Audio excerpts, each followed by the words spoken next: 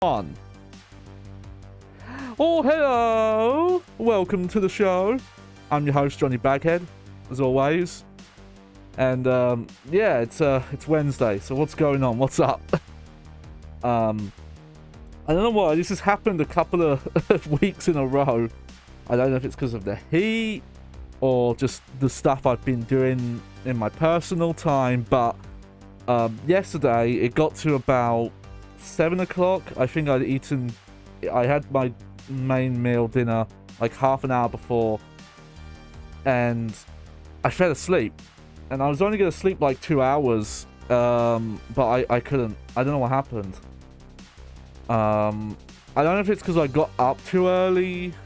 I'm already a bit of a night owl, but that's what I mean. I don't know if I didn't get enough sleep the night before.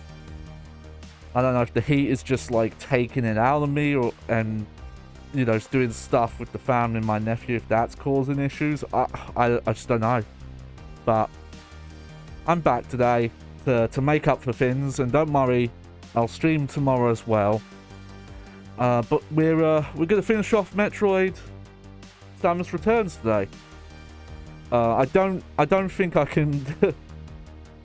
I don't think this is gonna take 2 streams. If it looks like it's gonna take, say, 2 streams to get 100% items, I just won't go for 100% items, if I'm being honest. But yeah, we're finishing this off. The 60 FPS mod. It's been fun. We'll talk about impressions of the game once I'm done. But we can move on to new things afterwards. Should be starting Shadow of the Colossus tomorrow. I have to consider if I want to do another PlayStation 1 grab bag on Saturday, or if I want to do something else. It depends. I might try and space them out a little bit. Instead of always doing it weekly. I've got to think on that. I've got to see. I do have more games coming. Spoilers. Doing the PlayStation 1 nights has made me want to get a bunch of PS1 games I used to have. And luckily, if you're eagle-eyed enough, you can get some of them pretty cheap. I posted on Twitter, I now have a working copy of Tekken 3. I'm still going to mess around with that other copy I have. Hopefully try and get it somewhat working so it can be like a backup. Just in case, but we'll see. The one I've got is very nice. Like, the actual disc has so minimal markings. Like, yeah, it has some markings on it, but not many at all, honestly. It's really, really impressive. But, alright. Let's get into the game here. Here we go. Just go sort my audio out.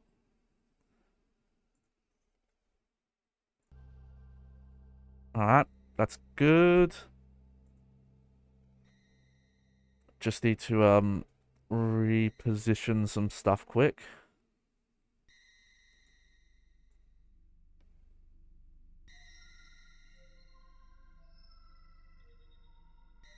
Is that good enough? Not quite.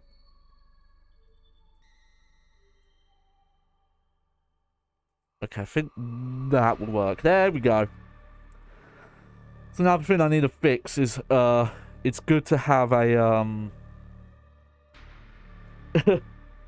something I can check. See how the bag looks. It's not quite the same as having a regular human face. You don't quite know what face you're pulling at people. Alright, here we go. I don't know why my health is so low, but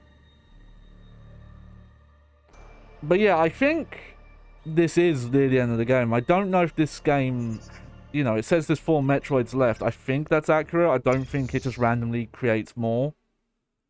I'm kind of surprised by the item count, but maybe that's because I've avoided doing pretty much any major backtracking of like going back to old areas until now.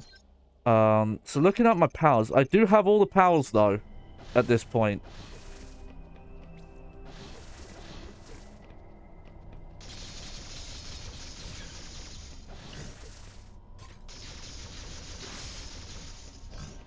The only thing I don't have is whatever power-up, and I think I remember what power-up that is, that destroys those crystals.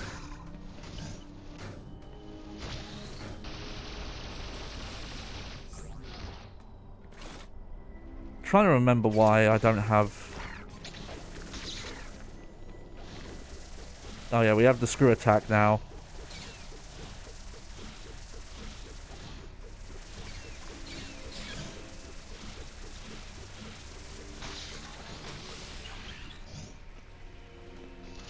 Oh, there's a power-up up here somewhere. Screw it, let's just...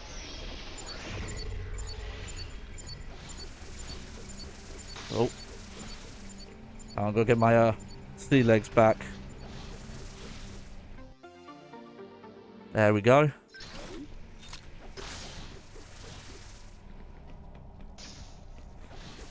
Okay, got a lock gate there.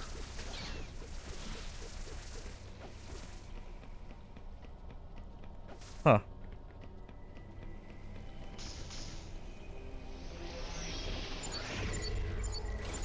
Yep, of course. A lot of these little paths are more hidden on this game.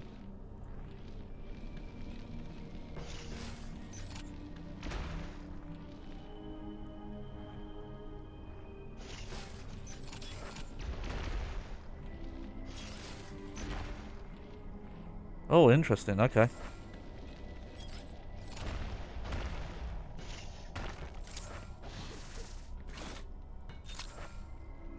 Oh, this is a... Okay, this is a hard one.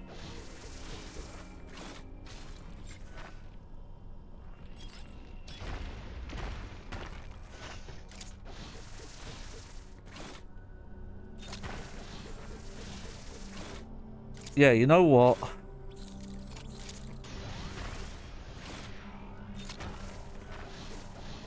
Oh yeah, this one sucks, honestly.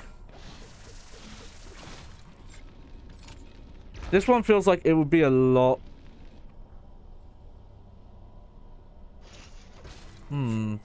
How would you do this? The thing is, okay, well, I know what I'm supposed to do.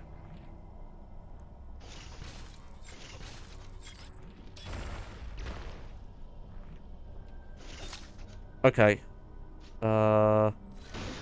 Shit.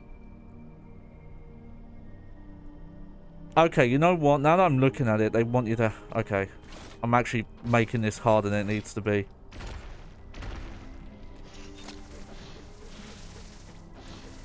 Well, it would help if I could actually grab onto the fucking ledge.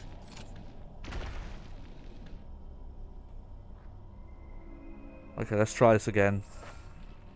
So, one there, one there.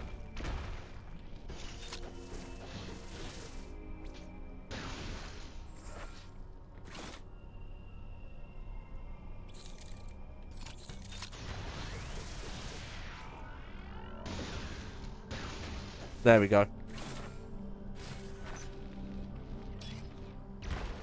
Oof. Okay, yeah, the power bombs did let me cheese that a bit. Though, that was probably the way they wanted you to do it. You could have done that without power bombs, but... Oh, speaking of...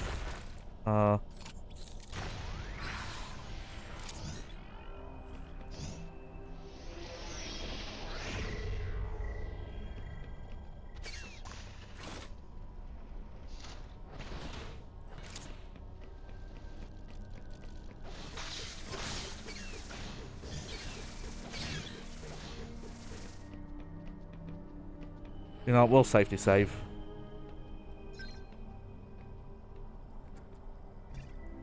But yeah, I think there's a specific point in the game where, you know, like going back to get everything I've missed would be better suited.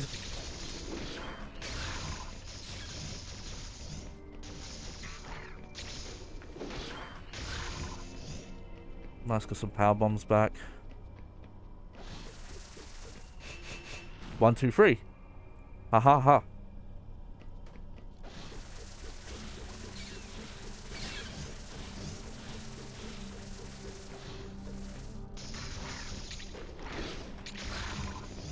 Oh.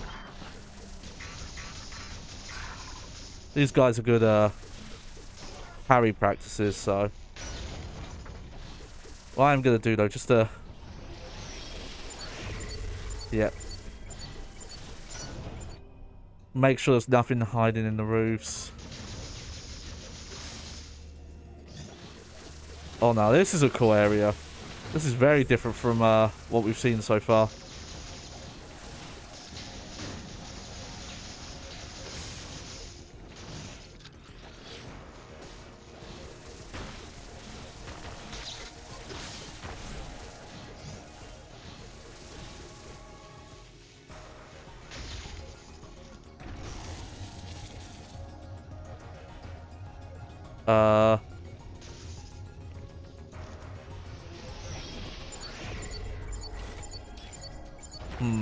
Well, I feel like I messed up somewhere there. I just don't know how.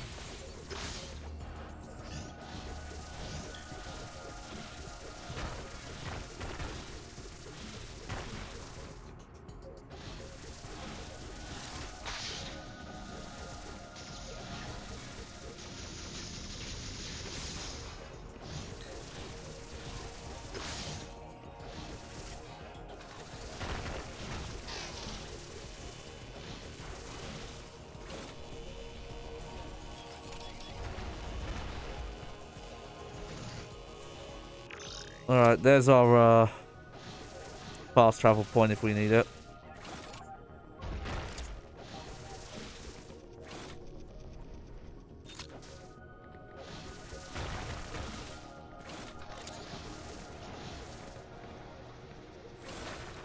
Okay, yeah, I recognize that. That's going to be a... Yep.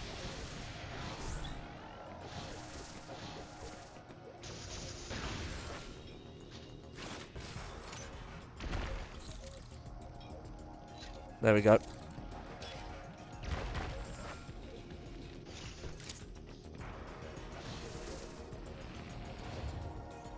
You know, before we save, how do I get up there?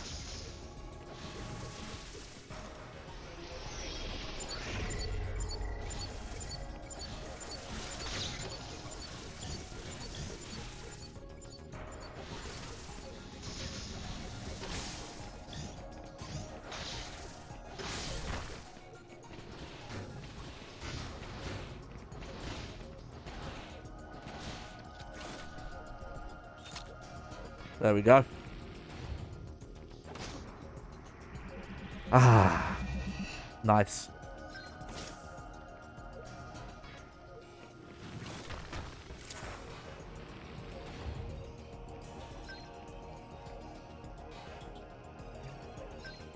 Yeah, I like the music here. This is probably the most Metroid Prime this game has sound.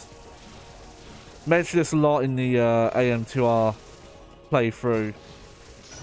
That OST had a lot of like Metroid Prime kind of sound to it.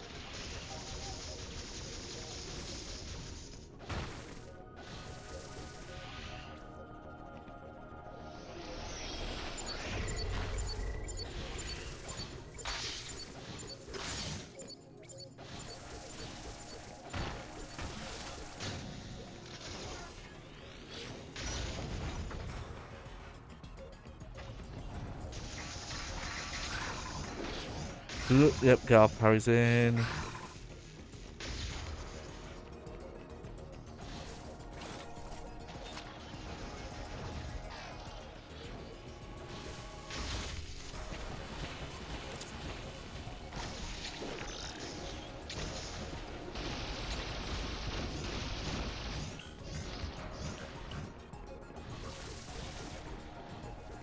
Huh, how do we get down there?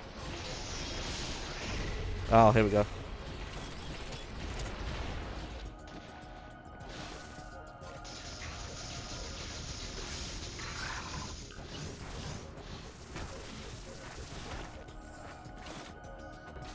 Oh.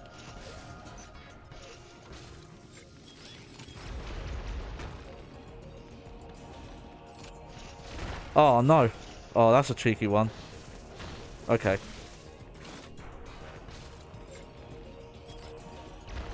At least we could get out of there easy.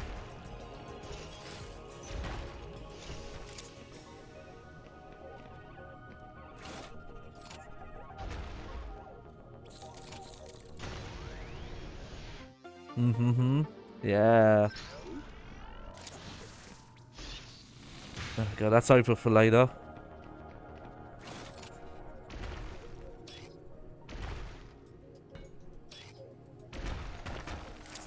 Might as well save again.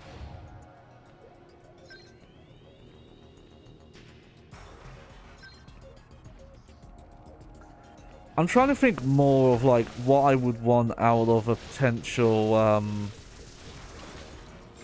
new 2D Metroid at this point. You know, we've experienced a lot of the series on this channel, like the 2D ones. There's only really one left that we haven't streamed, and that was because I wanted to do this first.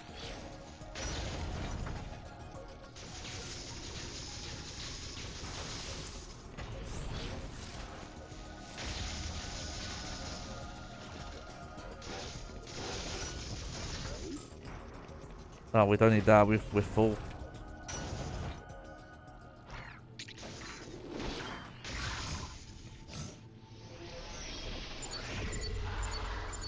Okay, let's go back here for now.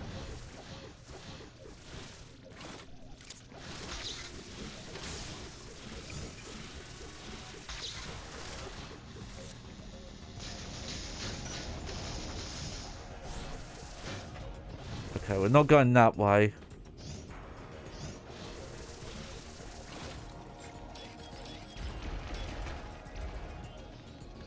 Okay, yeah, not going that way.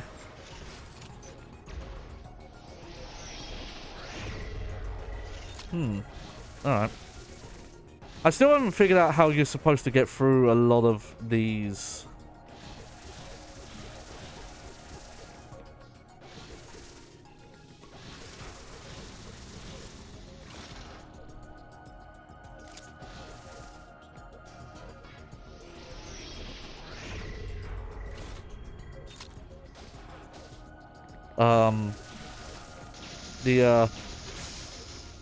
The shield doesn't work on those. The shield only works on the flowers, the red flowers, not the spikes. Oh well, I'll take it.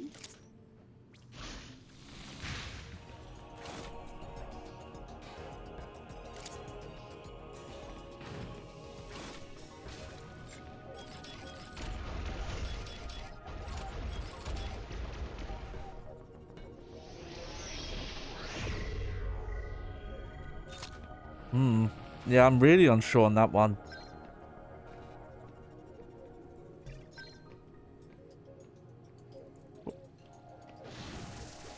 Okay.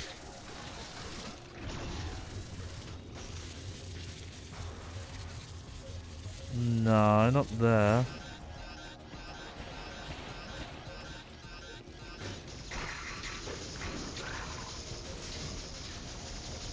Man, my shield ran out quicker than I thought it would.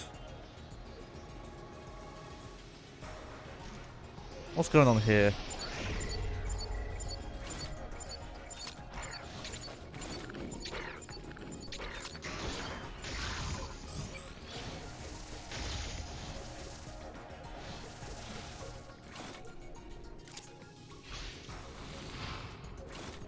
Okay, this area seems like it's got a lot of these little paths. Oh, now I remember. You know what? This might be an entirely optional ability. I need to check that. Oh,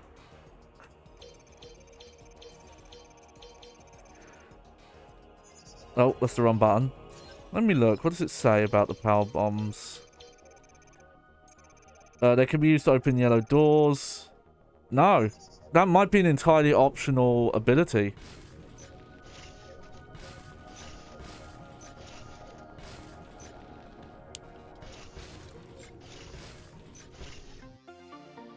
Oh, there's tons of stuff. There's a couple of parts I could have got then. I've definitely gone past that would have opened. Oh well, I know now.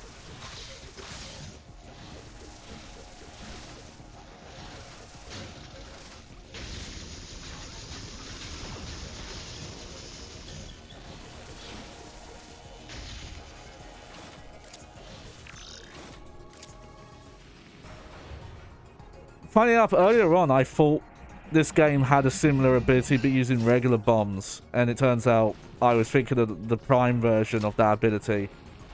I forgot you could do it with power bombs though. Just straight up. I did not remember that.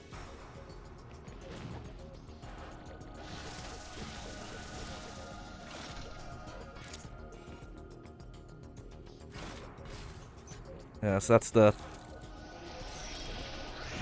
Oh, wrong button.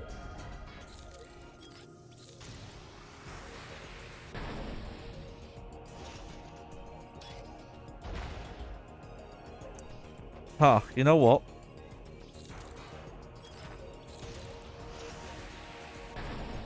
Huh, okay. Okay, you can't cancel that? Okay. Good to know.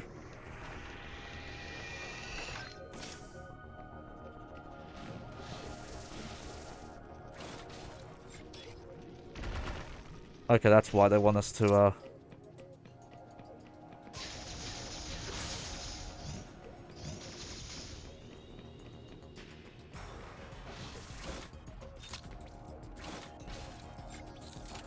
Nope, nope, nope. There we go.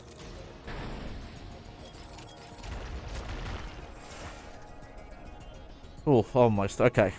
Let's try it again.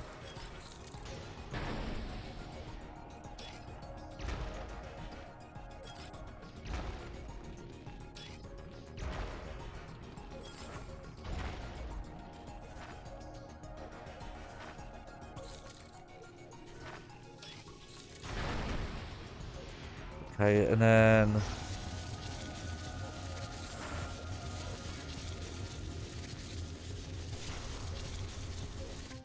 There we go. Alright, that was a cool puzzle. I like that one.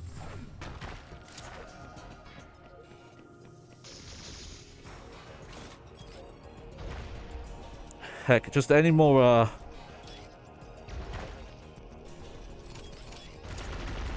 like, super missile pickups especially, I'll take right now.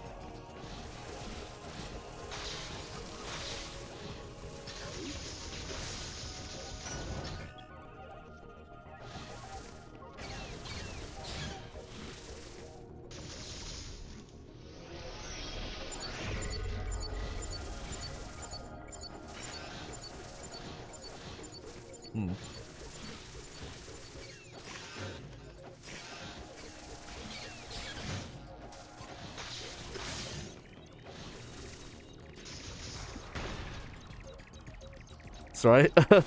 Boy. That's fine now.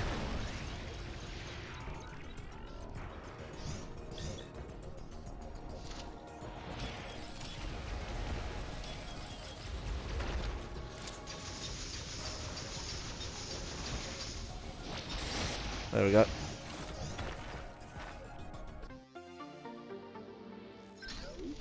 Oh, still picking up missiles.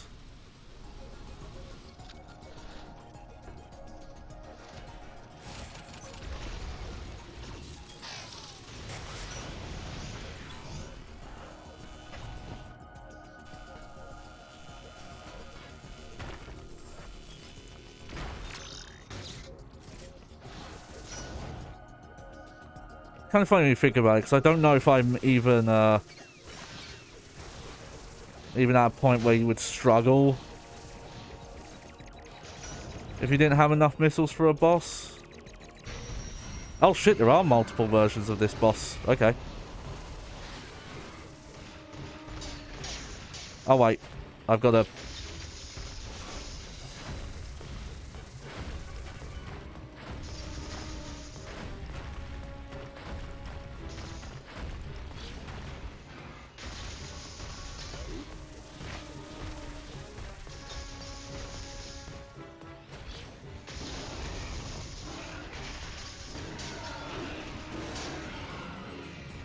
Yes!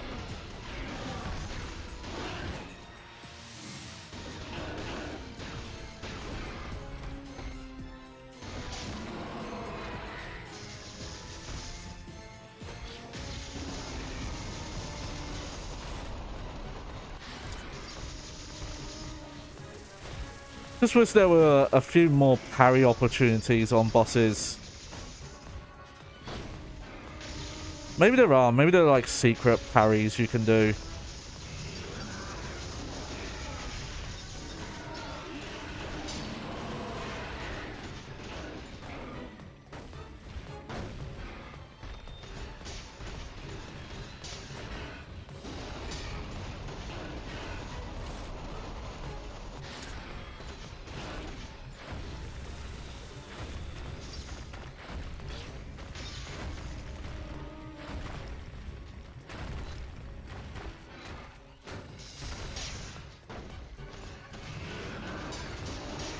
Oh.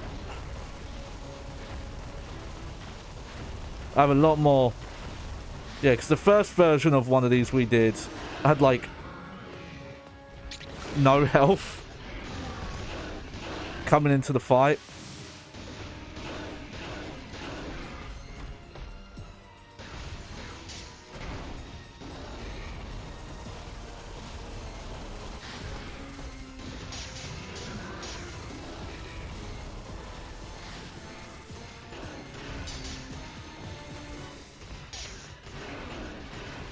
There we go. Okay, so yeah, the final couple of Metroids are going to be these Zeta styles. This area in general looks very prime now that I look at it. Just like the art style. Maybe also like the, you know, the quality, because it was made for this system, reminds me of like GameCube era graphics as well a bit. Like the texture quality and stuff like that. I think it's more than that though. Okay.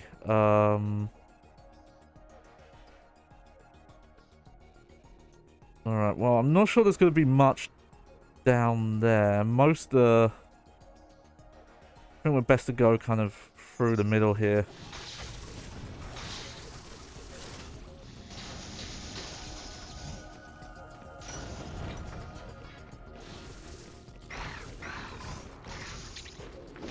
There we go. Dread for sure, like, really improved upon those parry moments.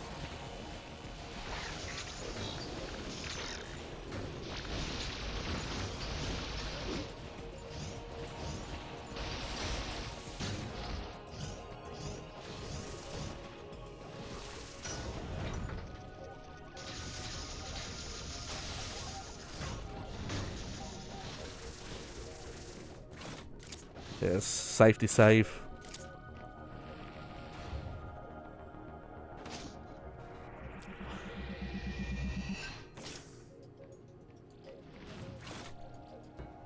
Considering how there do seem to be some,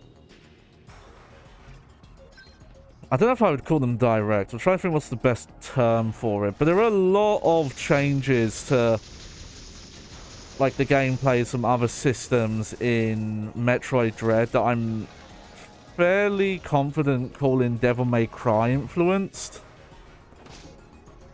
I don't think I would want like multiple beam types. I think that kind of gameplay works a bit better for the Prime stuff than it does in 2D. Unless they did something where the beam swapping was like more dramatically different. Oh. Basically, I feel like that's what I would want. Is something that kind of felt like you got more weapons that weren't just like upgraded beams or different beam types. Like, obviously upgrading the beams and getting different stackable beams is nice. But considering we have like the parry, it almost feels like if we got something that was, you know, like a beam that wasn't rapid fire. Maybe it was like single shot or something close to like a melee attack. Especially if it had some of the like melee gameplay that Castlevania Mirrors of Fate had.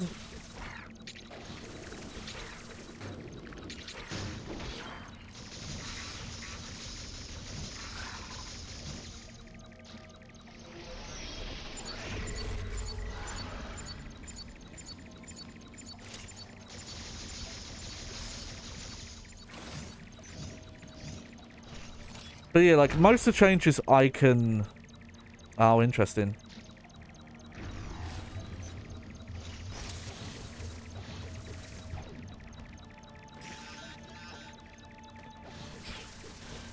Okay, I think I know what they want you to do here. Nope.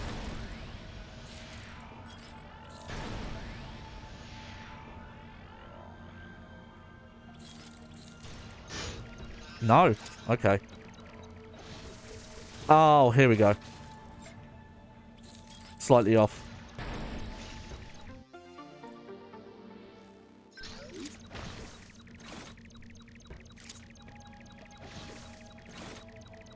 Especially because a lot of the way the combat works, especially in those kind of like cinematic parries, it almost feels like Samus can do like close range attacks, you know?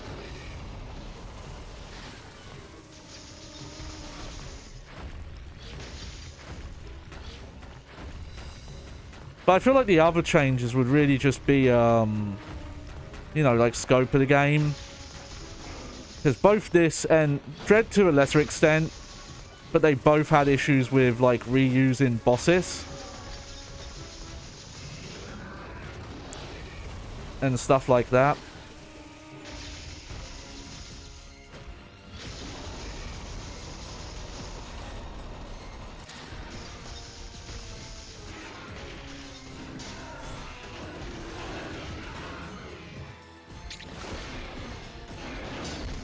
Yeah.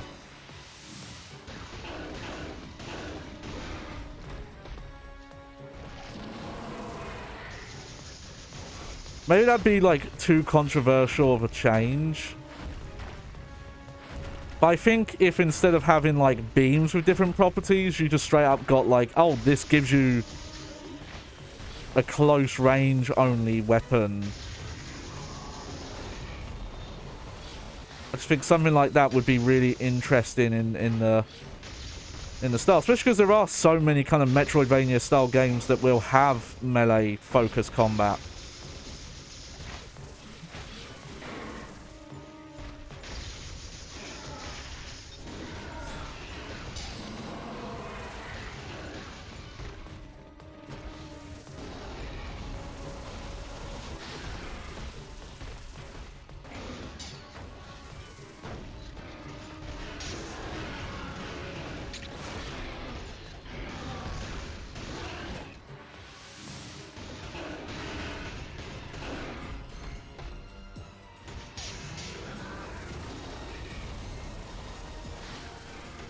Like, Dread was even kind of not that far off from doing something like that anyway. With, you know, like, there's the slide, there's the kind of, like, cluster missile that really changes how the missile works.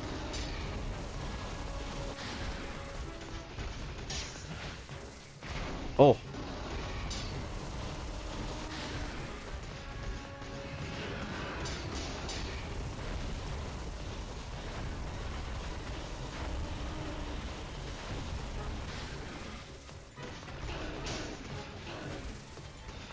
Maybe more uses of, like, using the grapple beam against enemies.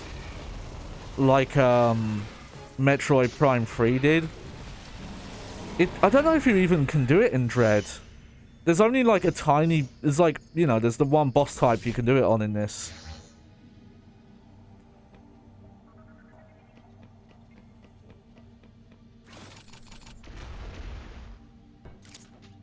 Alright, we've got one left. Where would that be, actually? Oh, yeah, probably to the side here. That,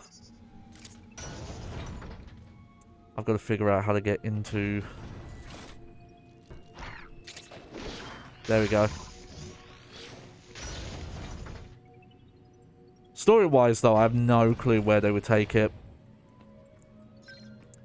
I don't think they could literally just bring back Metroids again. The main thing now is just a story covering, you know, how Samus is now potentially the most dangerous entity in the universe. Is kind of where the story's at.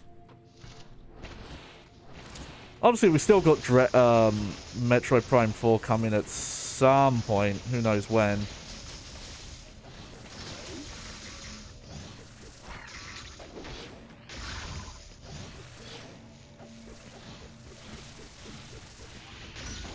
There we go.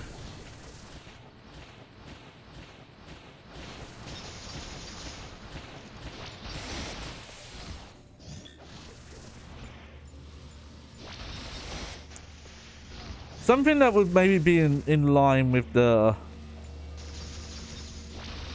like the phase-on overloading thing you had to do in Metroid Prime 3 could be cool. Had that whole, like, risk-reward thing going on.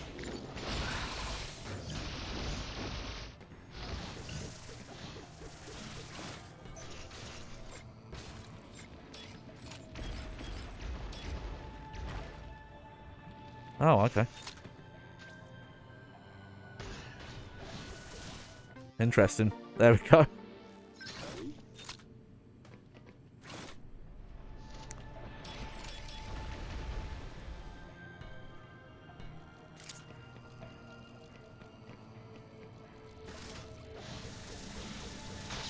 No, I don't think we should head down yet.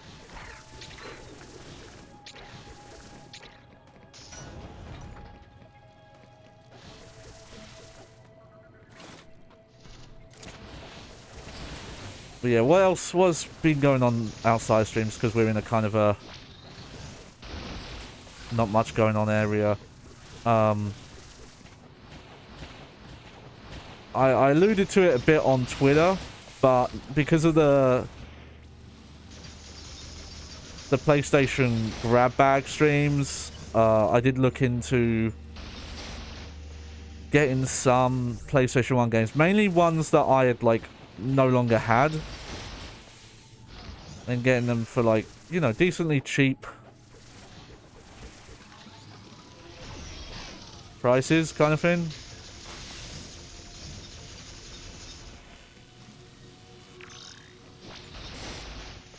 And I have managed to get a decent chunk. It's just waiting for them to come now, which unfortunately looks like is going to take a bit longer than I thought it would. Like some I thought would have already arrived, and I don't know when they're coming.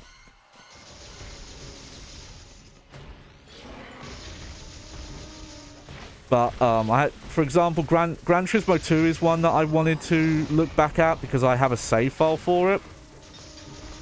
Also, because you know, it's just one of the best games on the system, so owning a copy of it's good.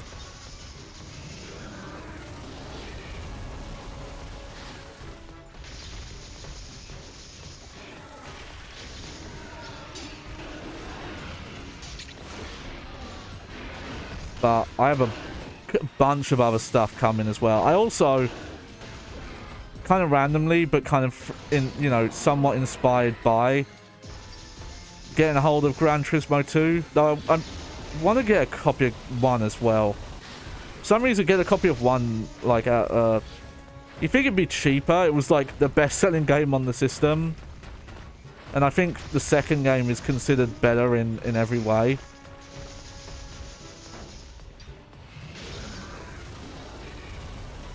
But it's a little harder. But that's the one I don't know if I've ever actually played the first one. Like, not even a demo.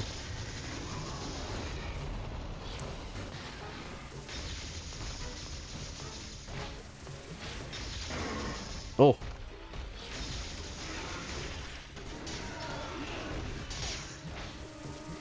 Oh yeah, he does 2 attacks there.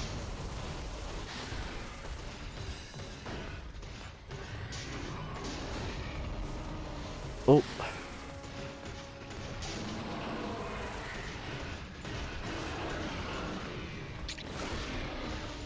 Yeah.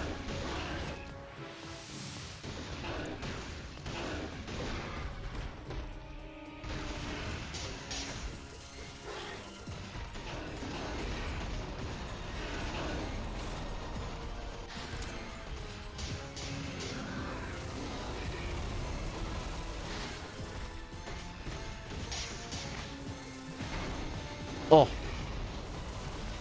Yeah, I gotta be careful. I'm actually not doing great on health here. Oh.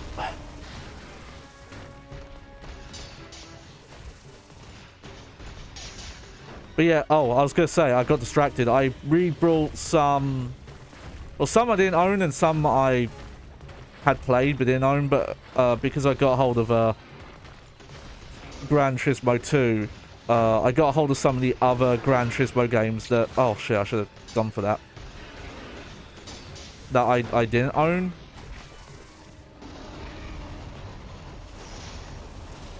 Namely, I didn't have any of the PS3 ones, so I had played Summer 5. I'd like borrowed a version off of someone and played a decent chunk of it. There we go. Oof. That was a dangerous one there. I didn't hear the low health beep. I was kind of surprised. There we go. But also some of the like weird releases that happened on PS2, like the Japan and PAL only Grand Theft Auto Concept 2002 Toyota Thingamajig, whatever it's called. It's got a weird name. It's like a spin-off game that just has some like concept cars. But also, today, funny enough, I just won a, well, I say won, but no one bid on it. I had followed it for like a week. No one ended up bidding on it. So I ended up getting, Gran Turismo 4 Prologue, which comes with like a special DVD of some sort. I ended up getting that for, £3. And a bunch of the PS3 ones. Well, all the PS3 ones. Aside from the Japan-only HD concept, I haven't looked to see if that's even...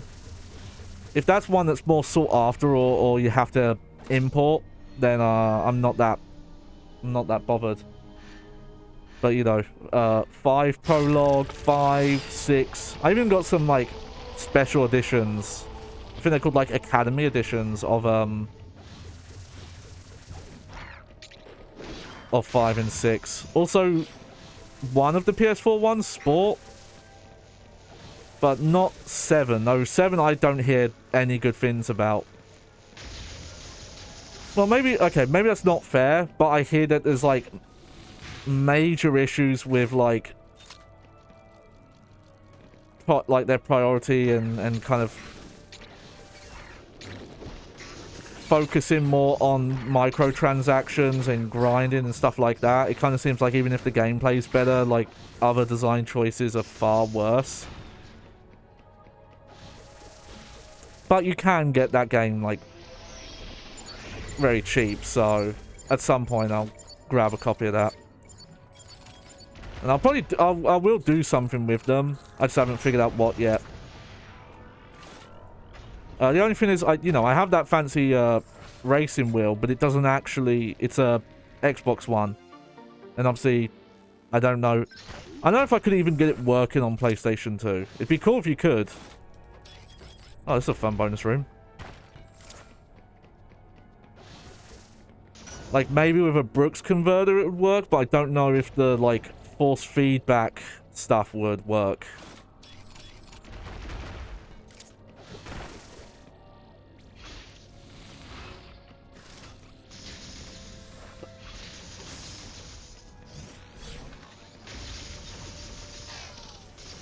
Yeah, now I think about it more,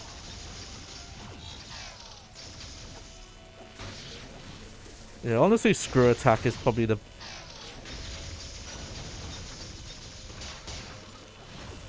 Man, why can't I take care of those guys sometimes? Okay,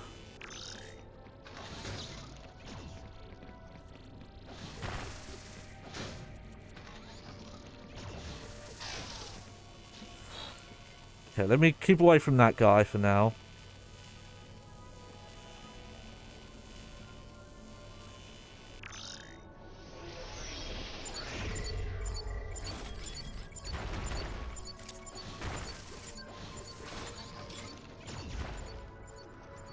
Huh.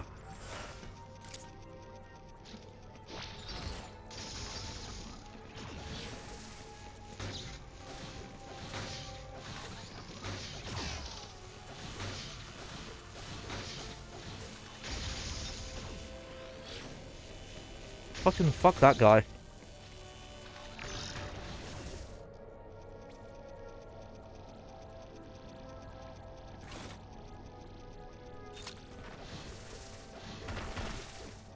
Okay.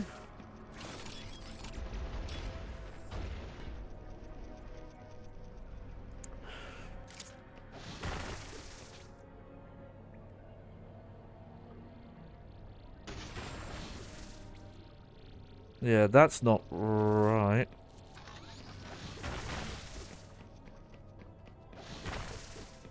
I've done that. There's somewhere below. You know, maybe I can... Okay, it must be... Go down and around.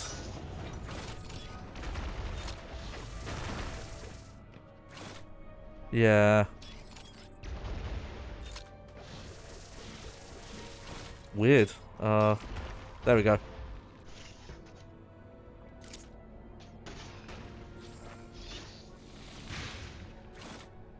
Okay, okay, we're making progress now.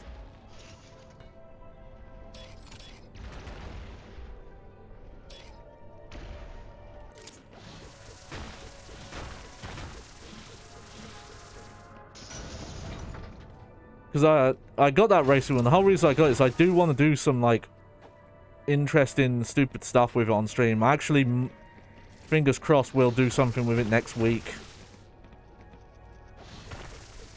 I have, like, a pretty good idea.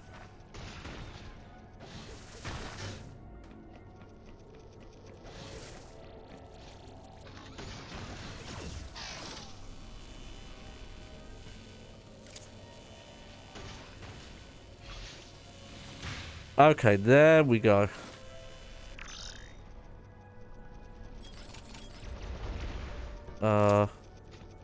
There we go.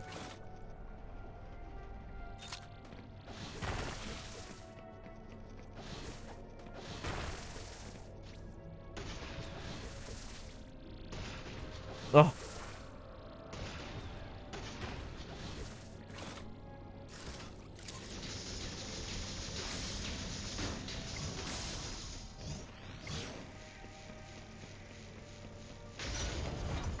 There we go. Man, there's a lot of work just for that.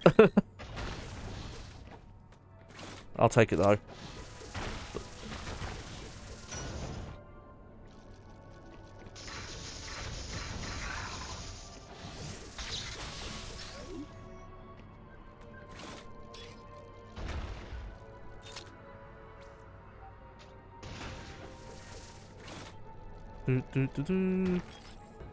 Okay. Just for funsies, I guess.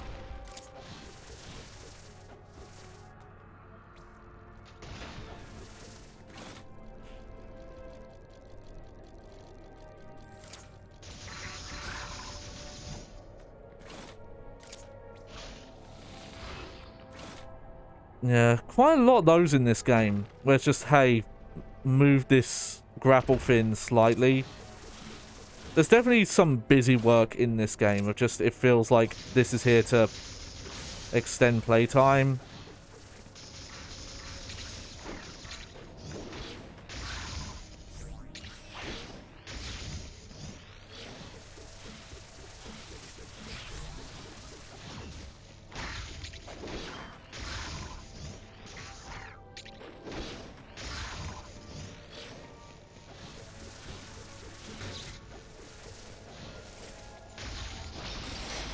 There we go.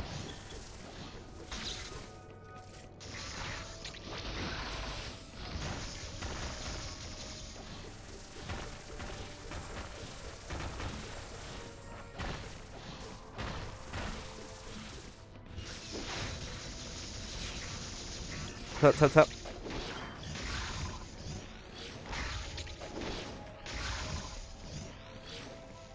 Oh, this is a cool area. Alright.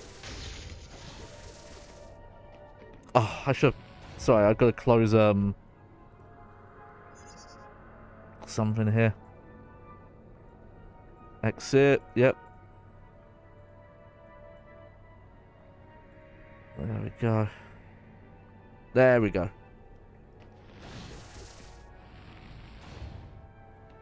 Aha, there's the final area. Okay, so there was one more area. Makes sense.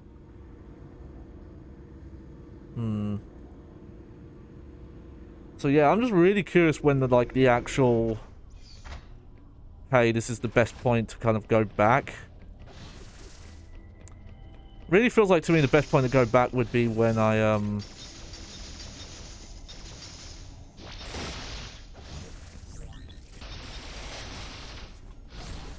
when I actually have the ability to break those like crystal blocks.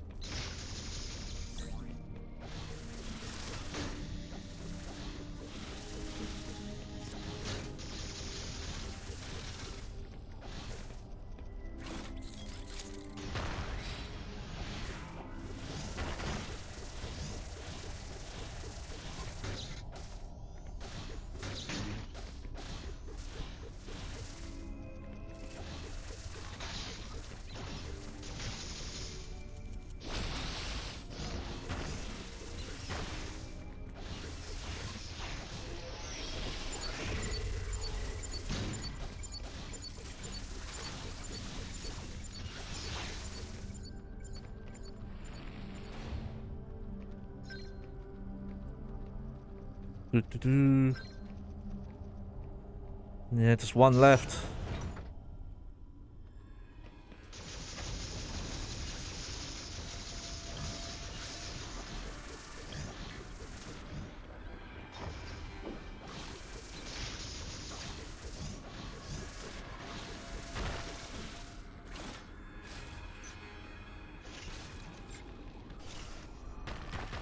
Oh. Okay, let's play it more safe this time.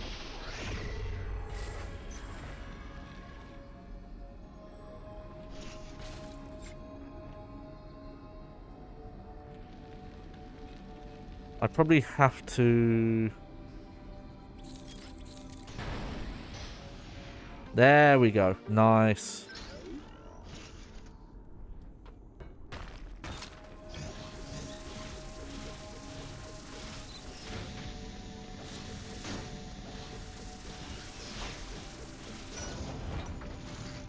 Aha. Okay, we got our first, yeah, see, this stuff. I still can't break that stuff.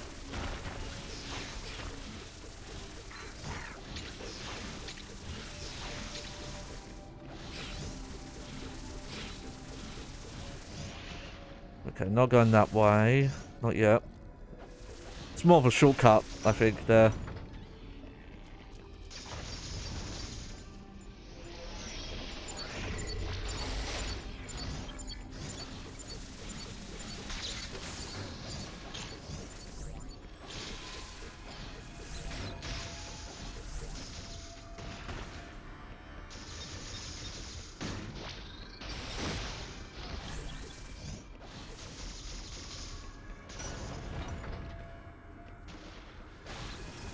Yeah, we're in very linear areas right now. There's only like a little bit of extra exploration, it looks like.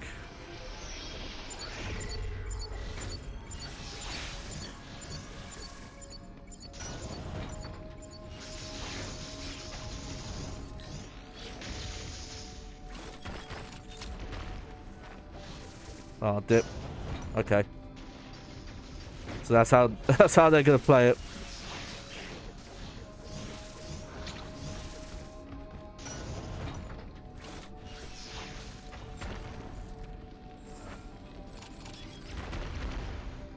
Okay.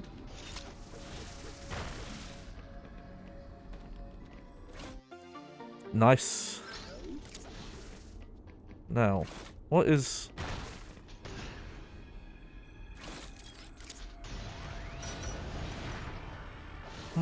Okay. Yeah, it's one of these circle around bits again.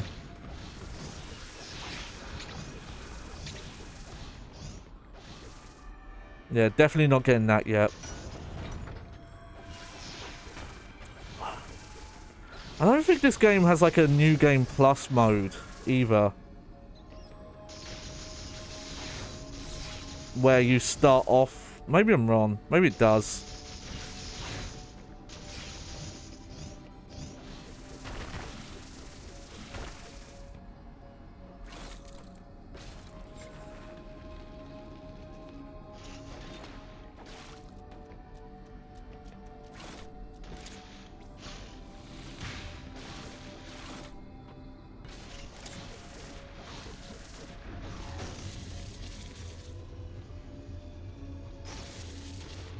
Okay, I think I'm supposed to... Yeah. Okay. What the fuck? Oh, I guess not. What happened there? Oh, do I have to have, like, the shield on as well?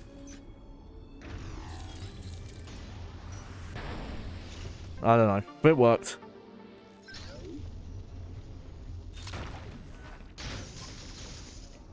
So yeah, having to, like, cycle back up, though, that's not so much fun.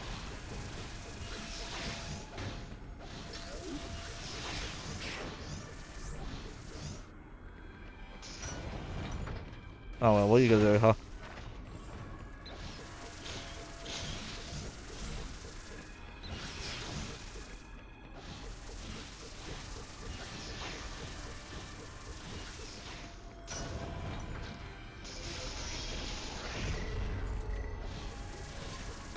Yep, there it is again.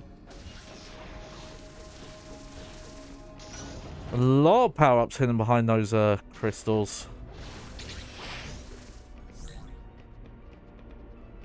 Okay, good. Save point.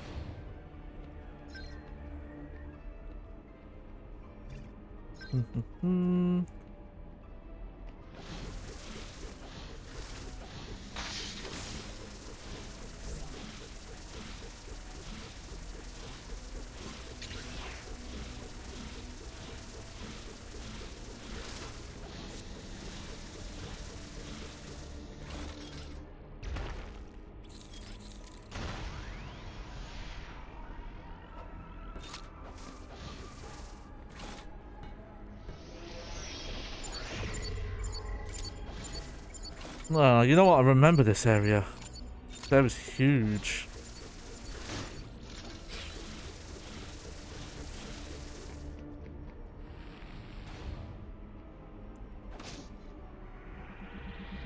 So yeah, this like big vertical area.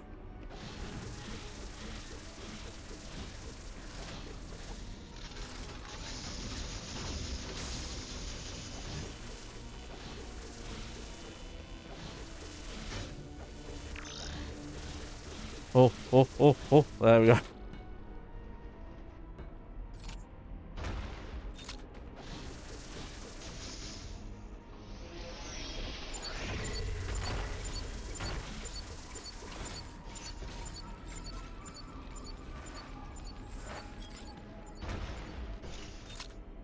Okay, good start, because that lets me back in now.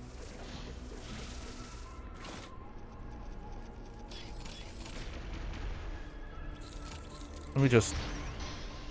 Yeah.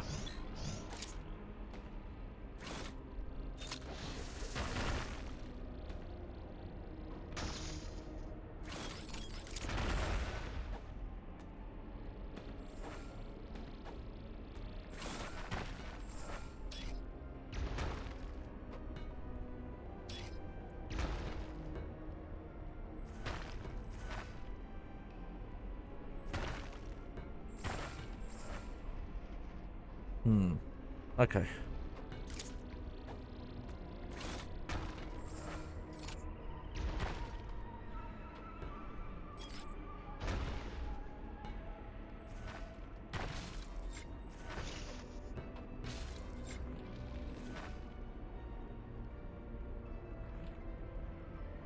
Oh.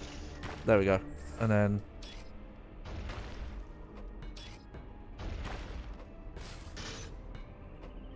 There we go. Any chance to get extra super missiles we'll take.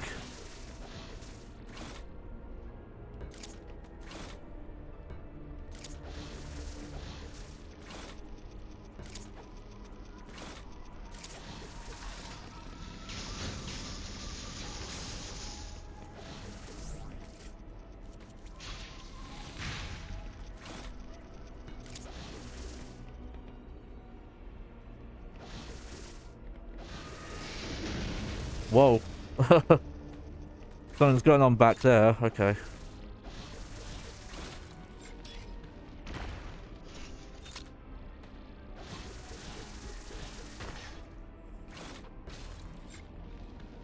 Alright.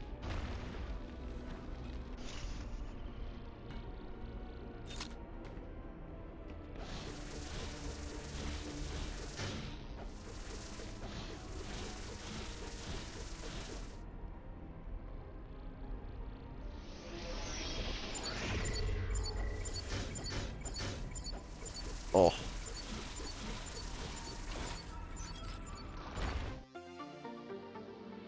Okay, good.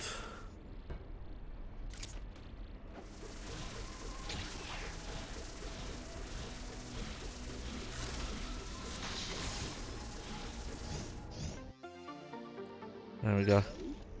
There's so many missiles now. Alright, let's get more power bombs back. That's always good.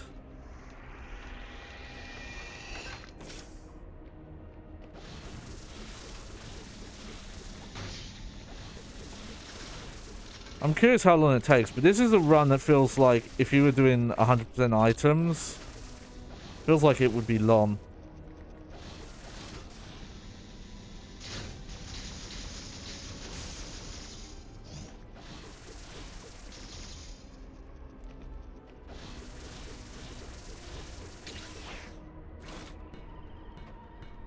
Okay, no, not in there yet.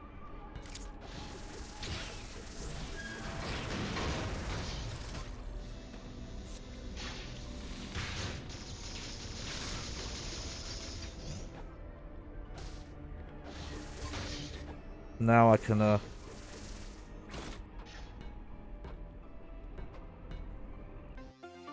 They give you so many missiles.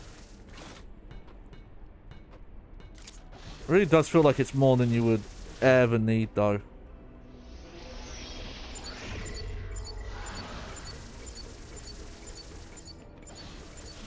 Okay, how do you get to that side of stuff?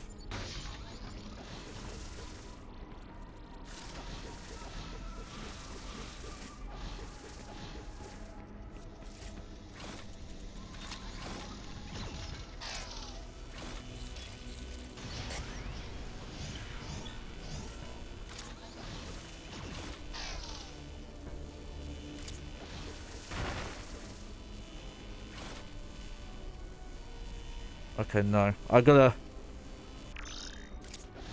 come out of this area and go all the way up the right there.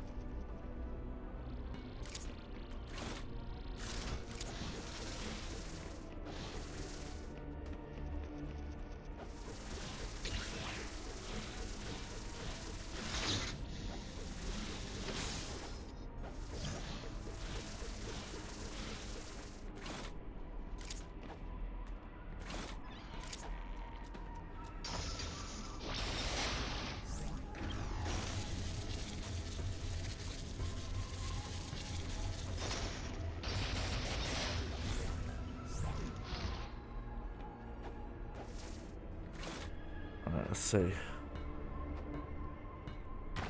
Oh no! Fucking they tricked me.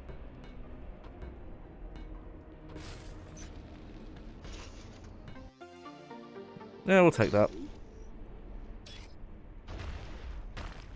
Whee!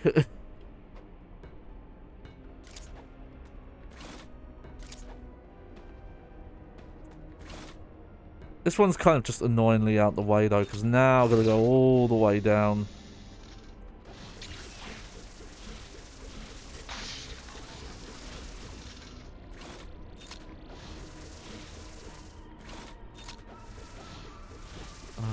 There we go.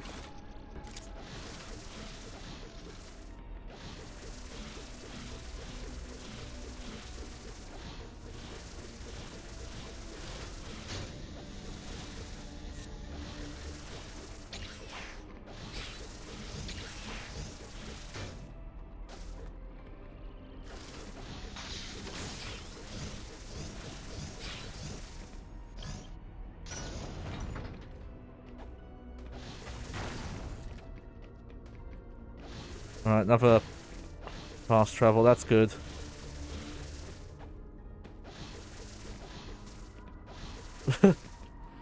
So, it's not much happening right now, just outside of those little go out of your way to get more items areas, it's kind of straightforward, this area. Oh. Okay.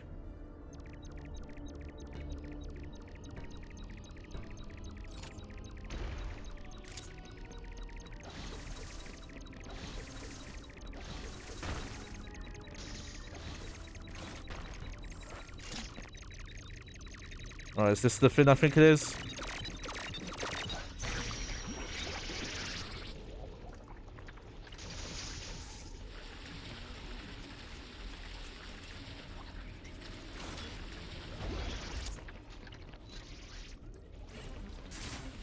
Oh.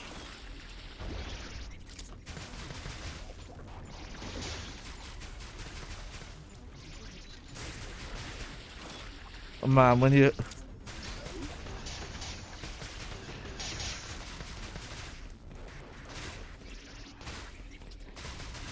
Look, this thing does not want to freeze. There we go. Okay, now there are more Metroids. Okay, so they both do this. This must be something the original game did. Okay.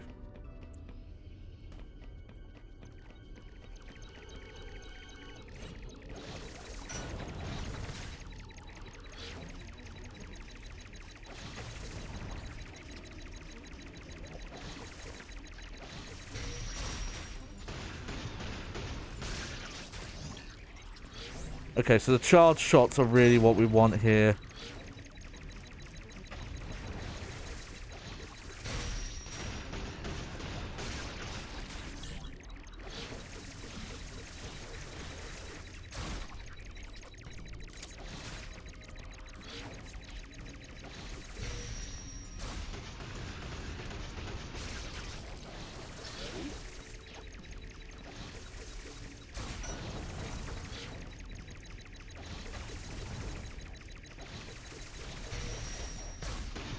Three, 4, 5. Yep, that's still the same. 5 missiles. 2, 3, 4, 5.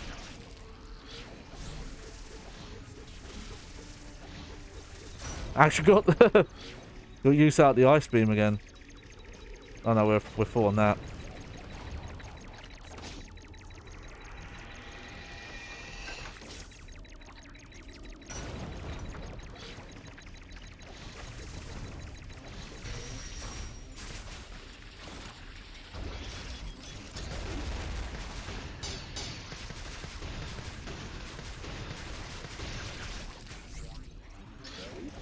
They do not stay frozen for very long when you just do the single shot on them. It's weird. Okay, let's go down first.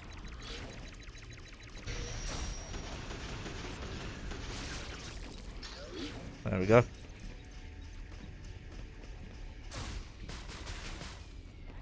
Okay, so that's a door we can go in later, which is not allowed in there yet.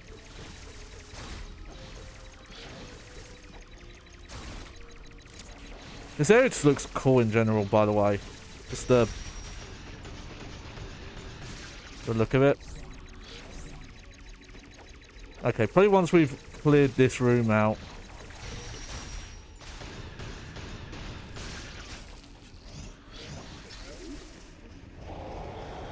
Whoa. Also, there's a power-up in this room?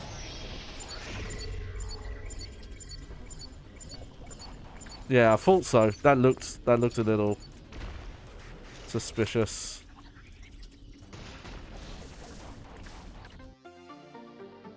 Good. Noticing the 30 FPS is kind of creeping back in this area.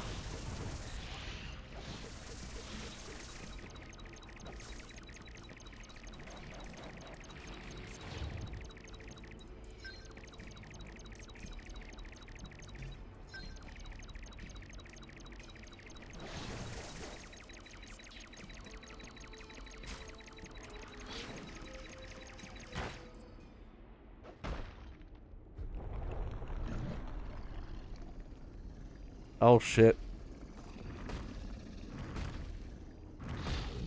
Oh yeah, here we go.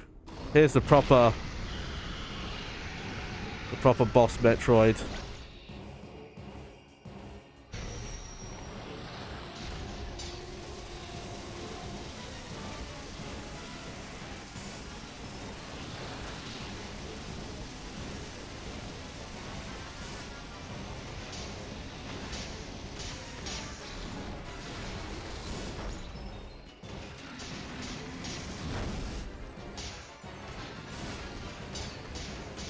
Oh. God, the music here. It's going nuts. Reminds me a little bit of some Resident Evil music, actually.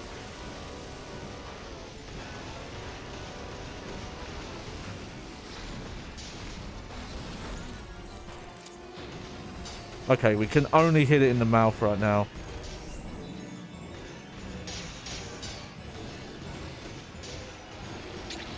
Oh, shit.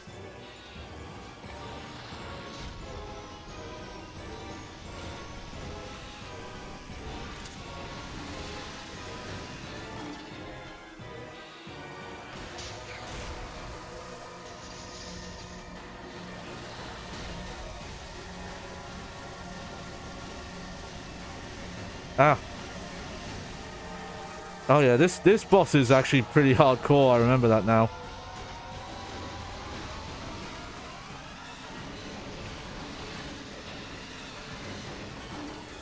Oh yeah, we never got Shine Spark in this, did we? Shit, how do you fight those green things? Or is there just no... Is there no defense against them? I don't remember. I remember having trouble with them though.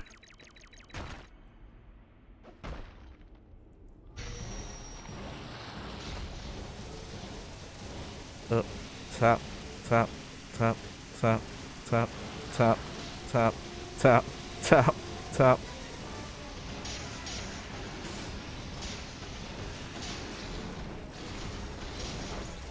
Ow.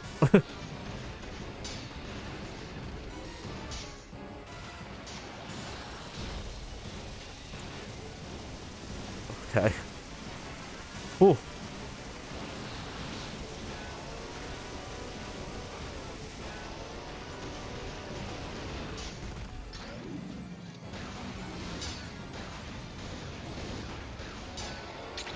Oh, I forgot.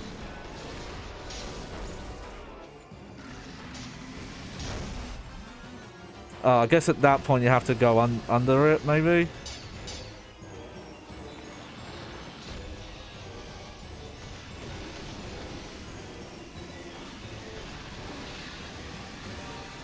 Oh, I keep forgetting the spider ball. I'm gonna magnetize to the floor.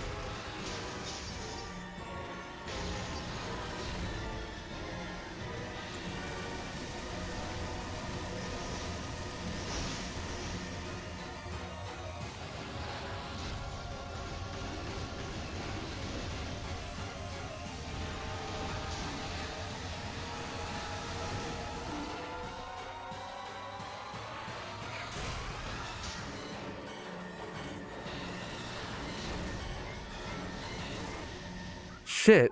Shit, there must be a way to destroy those. You know what? You know what? Probably power bombs. Oh, that sounds right.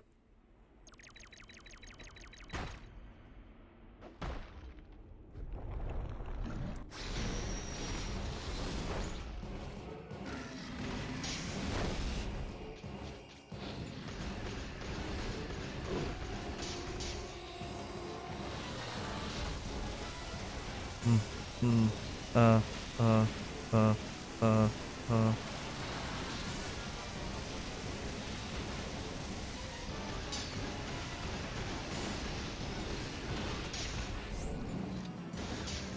Oh.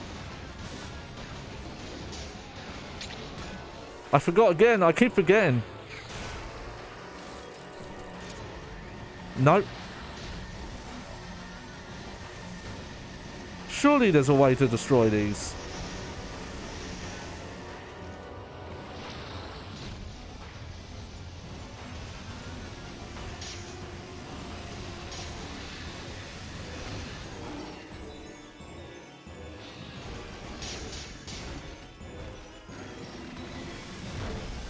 Oh yeah, I was supposed to go under it at that point.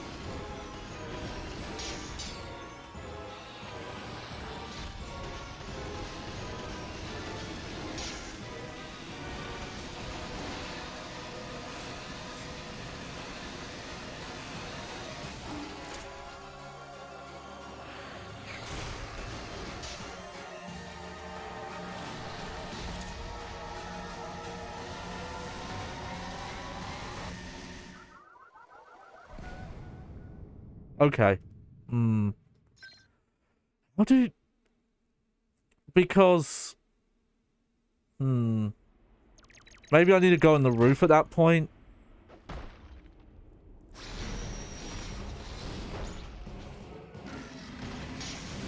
Okay, that was already a bad move.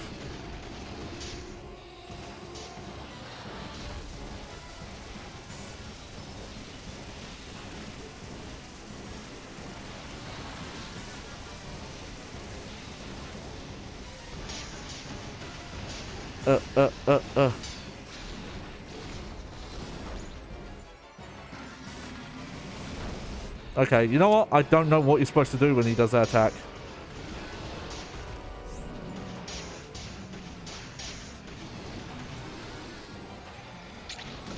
Oh!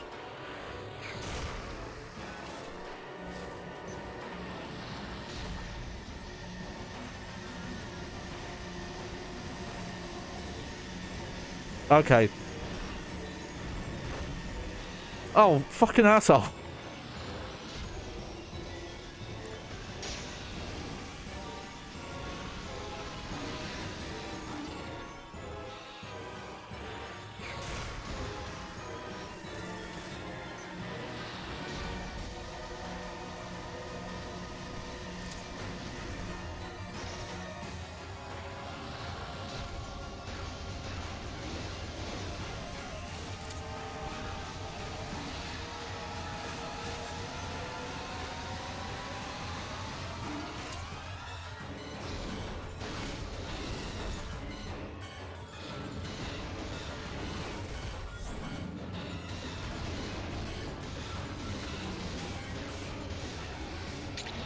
Yes!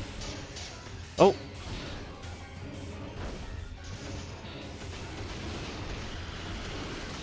You know what?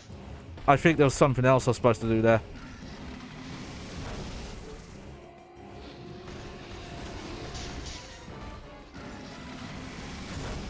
Oh yeah, I'm really... That attack is... I'm really missing how you dodge that attack.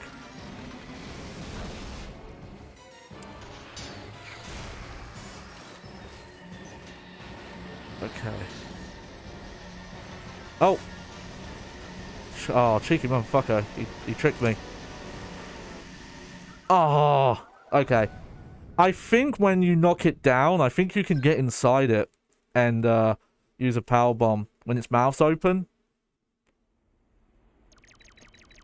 The way the camera angle changed when I started attacking makes me think I messed up there.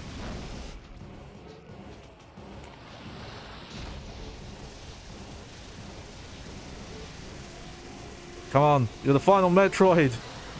There's no more after this, I swear.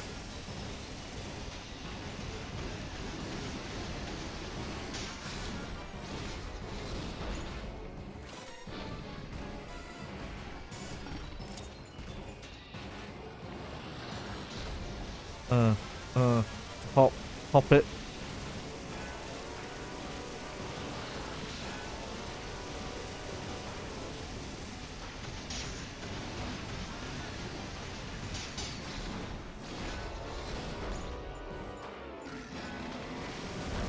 Okay, you just gotta get right in that top corner.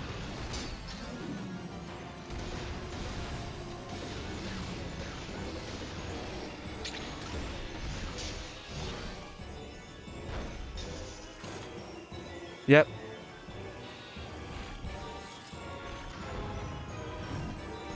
Yeah, nice.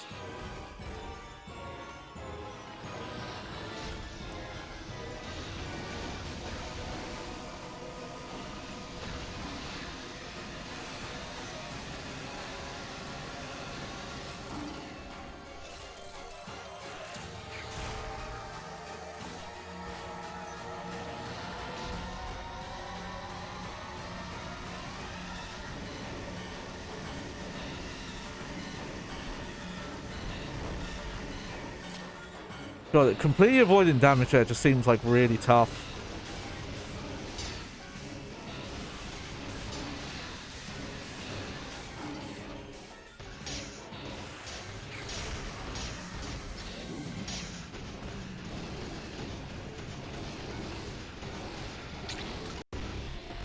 Oh, oh, we had a bit of a moment there.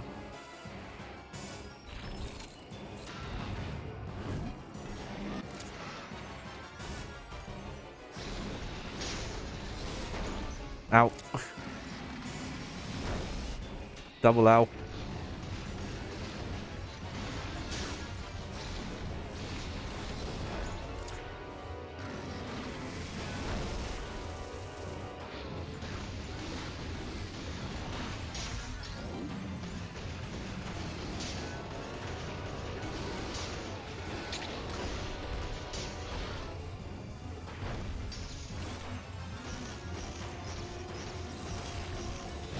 There we go.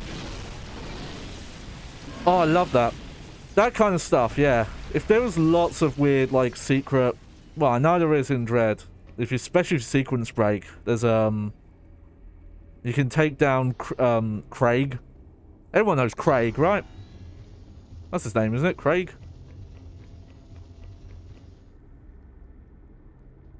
You can take out Craig with the morph ball and bombs if you get them early. Oh no, it's the baby.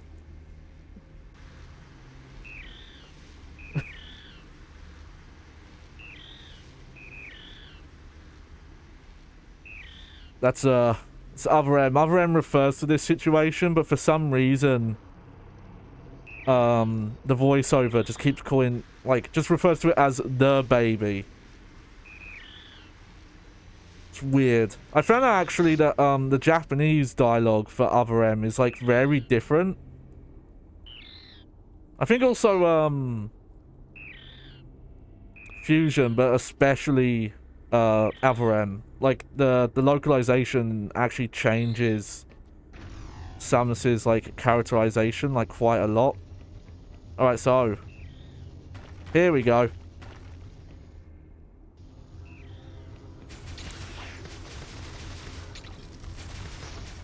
So yeah, this is what I mean by, like, a lot of those items, like, now is when you pick them all up.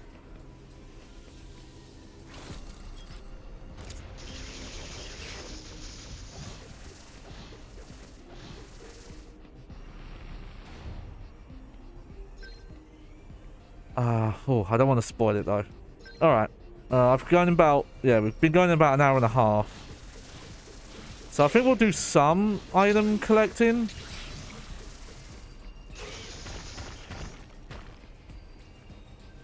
We'll see how it goes. If it looks like it's going to take too long, we can always, you know. Look at that, we're friends!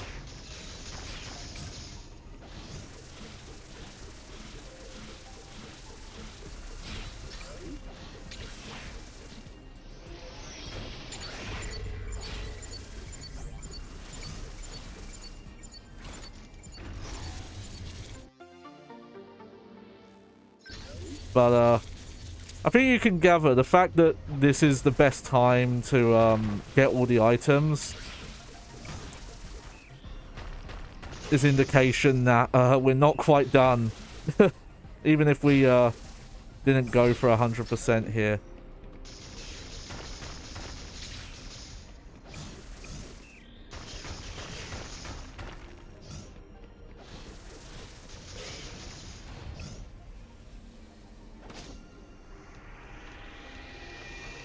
Cool.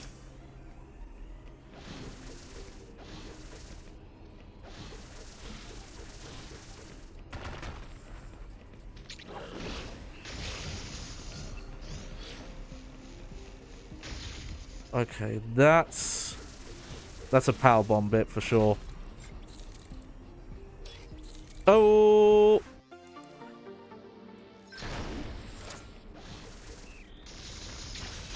They are like way more coy with super missiles in this.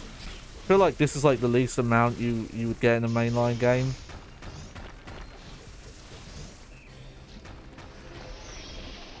There you go. Just doing this just to make sure I don't miss anything.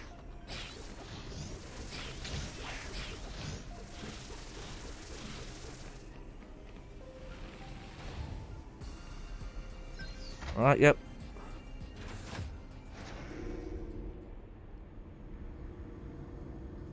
There you go, got a little buddy with us now.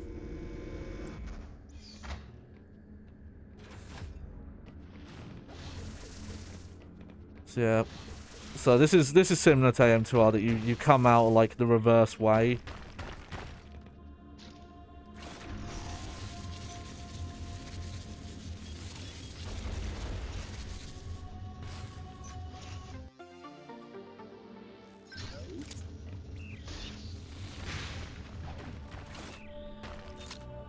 Oh, oh.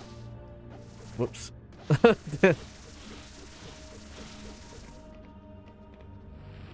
Cool, we got a save point.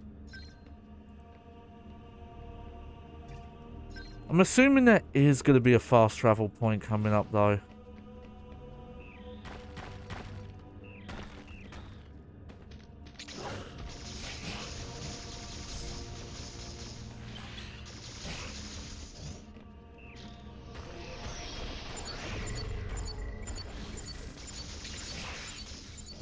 It's kind of funny, we've got like level 1 enemies now.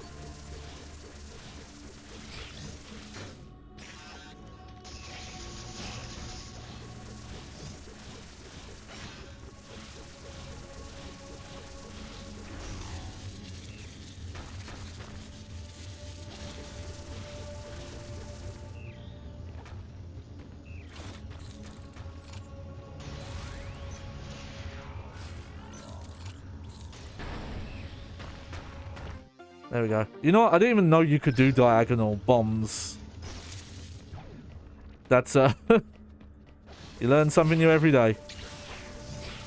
You know, I think that power bomb mechanic is in Dread, isn't it?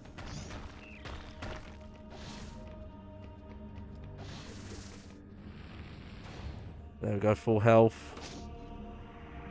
For now. Try and look at that gauge and try and figure out, like, how many, energy tanks are our total. Here we go.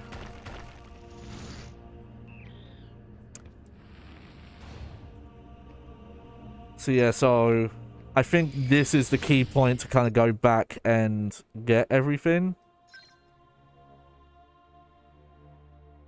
I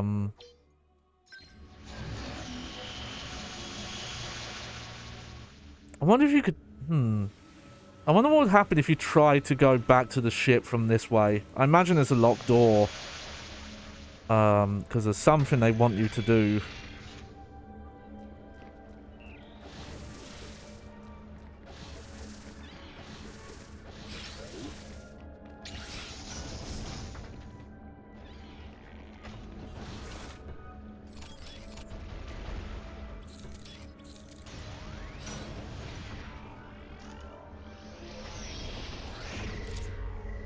Huh, okay, not from here.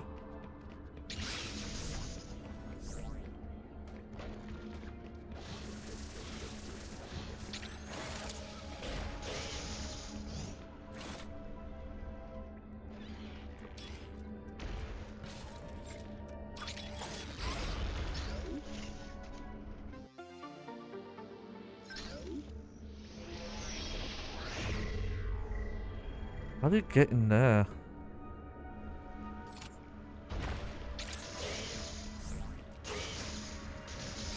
Oh, there we go.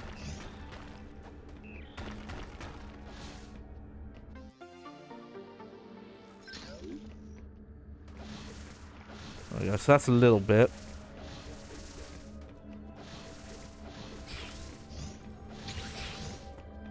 Yeah, definitely handled better than Fusion, where your like last chance to get all the items, it's very easy to lock yourself out of. Because of it's the main flaw I think that causes that there is there's a design choice where the save, what it is like, instead of having these kind of like isolated,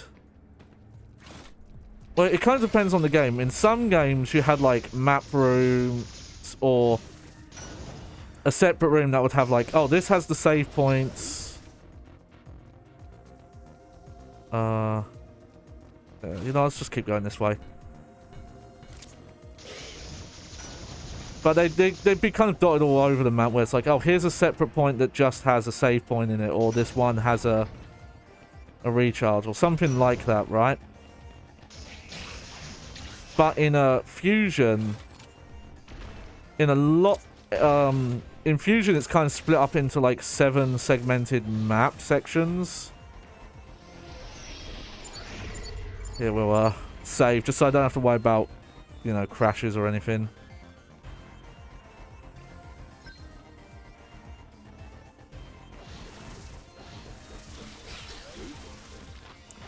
And at the start of like each of the, and there's like 6 areas you take elevators down to.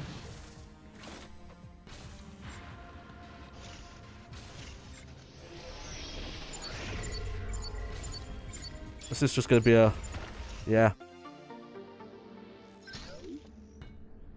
Because yeah, this is the first area. You don't have a time.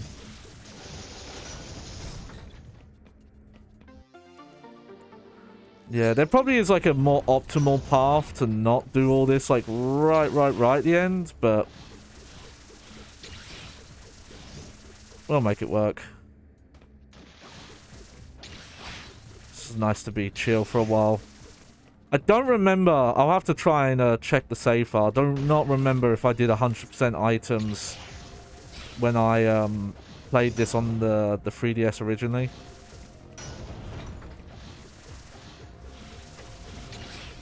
Maybe, but I kind of feel like I didn't. I think I went for most. We did for the Dread playthrough during the Scuff era. Though I have done a playthrough where I didn't go for 100%. But that was an off-stream thing.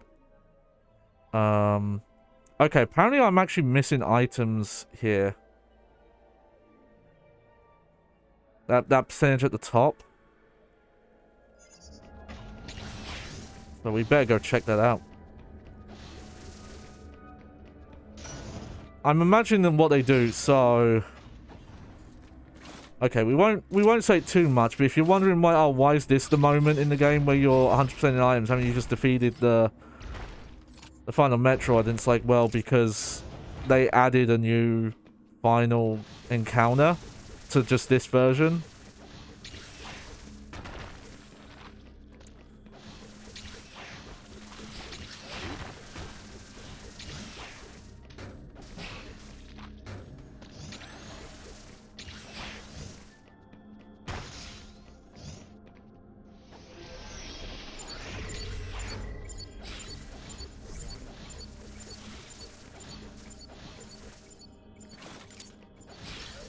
See.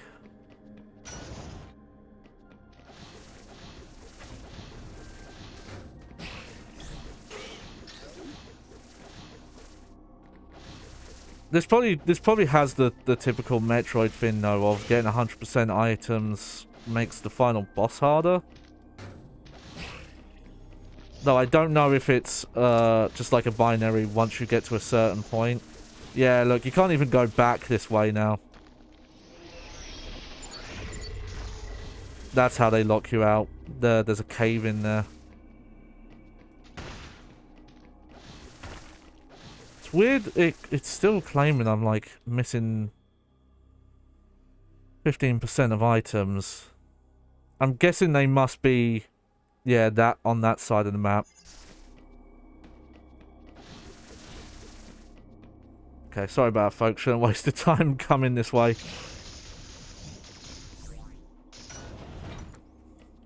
Whew. Ooh.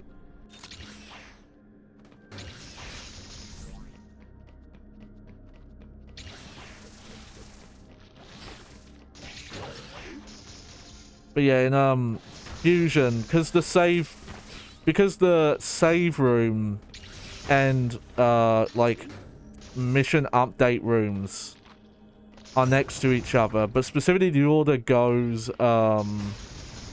like briefing room, recharge room, save room. So if you hit the save room before like the final sequence, right, and then go to the data room, as soon as you activate that room, you're locked out of going back to previous areas. Because that game is very linear. There's only like little bits where you get any sort of exploration, and it's very minor. And you can't really sequence break either, because a lot of it's all tied to like doors opening and bosses and items spawning, stuff like that. It's all tied to scripting. So if you're not at a certain point in the game, even if you manage to like get to a later area, there's nothing you can do. Okay, let's yeah, I'm not sure if we're gonna 100% this, just because some of these areas I'm missing like a lot of items. Oh, and we almost missed that.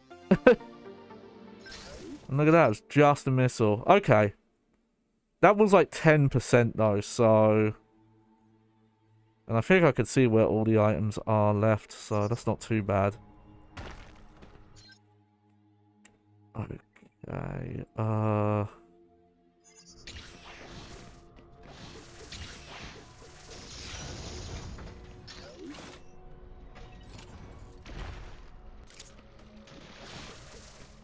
so let's go down.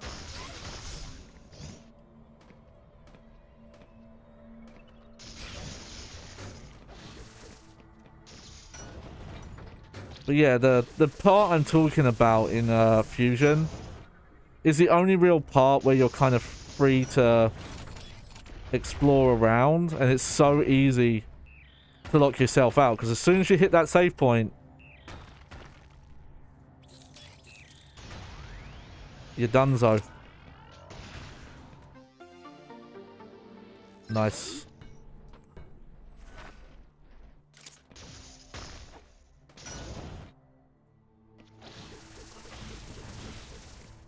Like, yeah, you literally can only get that item once you have this baby Metroid with you.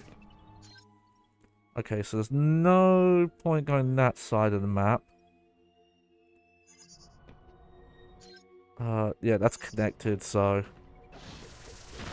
It's nice, though, because it's dual screen. You do get a way bigger mini-map than pretty much any other game, I think. In some of them, you only get, like, 9 squares or something like that. No, don't go that way. I think I want to go this way. And then go...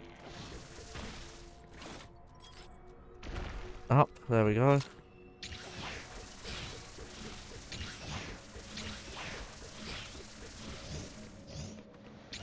And then go across.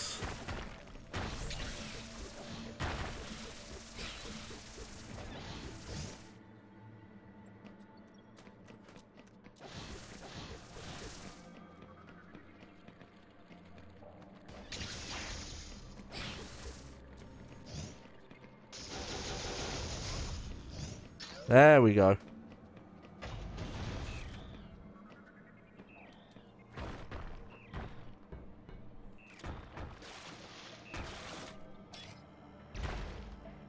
Huh. Okay, game.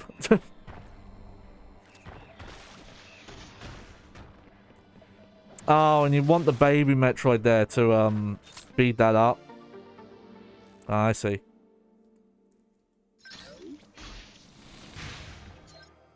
Okay, that's good.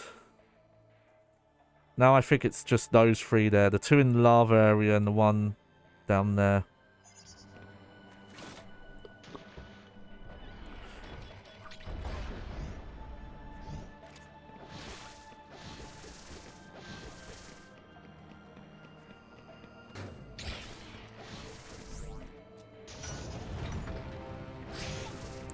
Yeah, the reason I didn't get these because I haven't been in this area since I got the power to withstand the lava here, so the 2 suit upgrades.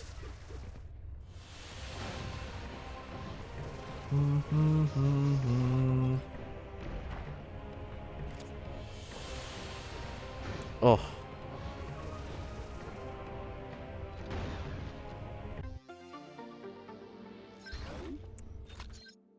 Yeah, okay. I do find it funny that they do item percentage in, like, 0 point percentages, because I don't think there's ever a situation where there's even close to over 100 items in an area. It's funny they even divide it that way.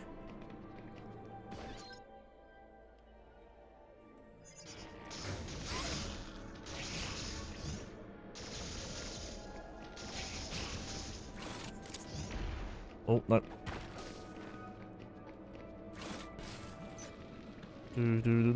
There we go.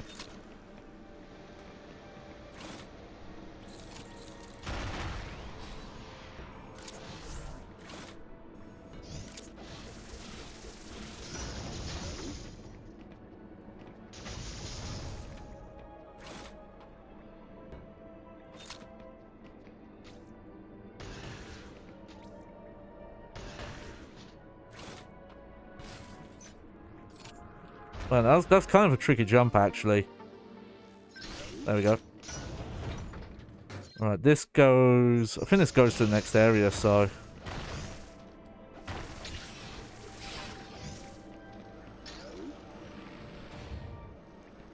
Yeah, that's good. Maybe I did go for 100% on the original cartridge, because some of this seems familiar. But it's been a while. Okay, so quite a lot of items here. Yeah, if it's... I don't mind so far because we're under 2 hours, but if it starts to get too late, I'll call it. And we'll just do the end of the game, especially if I end up needing like a lot of tries to do it.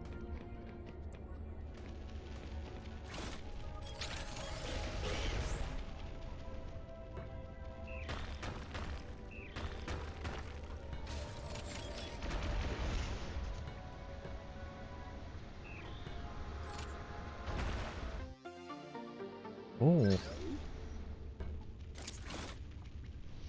Just make sure, yep, that's all good.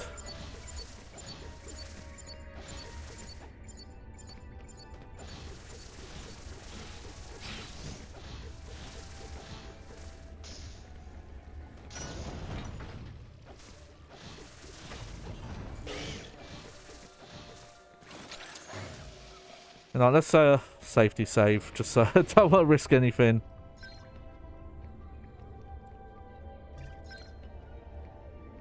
The main thing that'd just be nice to find is if there's any more energy tanks, and I'm pretty sure there are.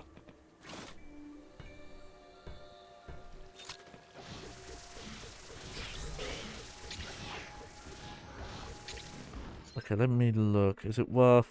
Oh, yeah.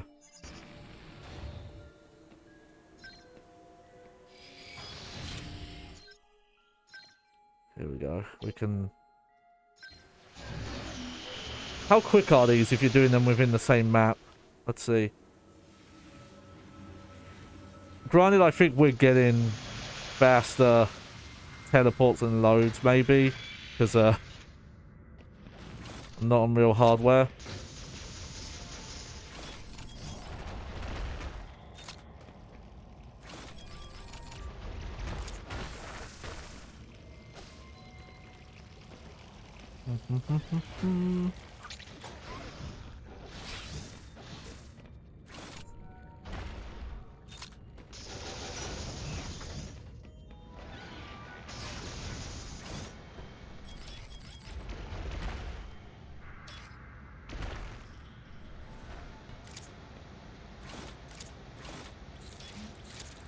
Huh.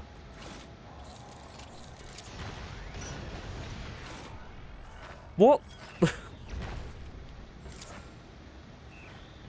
Oh.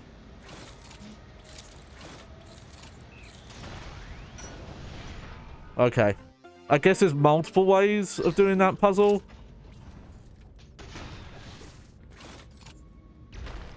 We'll do that method though. Okay. Let's see, now that I'm here, I probably want to just go back up at this point. Not that way.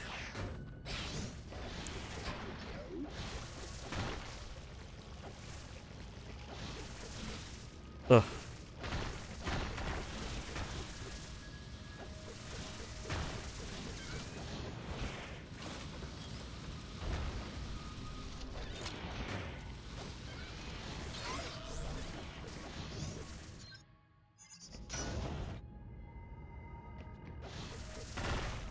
You know, I think it's one of the few places I put.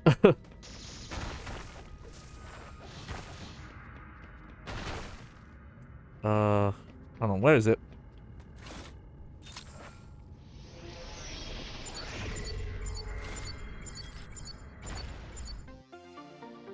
There we go. I can, delete this now. There we go.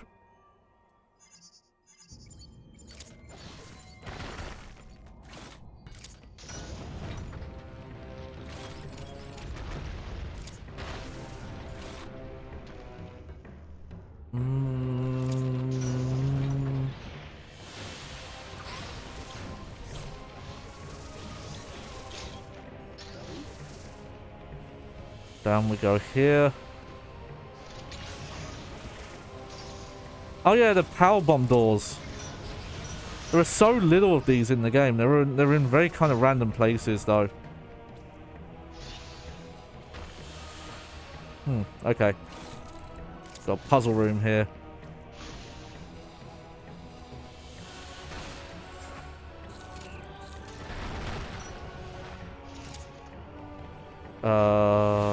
Okay.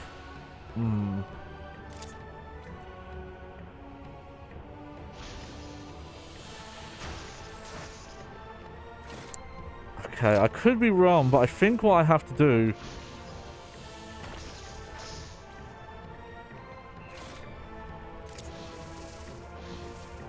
is this, and then... You know what? Let's make this a little easier.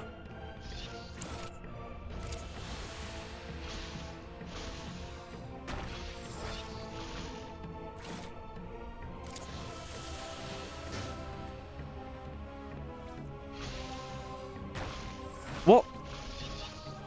No, okay, that's not what you gotta do. Because you can't...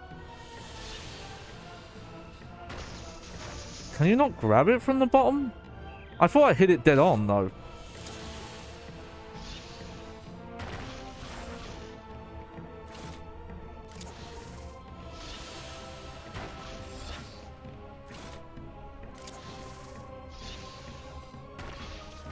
Nope, that didn't count.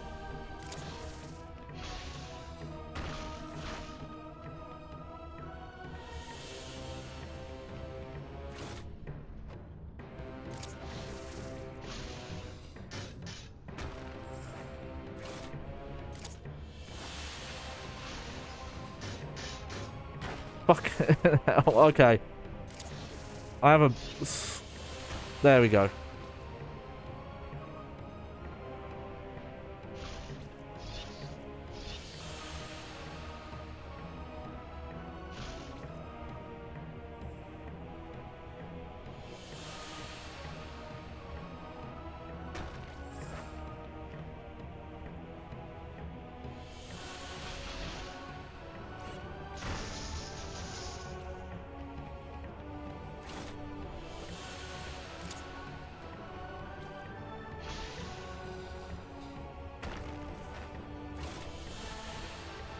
You know what?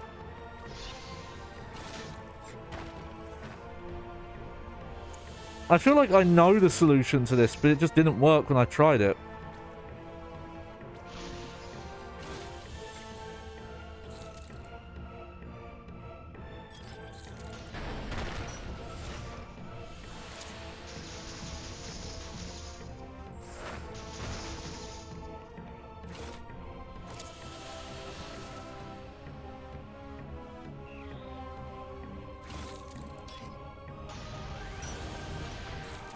Okay, and now I'm out of power bombs, so I'll have to come back for that one.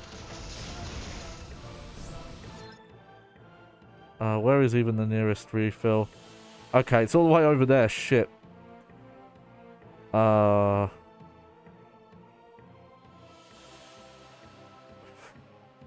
Okay.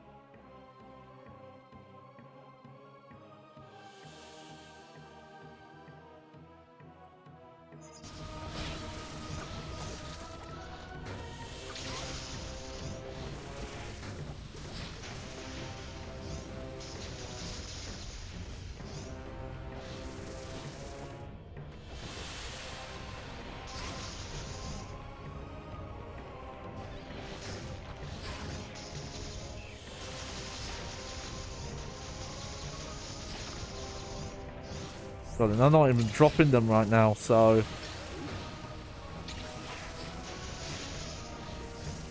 Yeah, I'll come back for that one.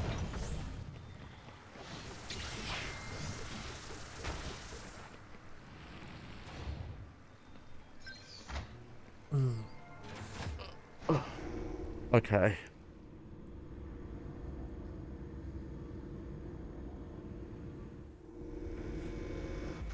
I think I've mostly got the right idea with that one.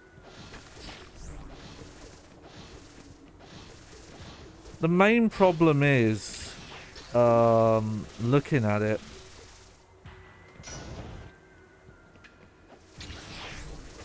Is you have to destroy those blocks before doing the power bomb launch, because the power bomb doesn't break those blocks in time. Or I've got to do the launch and then like land and then move up onto the ceiling.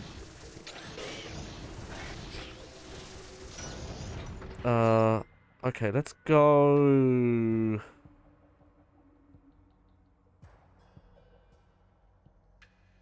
Let's go down first.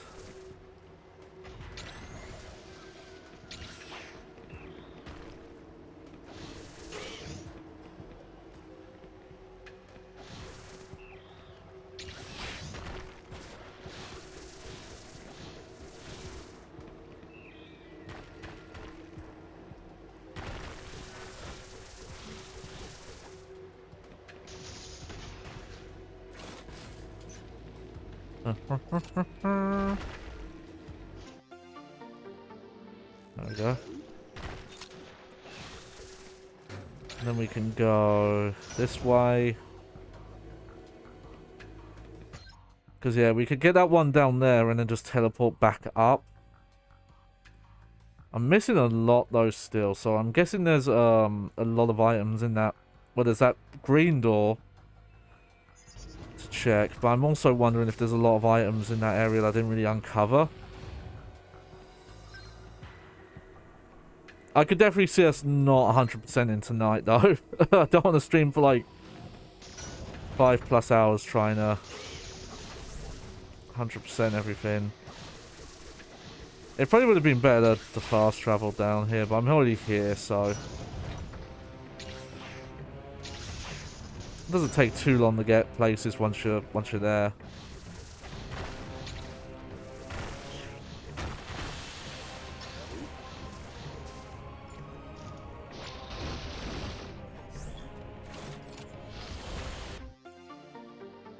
There we go.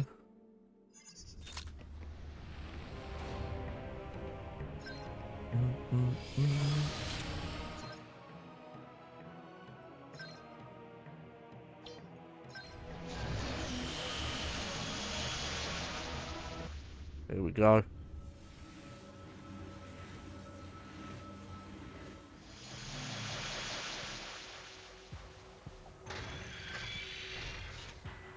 Where exactly was that? Okay, while I'm here, I'll go for that again now.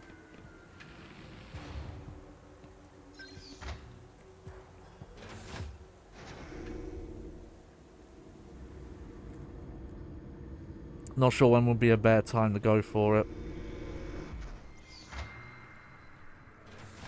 I'm also still thinking of... I still want to do like a random side stream on YouTube at some point.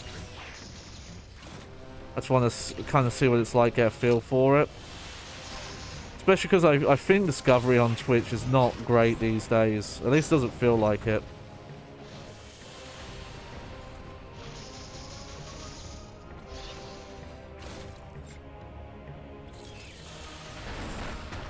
Oh, okay, I wasn't quick enough. Okay, how about if I do this? Oh fuck. Okay.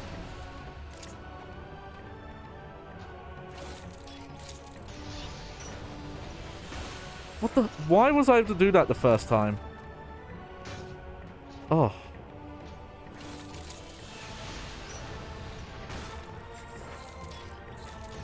There we go. No, no. Oh. This one sucks. Just... what they're asking out of you.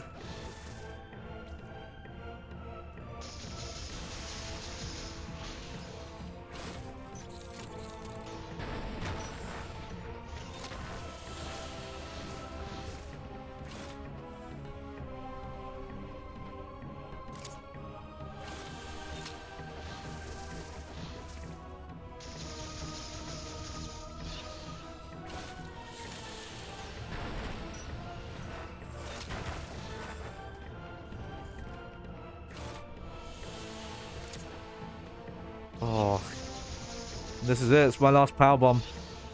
Again. Fuck you. I hate this one. Like, legit. Next time I do this, I might even use save states. I haven't tried it yet. Okay, I got one extra power bomb, so I could try it once more.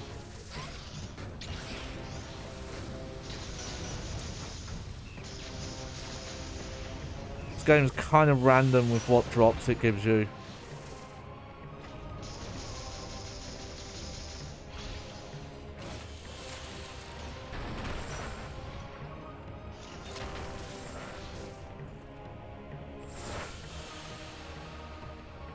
Am I being psyched out here?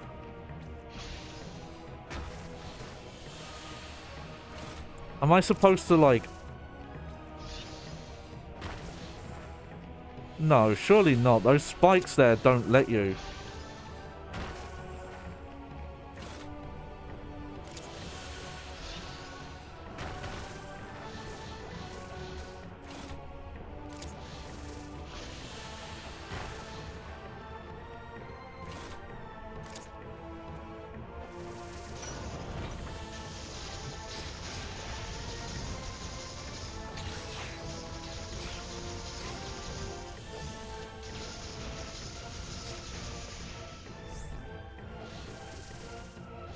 Oh.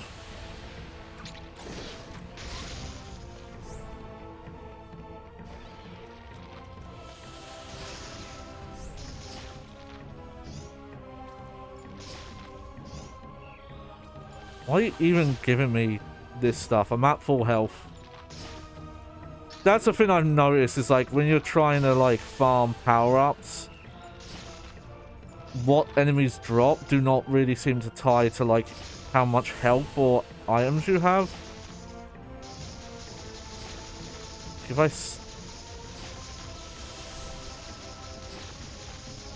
like, look, I'm standing here.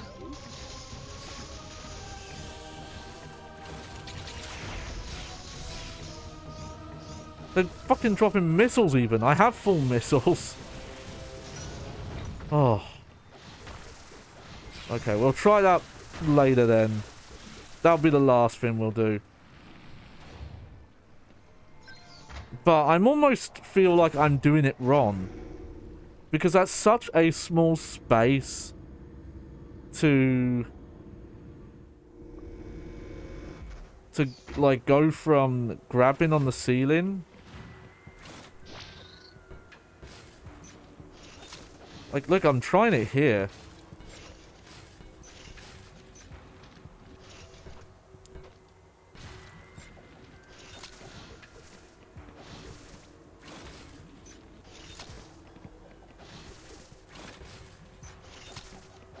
Yeah, that can't be. Now that I'm trying it there, even where there's more space, it doesn't seem viable. So I think I'm doing that one wrong.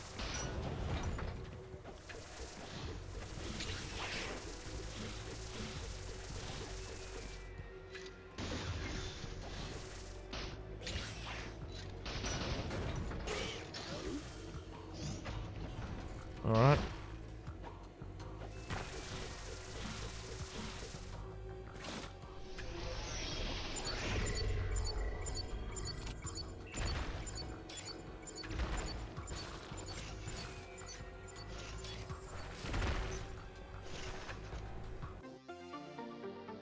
Oh, that's quite a simple one. Okay, considering the item percentage, we're probably missing, outside of that block, like 1 or 2 more.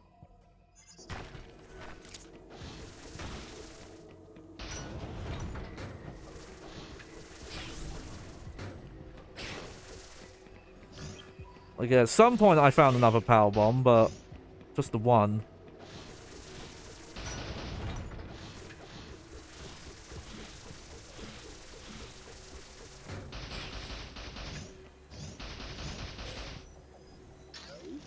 No, I didn't mean to even turn that on.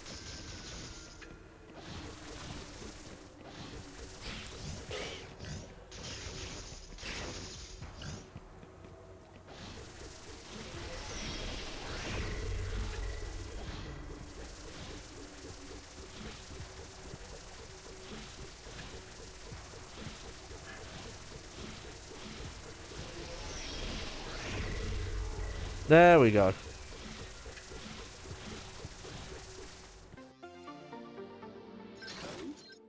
Alright, so yeah, so that...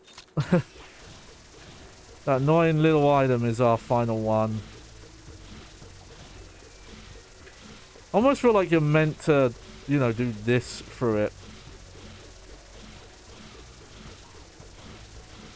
That little area. That's all I can think of, actually.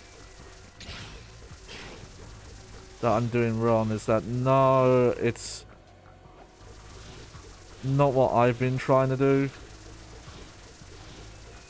Let's just go stack up on the power bombs anyway.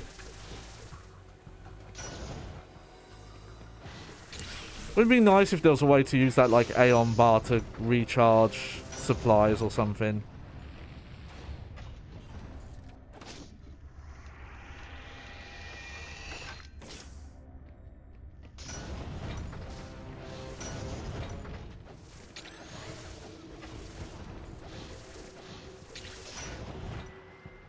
Do.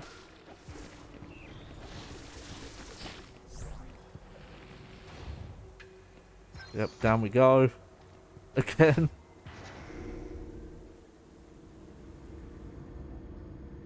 I know in some cases they do design these to have like one intended solution, but not stopping you from like brute forcing it or doing it other weird ways.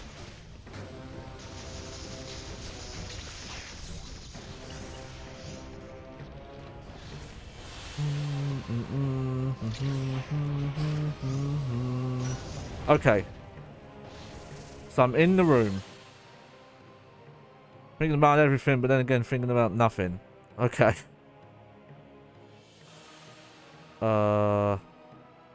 Configure. Hotkeys. Control plus C.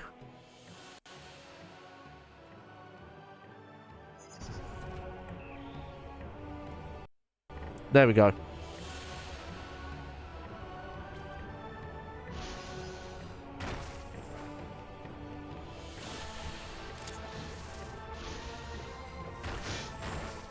Now that I'm seeing it, I think that is what I'm supposed to do.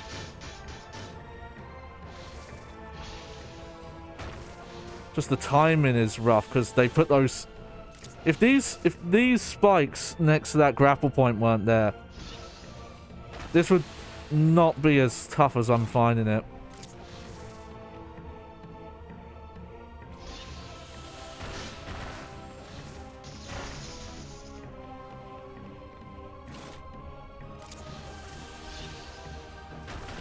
Or almost.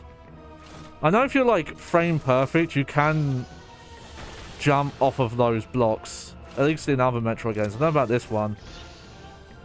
I feel like that's what's happening there though.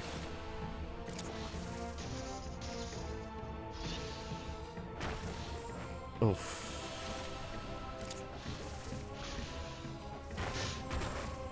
Okay, did it a little too early there.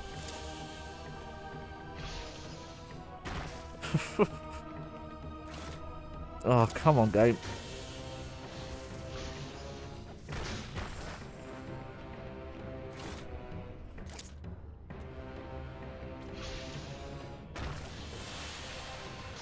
Okay, that can't be it.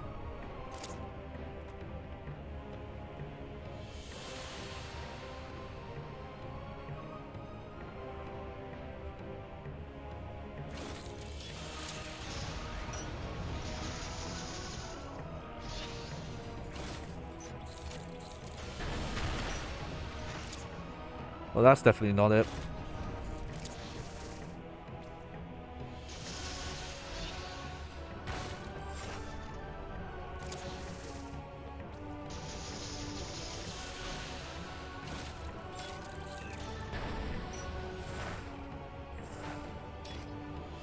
Oh. Oh. Oh. Okay. Okay, I think I have a better technique.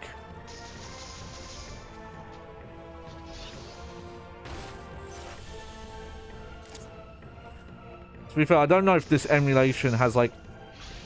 Emulation tends to inherently have a certain amount of input delay. I don't know if that is making this harder. Okay, okay. Okay.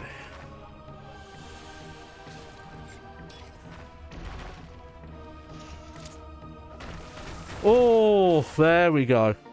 I don't know if that's the intended way to do it, but it's done. There we go. 100% of that area.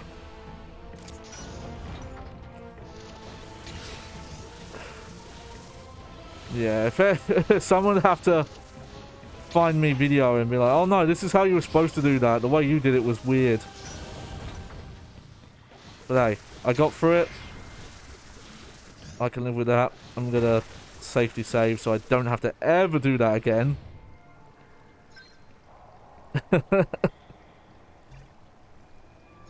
Reminds me of Metroid Dread when I was like trying to get... There's like one power-up that was near a bunch of fans. And I was trying to like do a diagonal shine spark, and no, I just needed a power-up that you get way later. I was just doing it entirely wrong.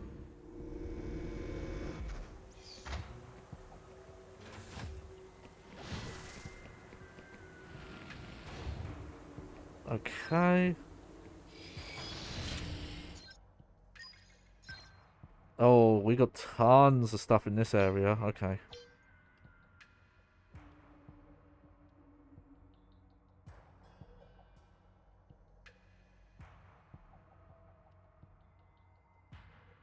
Okay, looking at this map, we'll start... Oh, no, that's the wrong button. We'll start from here. Though I am starting to doubt if I am gonna get 100%. For all I know, I'm making the final boss harder, but it might... So I think in most games, the final boss only gains extra health at 100%. But I think in some, it might be a bit more of a scale, where it's based on your item percentage and not just, oh, a hard Oh, did you get 100% or not, kind of thing?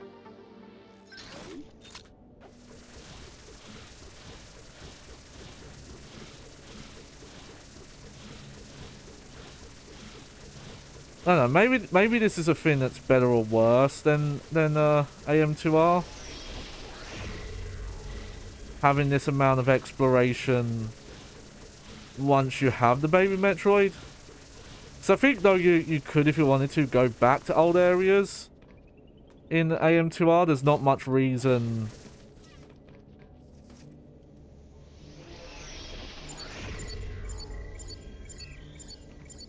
Let's see. Okay, let's go up.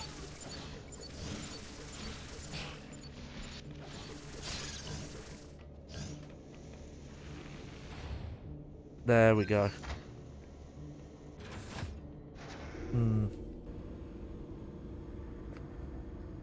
Once we are done with all the 2D Metroids, every so often I'll check out like other random Metroidvanias.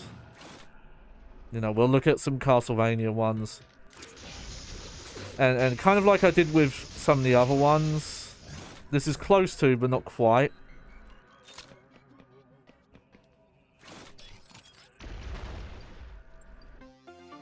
Oh. How did I miss that? Okay, that looks like it's full now. If maybe it can get like one more, but that looks really close to full. Is it worth? Okay, yeah. There's more to get if I go down from here.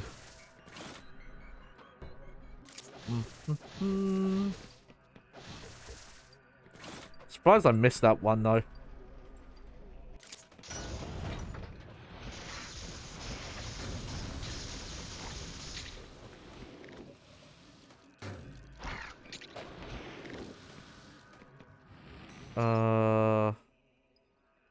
Yeah, here we go.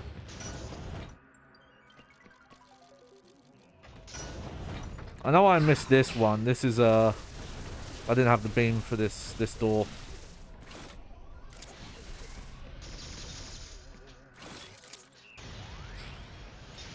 Wait. Oh, that's super missile. I'm dumb. There we go.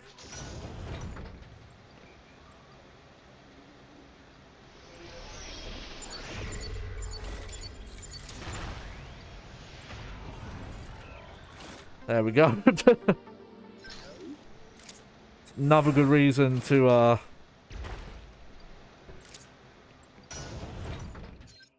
go for 100% items once you've got all the power-ups, is some of those are a lot easier. Like once you have the power bombs, some of those are very trivial, yeah. Doo-doo-doo.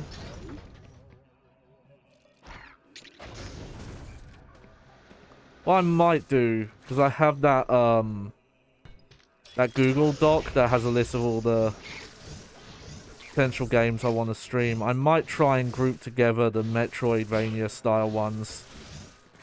Because right now they're just in a big list of called other games. Might have to take like a very short BRB here. Okay, so yeah, we're gonna go down through here.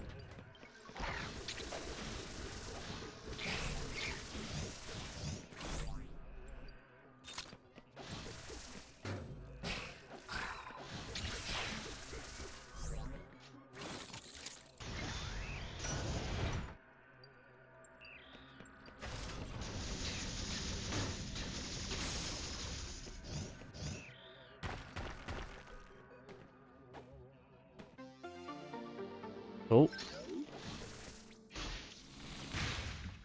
What's up with all this?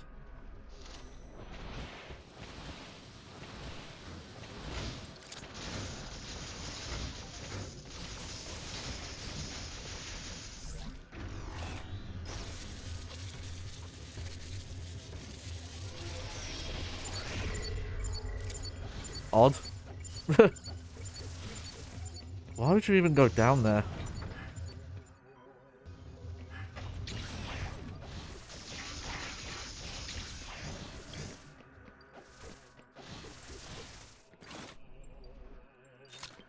That was a weird bonus area. Because I just dropped down and got it.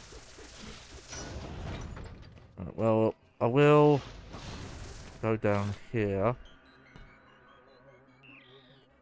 Oh, I never figured that one out. Okay. Okay, we can go get this instead then. That's a shortcut I never opened. Here, we'll fill up on power bombs though.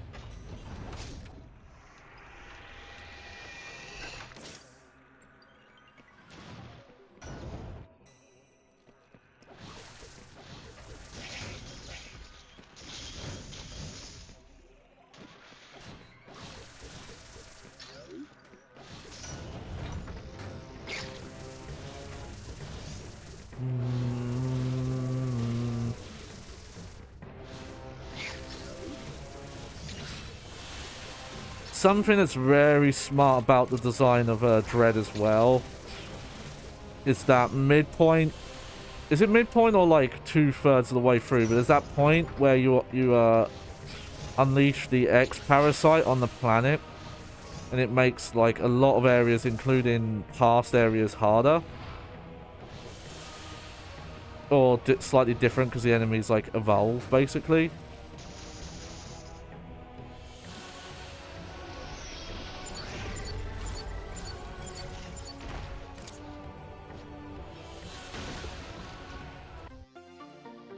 There we go.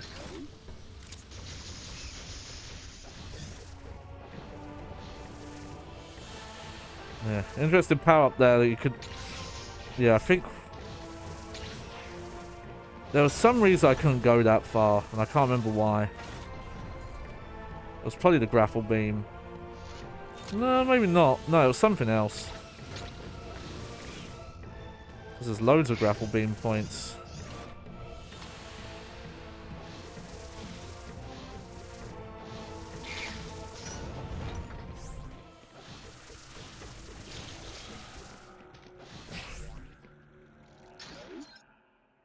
Okay, let's see. This one's a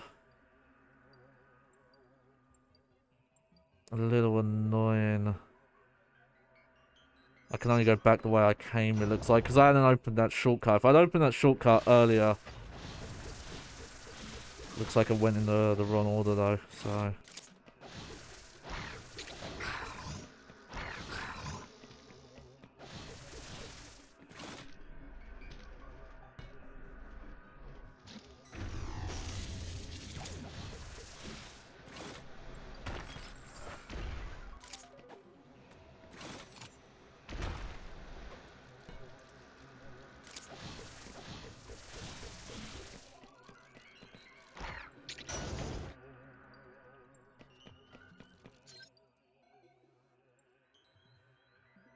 Okay, we'll head to the fast travel point. I think that's the best bet.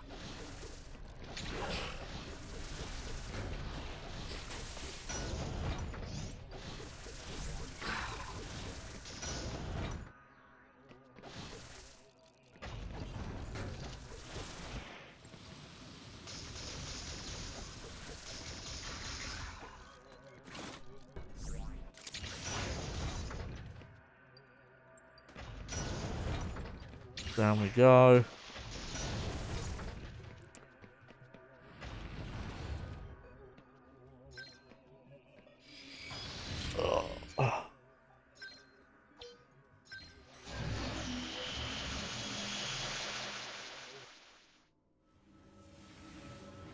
God, there's a couple. There's man. Well, heck, there's a bunch of Metroidvania style games I've never even played. There's one that's in my Epic Game Store library because I think got added for free. I think it's called Fist. It's this you play as this like weird cyborg rabbit, and it has crazy looking combat. At least going by what the trailer looked like. Okay, we've got an item right at the top here because I actually put a marker on it. So.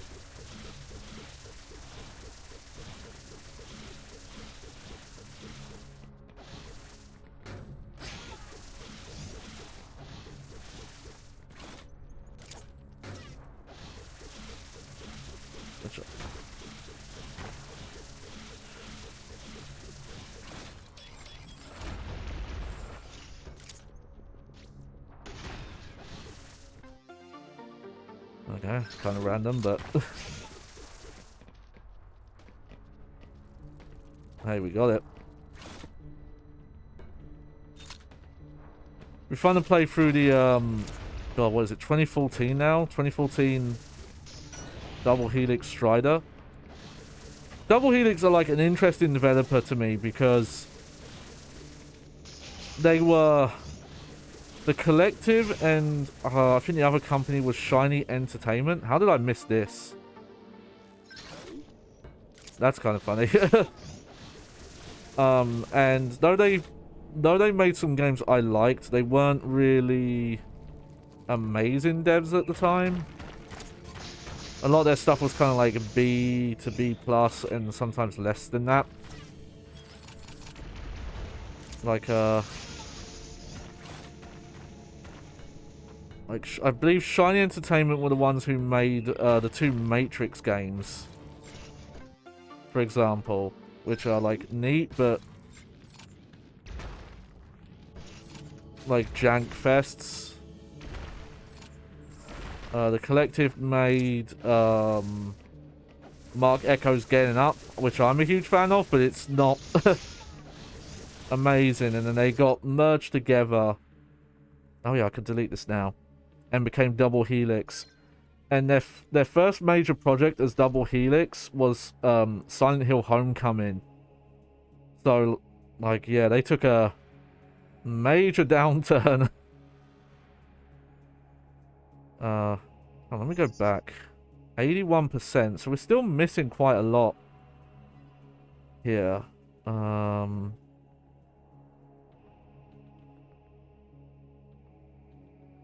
Oh, it's a lower area. There's one there, and then there's that bit. Okay, so I think I've got to... Yeah, teleport for now.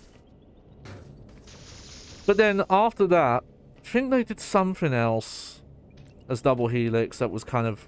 But then after that, they did the Killer Instinct Xbox One, like, launch Season 1 reboot. And then they did Strider, and it was like, this is the same developer? Like, what the fuck happened?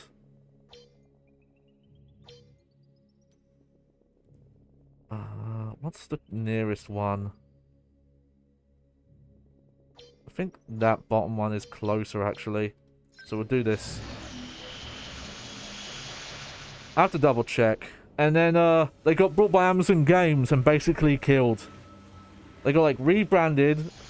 Apparently, most of the core, like, devs that were at the company, did not want to be brought out. So I think a ton of them just immediately left as well. And I don't think, like, anything they worked on actually came to fruition. Like, Amazon's attempts to, like, get into the video game market has been just... Nothing's worked for them. And I don't know why. Like, why they've had so much trouble, but there you go. It kind of seems like they didn't really...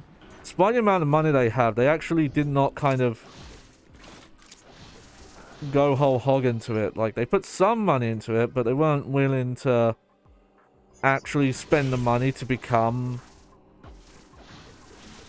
one. And it also seemed like they were only really interested in doing, like, weird MMO things as well. But yeah, I just find it funny that Double Helix has made, like, one of my least favorite games and some of my favorite games. I can't think of, like, many developers like that.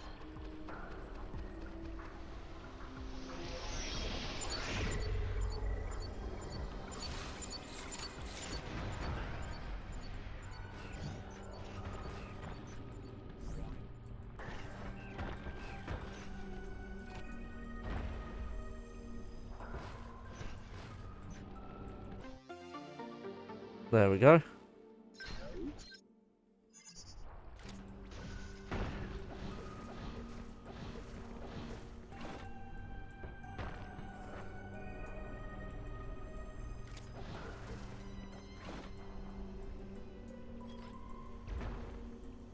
Huh. guess that's a shortcut if you want it. Oh, actually, I need to go back there.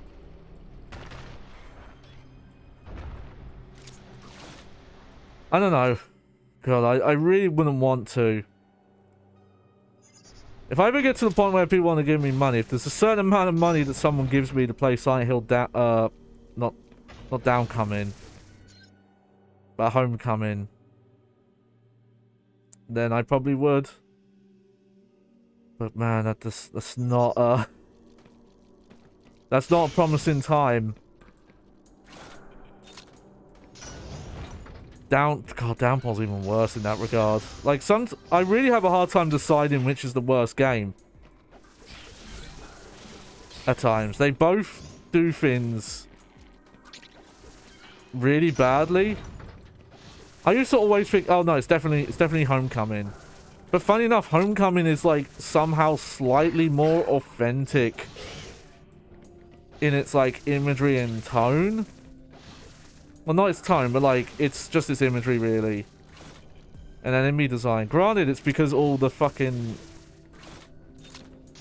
enemies are copied from other games, but that's fucking better than Downpour, where the enemies are just a dirty person. Okay. Alright, so now we're heading up here. And yeah, like, Homecoming's combat is bad and tonally deaf, because it tried to be like all action. It's also weird when I think about it, because like both Shiny and the Collective had made like semi-okay way better combat systems that are kind of similar to Homecoming's. I think Homecoming had a more... I know it had like a lot of people working on it who knew absolutely fucking nothing about Silent Hill. I know that was a big issue with it. Okay, this looks like one of these.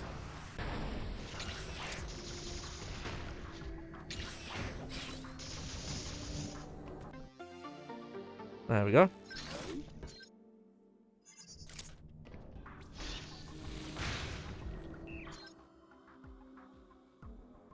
Okay, we've opened that up.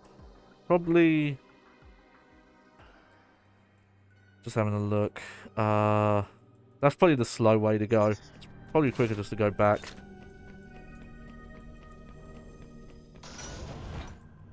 But Downpour has intentionally bad combat. Homecoming thinks its combat's good, when it actually isn't. But... And it's funny, it's kind of hard to find this quote now, because it was on some, like, weird Russian gaming website that I've tried to find info on, and it's really hard to find. I don't know if it even has a way back page. I think when I looked, it didn't. But there's a dev quote where they literally say, "Oh, we made the combat so it feels like Murphy's bad at fighting." It's like, first off, it like pushed the whole like revisionist history that tank controls in video games were there to make games scarier because they were bad and hard to control, which is not even true. They're not hard to control. They're only hard to control if you have trouble with them, you know? Okay, let's see. Okay, well, we've only got 2 fast travel points here. So we'll start with the first one. And, like... Homecoming story is bad, but at least it... You know, it doesn't have the multiple endings that contradict the rest of the game. Like, fucking Downpour, where only one ending makes sense. I think with Homecoming, you can tell that a lot of stuff was cut. Or, like like changed at the final minute. Like it didn't really have like a proper dev cycle to like fix everything. It got to a point where it's like, hey, you and you know, we do know enough about development to know that the original producer, the Double Helix one, was replaced. Okay, good. Nothing there. And the game had to be kind of rushed into a better state. But Homecoming just straight up feels like all the decisions from the get-go were the problem. Like, granted, there's tons of rushed and cut stuff in that game too, but there's stuff that's like, oh no, you did this intentionally.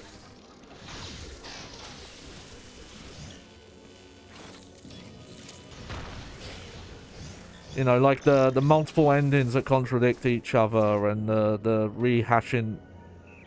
I guess Homecoming slightly rehashes Silent Hill 2 with its like side plot, but there's a cult plot line going on that's separate from that. But Downpour is just, no, it's just, hey, Silent Hill 2.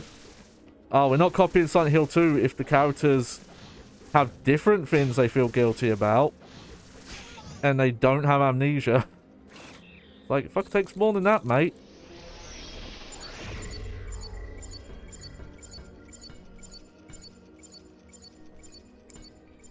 Let's see.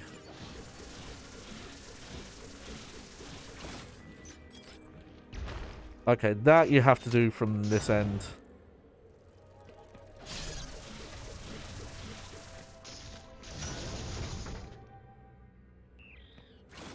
There we go.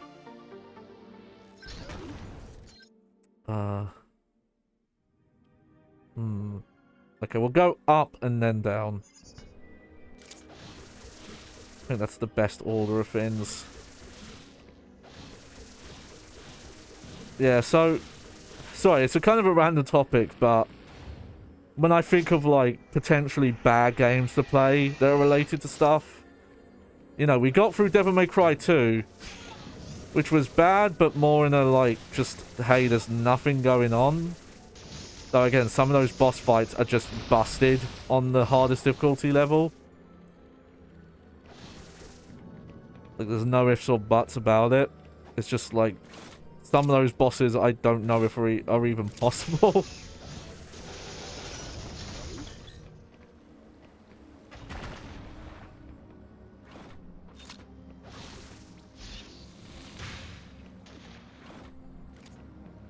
Okay.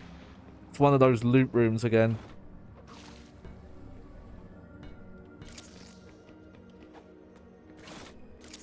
Bit of a time waster, but...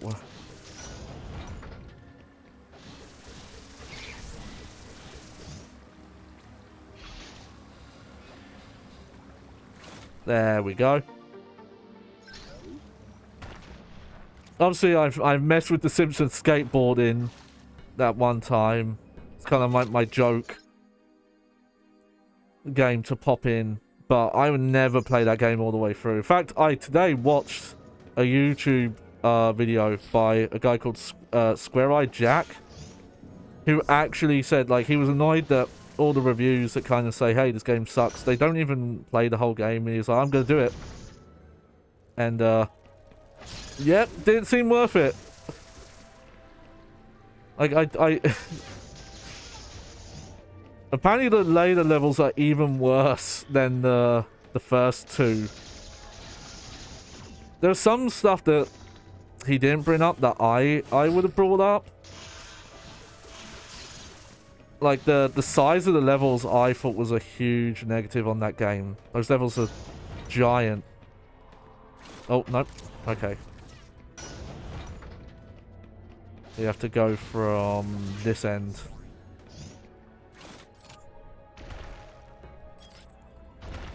Also, there's some issues with the controls that weren't really talked about. Or the specifics of it, like the way you do spins in that game is you have to like charge the spin button, like which is the shoulder button, before you do a jump. That's also how the back flips and front flips work. But funny enough, he wasn't able to actually do them.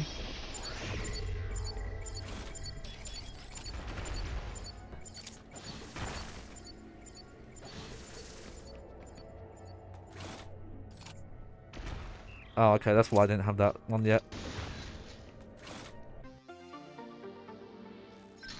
Here we can get rid of this.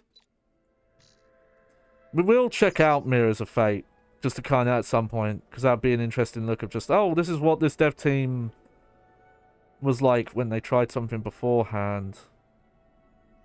Alright, looking at this map, looks like the best thing to do is just to go up and right.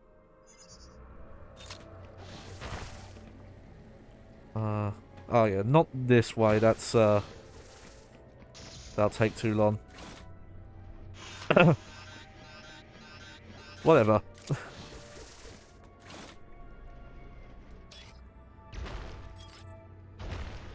and obviously we'd be watching cutscenes, but also Downpour, you can't even skip cutscenes. Also, Downpour has tons of licensed music, so that's something you have to worry about as well.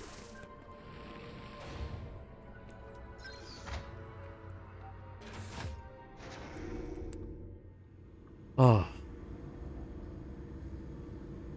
Yeah, I don't know if I'd ever really want to stream any of those Western Silent Hills. Because even Origins, where, like, some of the gameplay and the puzzles are okay, the story is, like, the worst aspect about it. You have to ignore the story to have an okay time with it. It's like, imagine that, a Silent Hill game where to get the most enjoyment out of it, you have to not pay attention to any plot point. Okay, well this one I definitely know is a little Metroid guy one.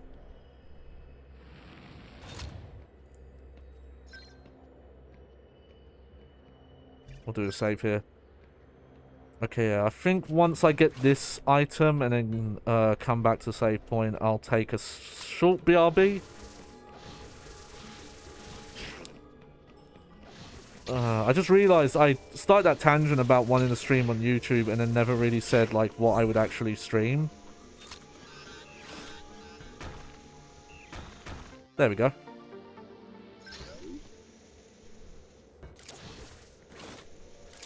I was thinking of just doing some random stuff with PS1 games, like, when I did Soul Blade, I realized my save file's gone, and I've unlocked...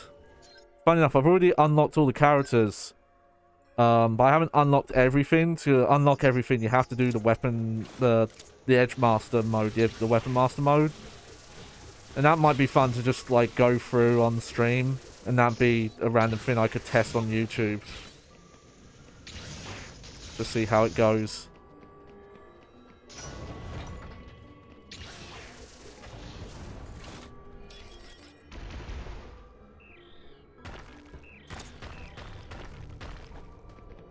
Oh yeah, this puzzle.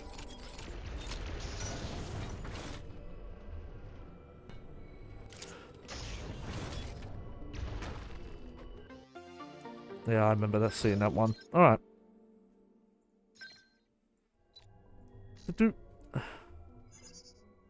Okay, now we're doing good. Okay. I think now it's going to be my BRB. Have to go to the little bags room. So, forgive me. But, yeah, I'll mute, get my, there we go.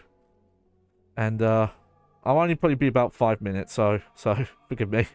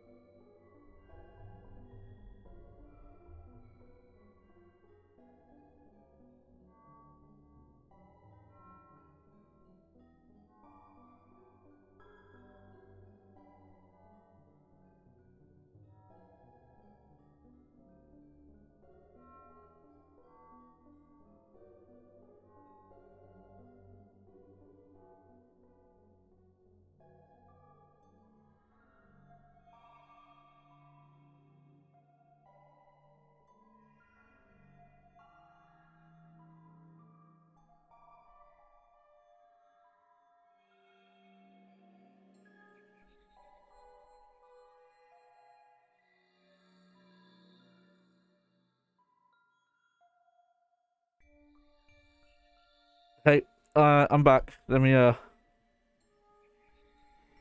do. Haha. There we go. All sorted. Sorry about that, folks. If you're on YouTube, you're actually not going to see that, so don't worry, because I, I trim those out.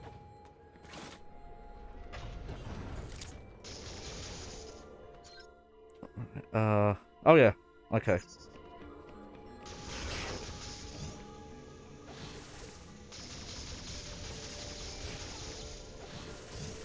Now I remember where I'm going. I put something red here, but I don't remember what red means. This kind of being able to place note system is very much right out of Lords of Shadow, because the original Lords of Shadow, Mirrors of Fate on 3DS was also oh, it's Powerbomb. Was also a 3DS game, though it did get the console port.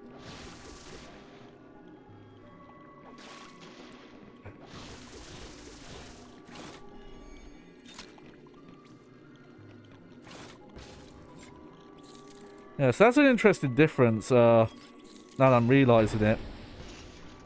AM2R had the Shine Spark. This doesn't have it.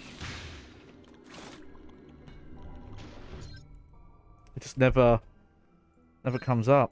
Probably, I could see that being a hardware thing with how zoomed the camera is in, and the areas are like way more condensed. Like very closely packed in together.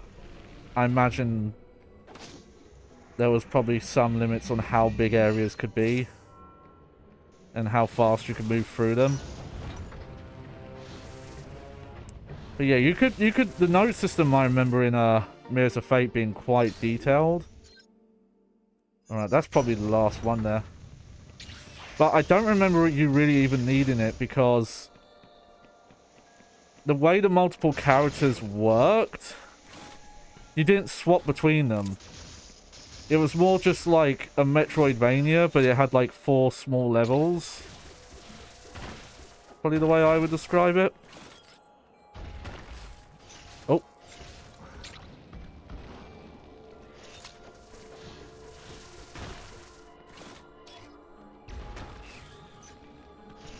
Yeah, okay. Well, I'll take energy tanks, because energy tanks are a huge plus.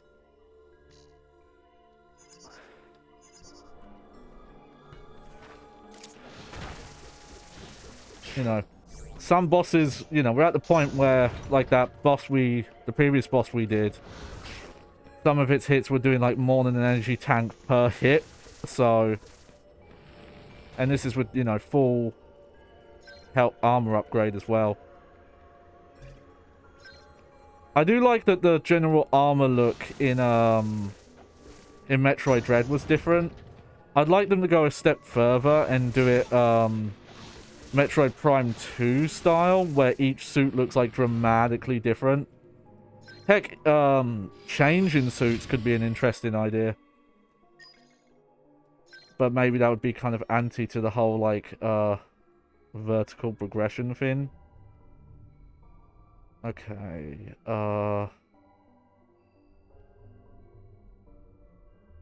okay, so I think for this one, I'm going to start here and work my way down. Yeah, it might not take too long, actually, to 100% this. And now that I'm doing it, this does seem familiar. This does seem like I did this back in the day. But it's a question of, did it make the boss hard in a way that was not fun? Okay.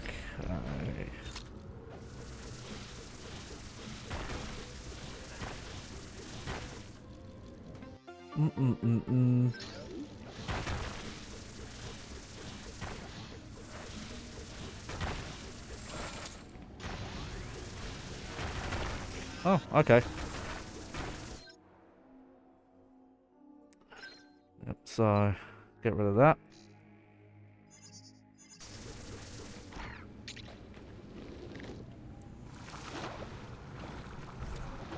It'd be cool to replay through Ori and the Blind Forest. Some point, maybe. Hey. There you go.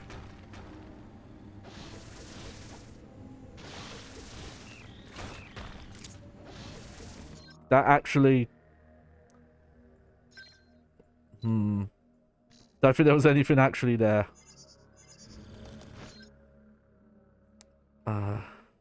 Well, we got rid of it.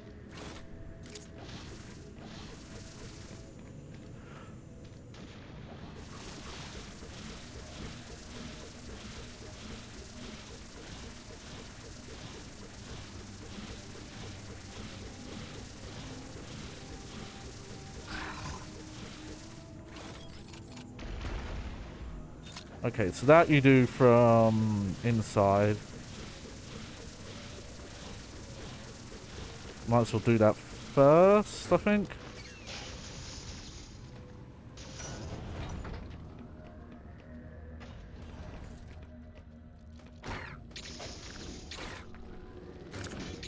Ow.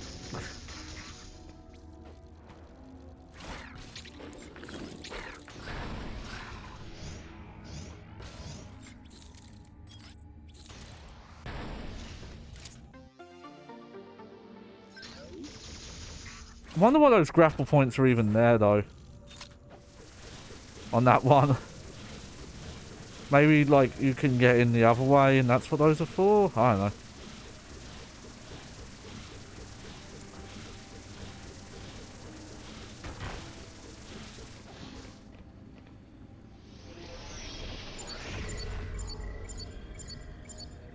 Huh. Either I got this one already, or there's literally nothing up there. Alright, where are we going next? Probably, yeah, down that way.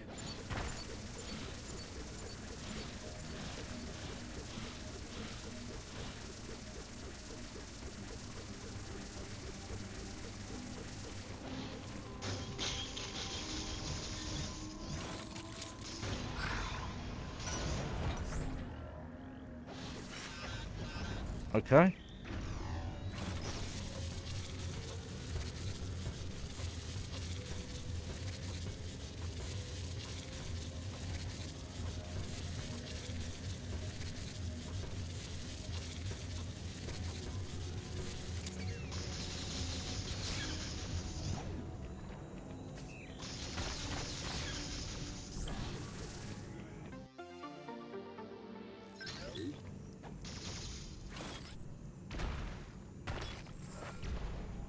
Why are those even there?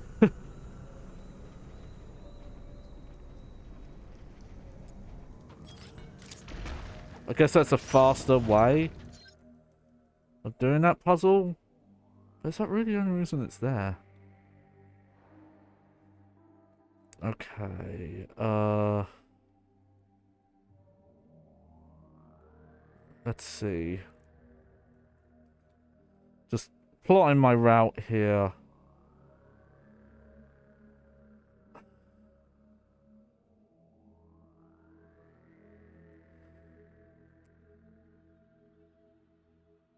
Unfortunately, there's not a fast travel point near me.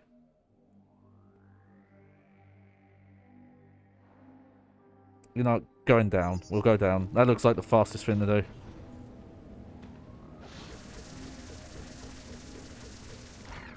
Oh, I keep forgetting. I've got another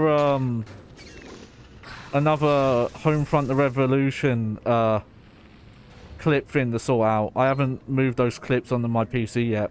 I should do that tonight. And there'll be a one-off stream where we'll look at that. First we'll look up how broken the game is, and then we'll look at the whole fucking reason I brought and played most of it. And then tell you why you should not play it. Even for the reason I did.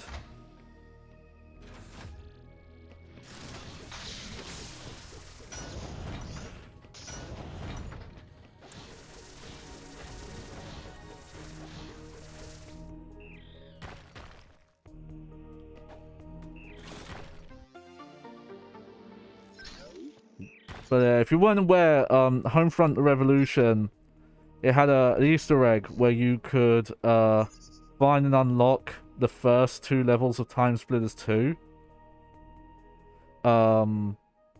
Essentially remastered. Let's see. From here, I am going to fast travel. Okay. But it turns out that that remastered build that was in there actually had the full game, though not perfectly working.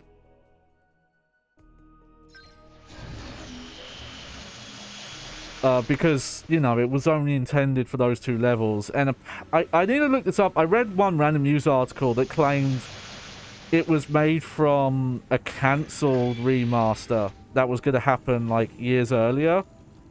But they weren't able to fix some bugs. That doesn't seem accurate, though, because they're bugs that fucking fans fixed.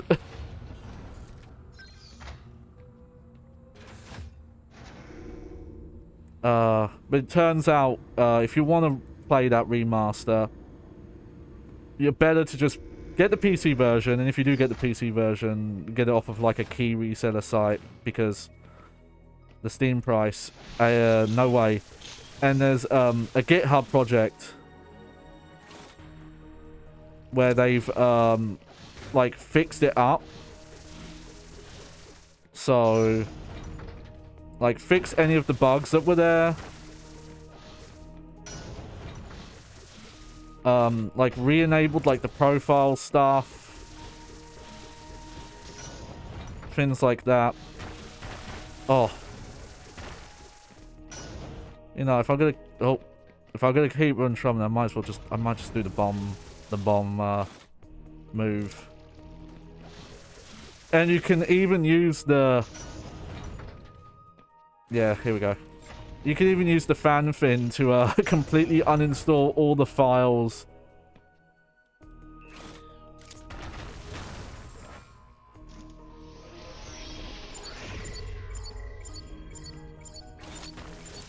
Oh, God, this one sucks. Okay. At least we got some good news. But yeah, like, Homefront: The Revolution is like a 50-gigabyte game. So having the whole thing installed just for Time Splitters 2 is not great. So this mod lets you, like, literally... Oh. Turn the game into, like, a 2-gigabyte file. And it is a legit remaster. Like, it actually has nicer visuals than even the Xbox build. They, like, I don't know if they, like, upscaled them a different way or if they just happen to have the source textures on file, but even the texture quality looks better in places. It's a shame it was just like, why didn't you just remaster the whole thing instead of putting 2 fucking levels in this throwaway, terrible game that barely works, that you were like, by law, had to finish. Okay.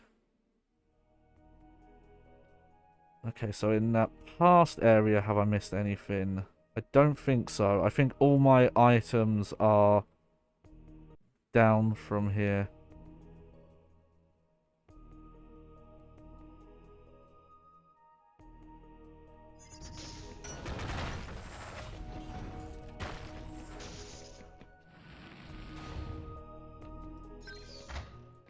But I think this is the route to go to find a teleport.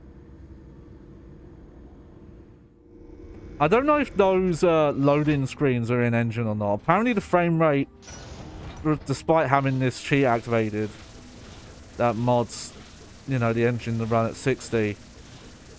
Those load screens still run low, and I don't know if that's like the engine forces it, or if it's because those are technically video files. I don't think it's that. I don't think they are technically video files. I know it's how Metroid Dread handles it. The load screens are just looping GIFs basically.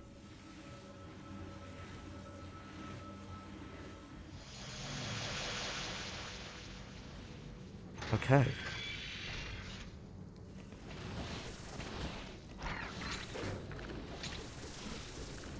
But at some point, I'm going to try and, like, edit all the clips I have of Homefront into, like, just one long video. Well, it wouldn't be long, but, you know. I just got to, like... I have to relearn some editing stuff because I haven't done proper editing like that in a good long time. Okay. I've opened that, but it will actually be quicker for me to go back to the fast travel point, so...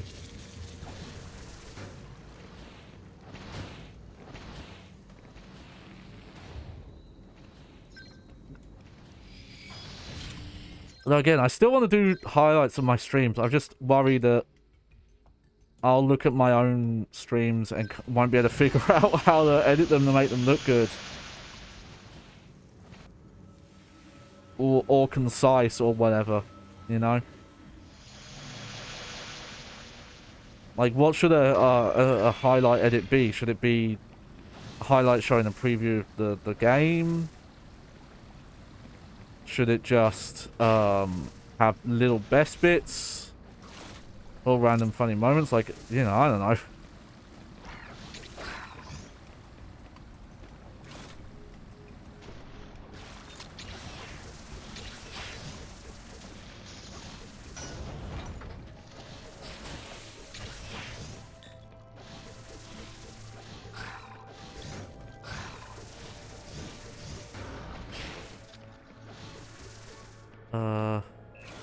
Yep.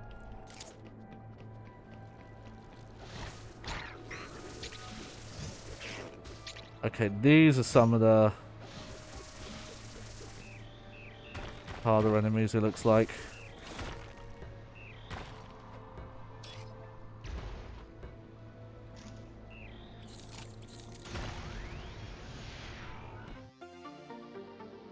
Cool. There's one more item somewhere. Where is it?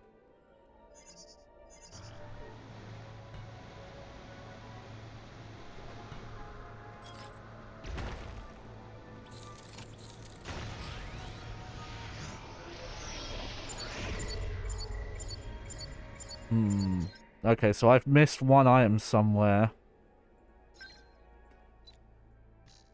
Let's look around. Yeah, it's just the one. Okay, it could be there.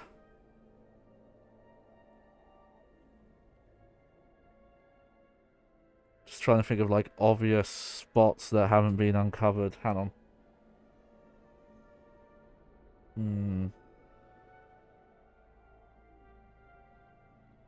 Yeah, I think up there's all good. It's yeah,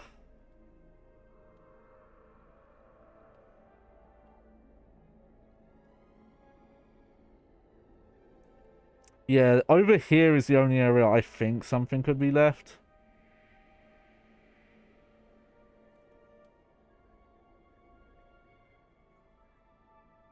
There's no way to zoom in on the map, is there? I'm just going to pay attention to the icons in case I've already uncovered the icon type. And that's why I'm not seeing it, because I'm looking for circles when it's like already a missile icon or something like that. No. Okay. Well.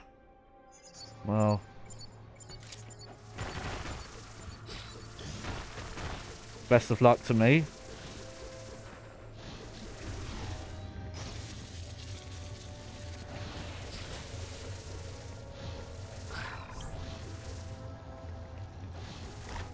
You know what?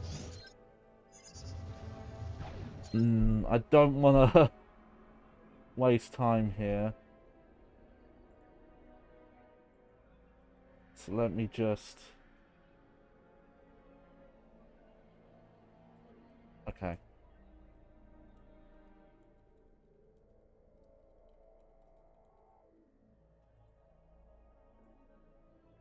Cool. Alright, we've got a couple of game maps here.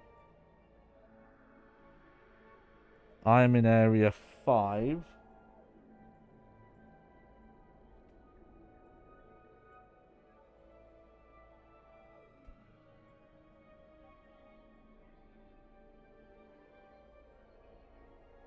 see.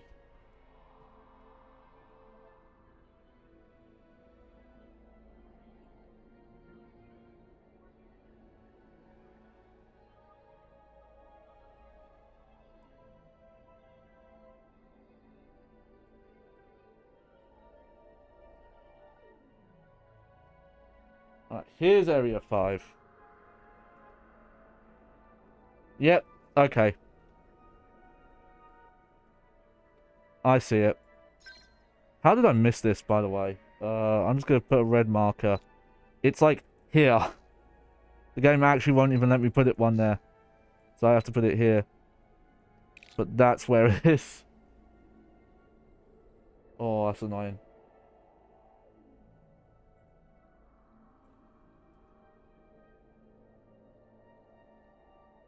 Oh, pause that. There we go.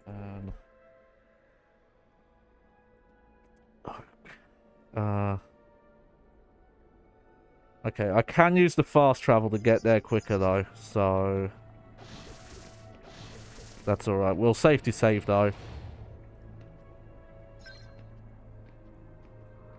Make things easier.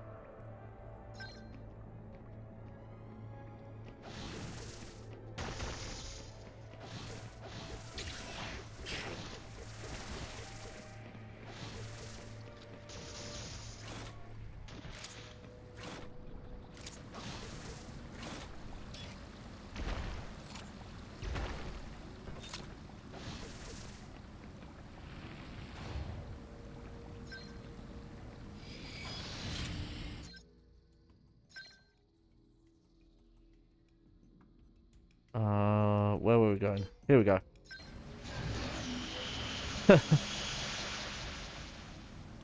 Yeah, okay. I feel like I've been doing this for long enough that, I should just finish getting 100%.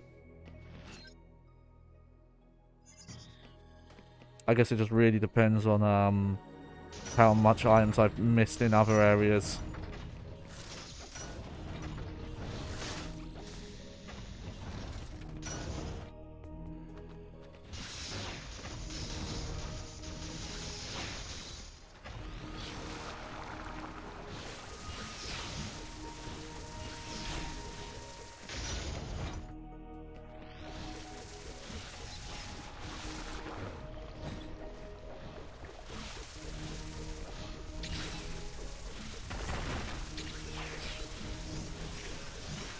Wow, yeah, how did I miss that?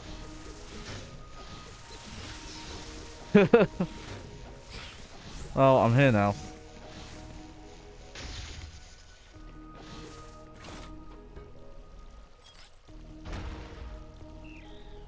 Okay. Oh, yeah. Here we go. No, no, no, no, no, no.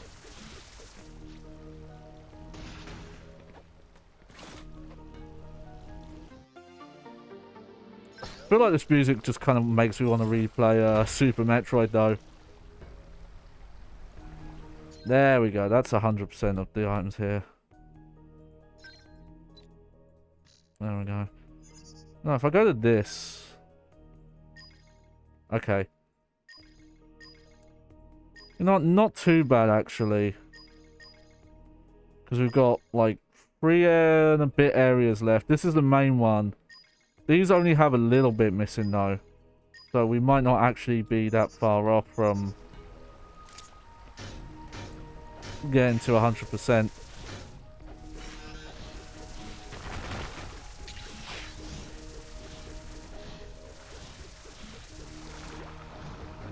This is what I mean, though, where... Especially...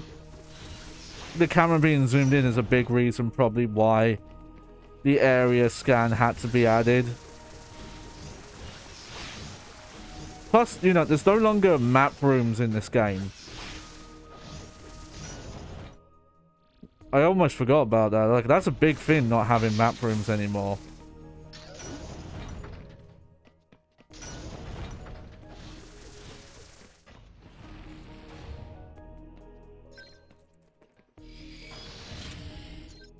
Alright.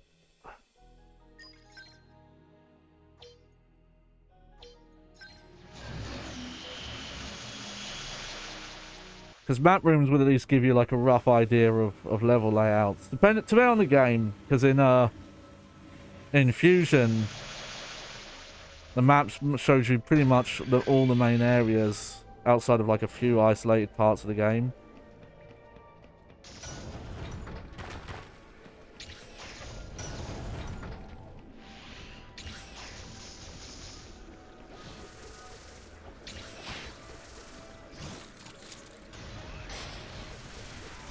Okay, so this we can only do from this end.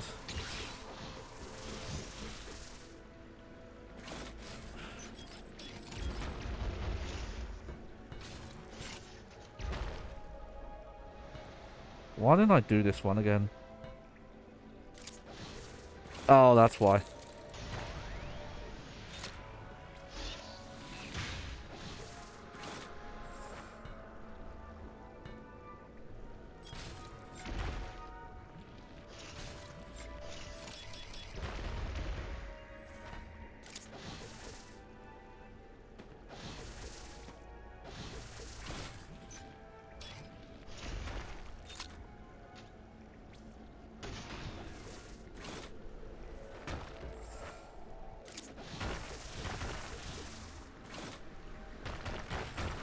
Oh,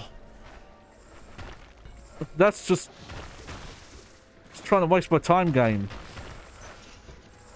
Oh, I almost had that too. I thought I fucked up and I hadn't. There we go.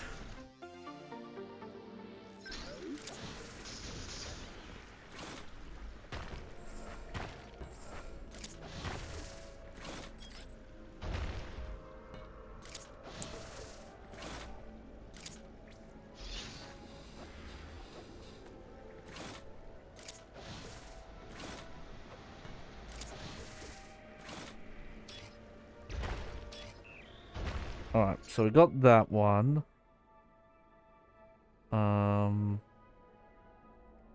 Okay, probably best to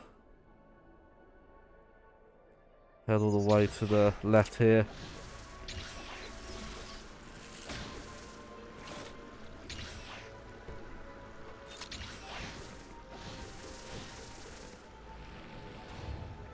Oh man, we actually have a lot of super missiles now. I didn't realize it. We've got 31 now. This is where most of them are. They're all locked behind having most of the upgrades.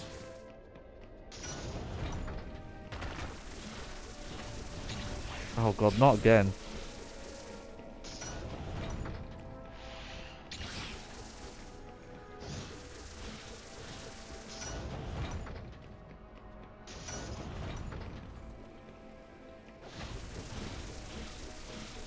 There we go. Too many of those. I've never been too much of a fan of those rooms in Metroid games.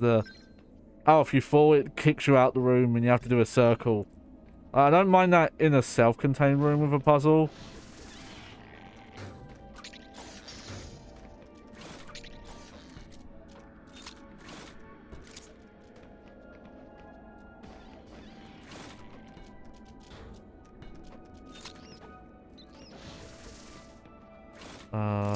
Let's try going up.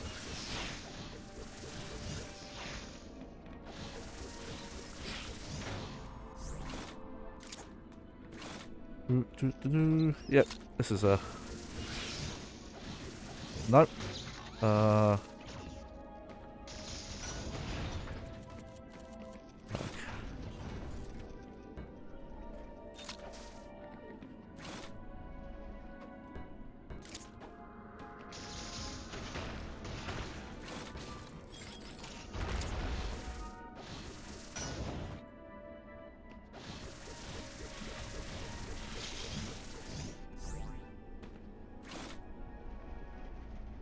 I mean, the Dread maps may be a little better because it's not square based anymore. Though some people I know don't like it, but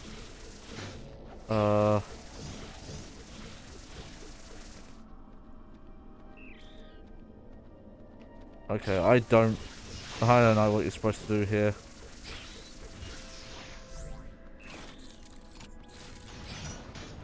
Well, not that.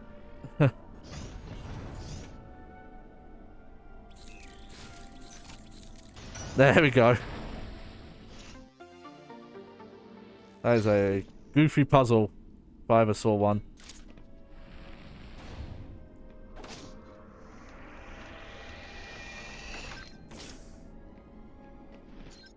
Yeah, the iron percentage is weird the way they did it by doing it in 100%. Okay, I actually only see one item. No, two. I see two up there. So, let's go look.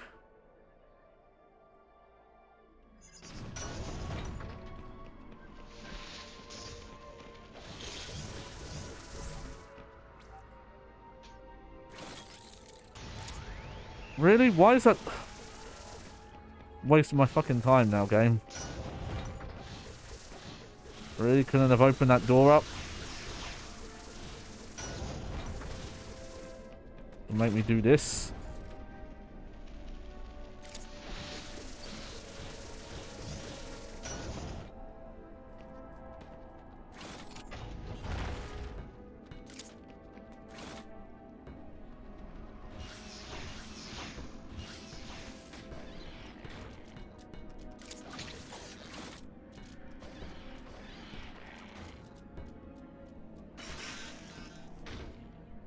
Nope, I'm going the wrong way.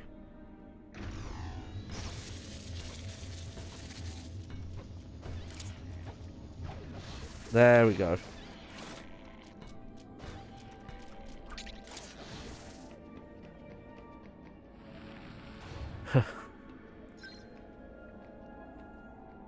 Yeah, in some of these areas, it's showing items out of 100, but there's not even that many in a lot of these areas.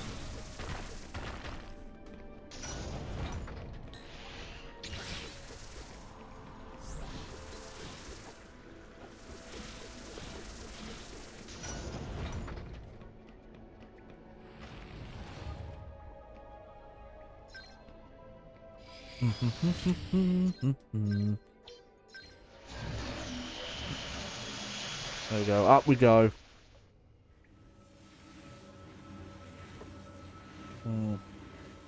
I think what else I've been doing off stream that's notable.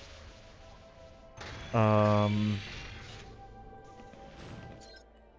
did watch some very nerdy videos about Gran Turismo stuff. Let's just make sure there's nothing down there. Nope. Good. All sorts of weird stuff about cut content or AI drivers that are using cars faster than ones you're supposed to be able to use in a race and things like that.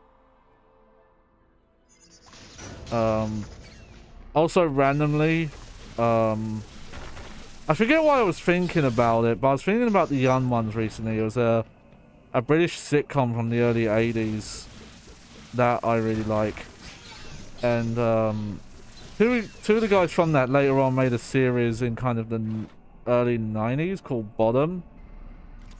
That kind of, I think, was seen by most people as the successor series.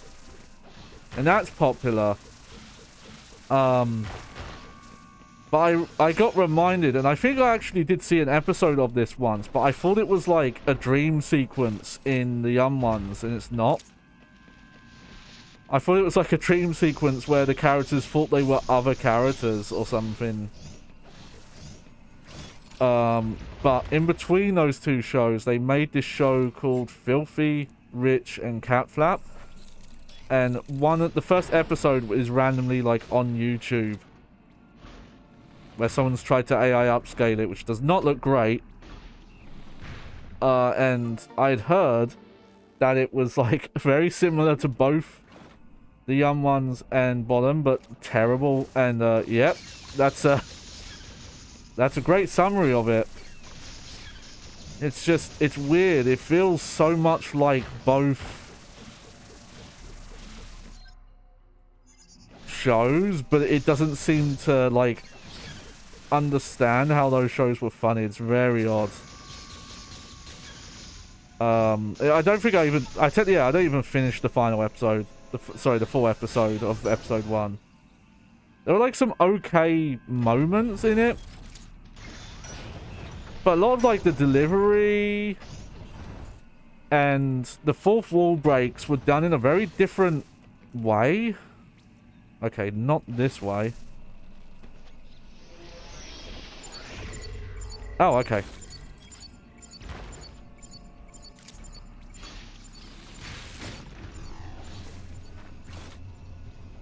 Why can you blow something up there? Oh, okay, that's just a shortcut out.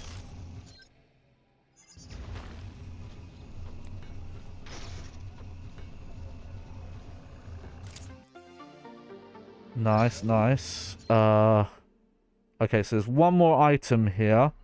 I see it. It's super missiles.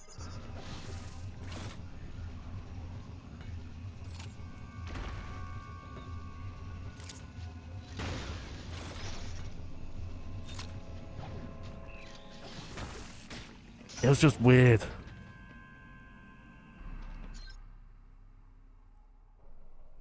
Also, just the setup was weird.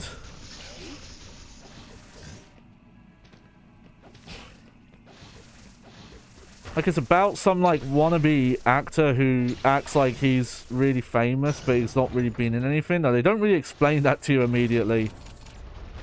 Either.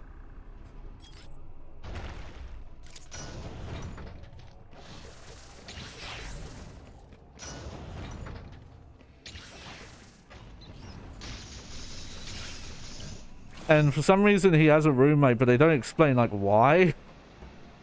It's very odd. Just a weird show all around.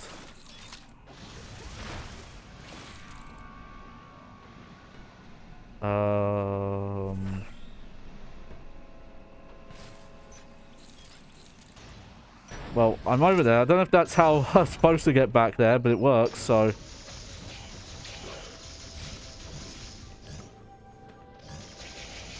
But it's something like Matt J or Manny J was the main YouTube channel I've been watching stuff from recently.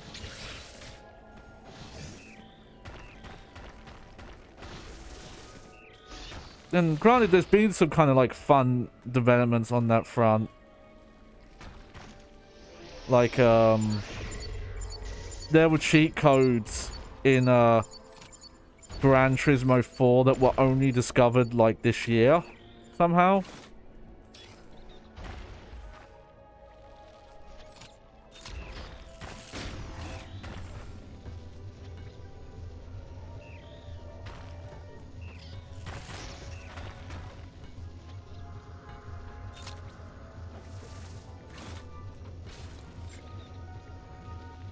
Yeah, this one, Oh,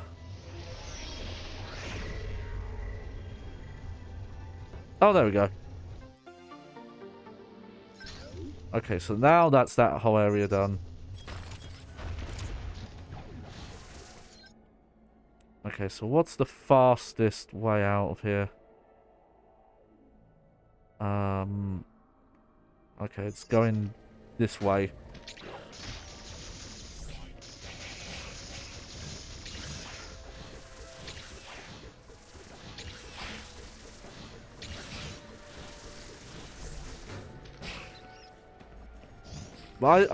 I love those weird deep dives where people get kind of like arguably slightly too nitty-gritty into a game, but I just love it, hearing about weird stuff where someone's like, hey, because of the way this game's programmed, if you like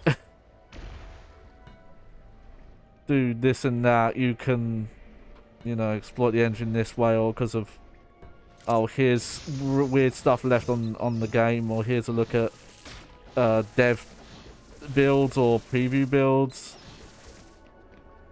or here's, you know, weird stat things like the aforementioned cars that have enhanced stats and things like that. I'm a sucker for that stuff, even if it's sometimes about games that I don't really know that much about.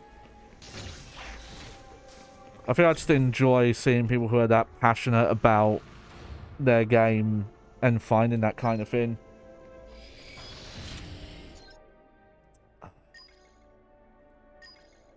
Okay, let's just double check. I did do all these, yeah? Yes. Alright, let's have a look at this map. Well, there's an area down below there I didn't go to. Though it looks like...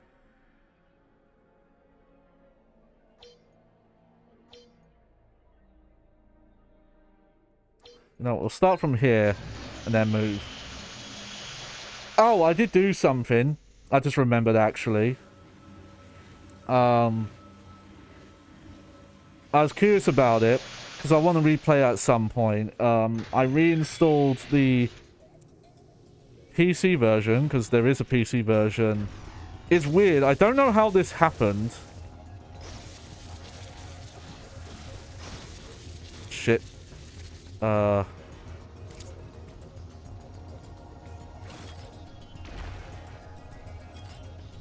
Okay, I do not think that was the right thing to do there. But, Mark Echoes, I mentioned it earlier, but Mark Echoes getting up contents under pressure is a, like, kind of like early to mid-teens obsession of mine. It was a game I was, like, really into. Though, regardless of if it was actually, like, a great game or not. Okay, this...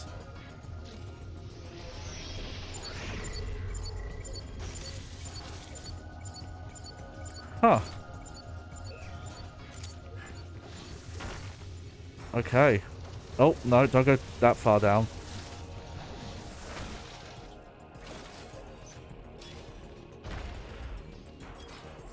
I guess you could... It's kind of like a mix between... Oh, no. Okay, so you can't come from this way. Like, it's kind of like a urban take on a Prince of Persia, but with, like, more collectathon elements, I guess. As weird as that sounds, though, the platform is a lot simpler. But it's, you know, it's a take on the whole kind of, like, graffiti culture thing.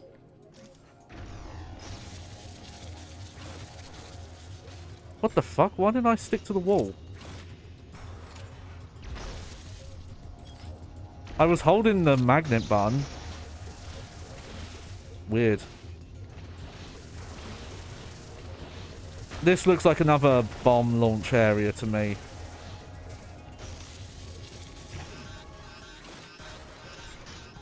What the fuck? Why am I not attaching?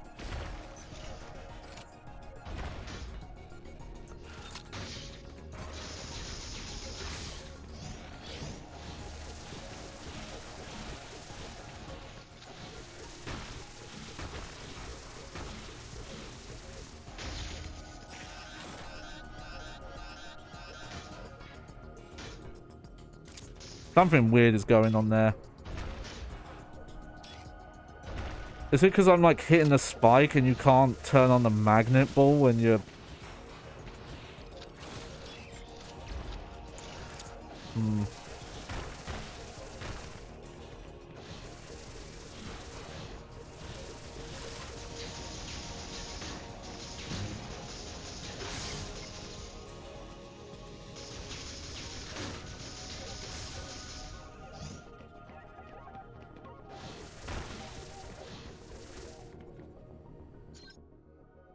Okay.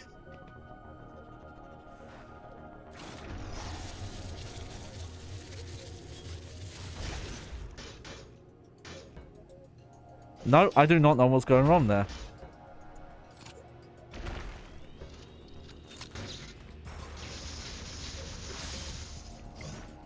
And now I've got to be careful because I'm hitting myself over and over here. Alright, well there's a life recharge up there, so screw it, I'm going for it.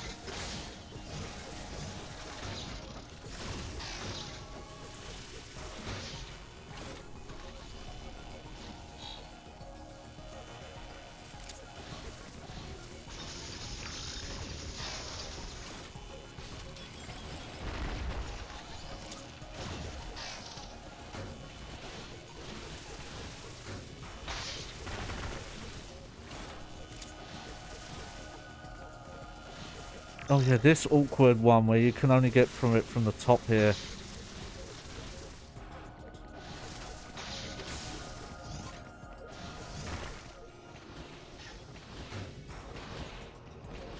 Oh, I should be careful. I almost died there. There we go.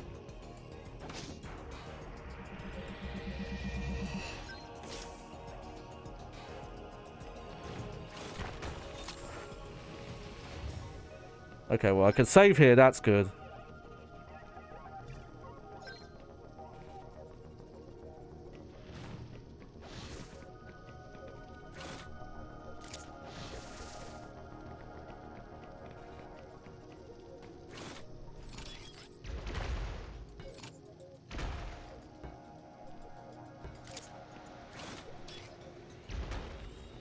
Okay.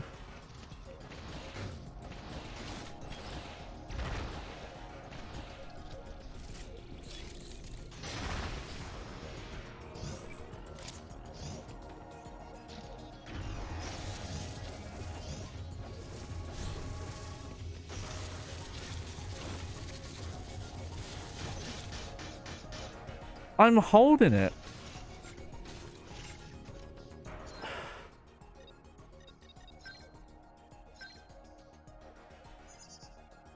I don't understand why it's not attaching. That's not slippery wall or anything.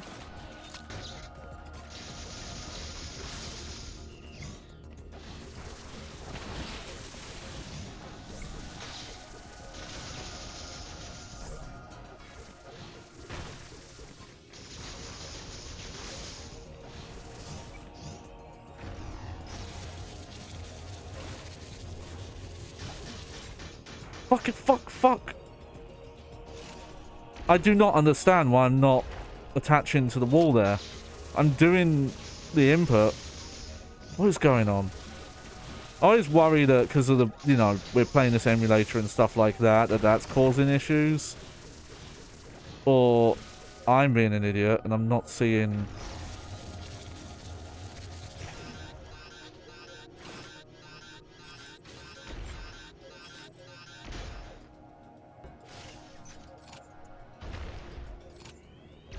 No, I don't know what I'm missing here.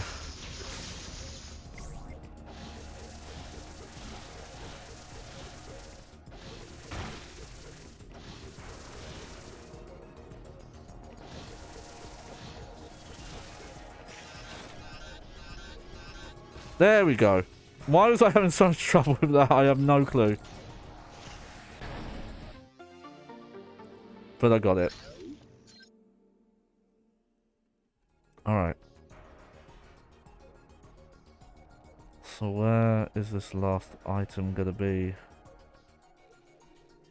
Probably down that way.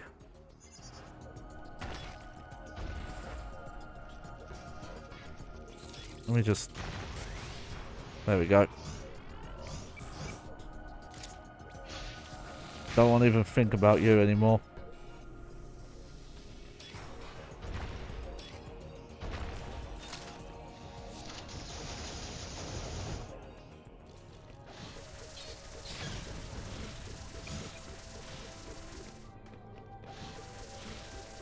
Surprised I never went down this way, actually, looking at the map. Let's see. Let's figure out why we didn't go this way. Oh yeah, we're all 100% this fine, I think. We've only got a couple of areas left to get items in. Oh, here we go. That's why.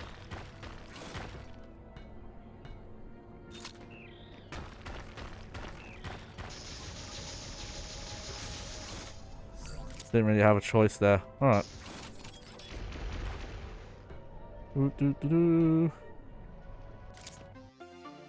That's all it was down here was a missile. Okay. Alright.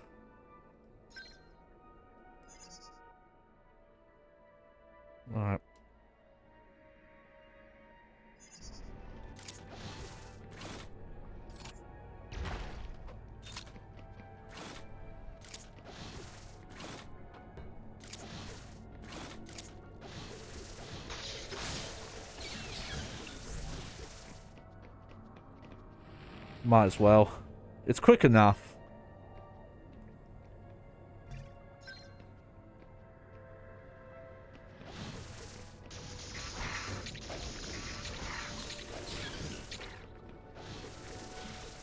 And we'll take the teleporter here.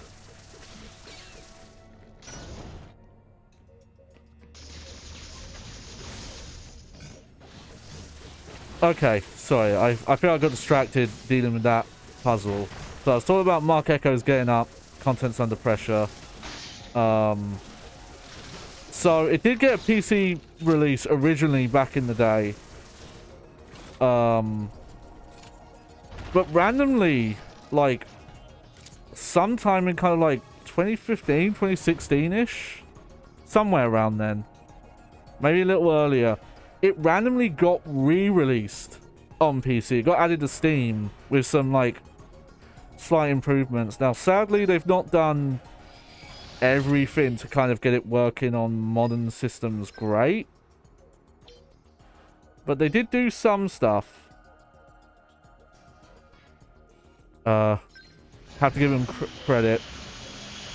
There's one bug I was trying to fix for ages, where all the guys were saying, oh yeah, download this DirectX 8 converter, when there's an option in the launcher that converts stuff to DirectX 9, so you don't even have to use these like off-brand ones.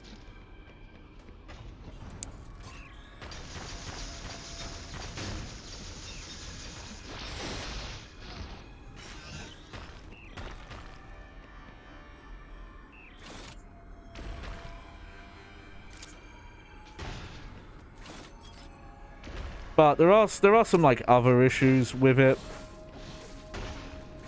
Like they kind of updated it to work in widescreen better.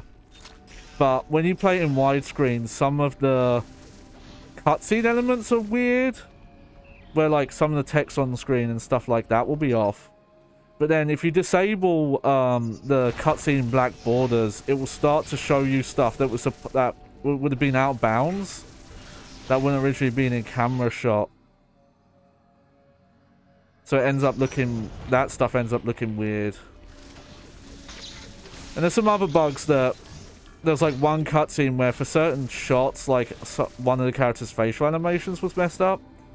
I think it might be one of those things where you actually probably don't want to play in widescreen, even though they, you know, they updated the,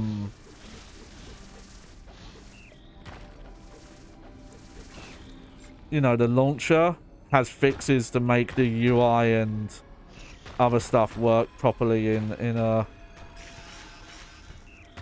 widescreen mode. But it, as far as I know, it has like all the original music. I don't know if it's still available to buy though. Like maybe you can't buy it on Steam anymore. Though it got an update as recently as like 2021. Which I thought was really funny. It's like, okay, wow, they still put a random patch out.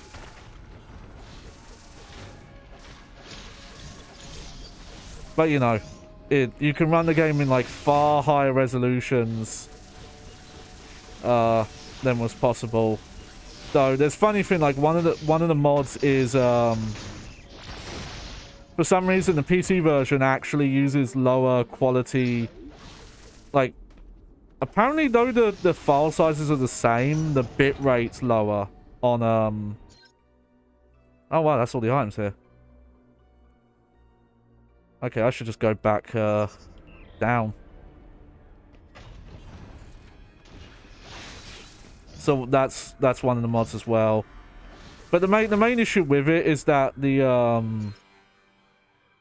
though it can detect newer controllers, I believe if your OS detects them, it has issues with them because it's like a port that was built around the time that it was meant to detect like original Xbox and PS2 controllers plugged in. So the like config file for the bindings are built for those types of controllers. If you need a newer one, luckily people have made kind of like pre-made rebinds, and there's even a mod that re-adds like the button prompts in the menu, because if you play without them, the menus just say like the key bindings, not the button bindings. But replaying it, it was like, yeah, no, I still really like what the game's going for. And, man, I'd love to do something with it on stream, but so much of the music is licensed. You know. But not all of it is. Some of it is also original music. But there is a lot of licensed stuff in it. It's very funny. It's very of the era because you unlock songs that you can just like listen to in the menu by picking up whole iPods. Though that doesn't, even at the time, doesn't make much sense. You know, an iPod back then would still hold like a couple hundred songs, not one. But it's still funny. Yeah, so. Oh, stuff's getting all spooky around here. Right, so there we go. Got some more items here.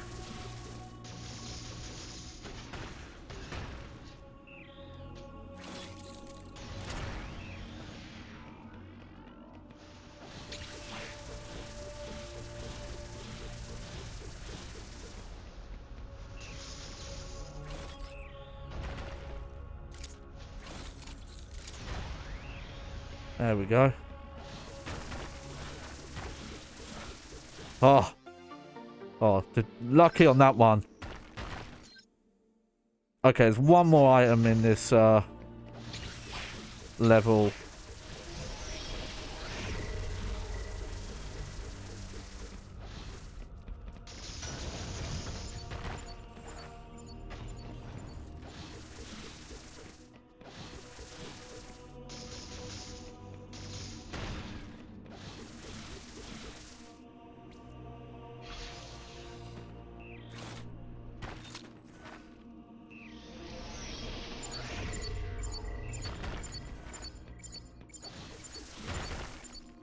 The only thing is, though, yeah, first off, there's the copyright music. Funny enough, you can if you, because I did this years ago.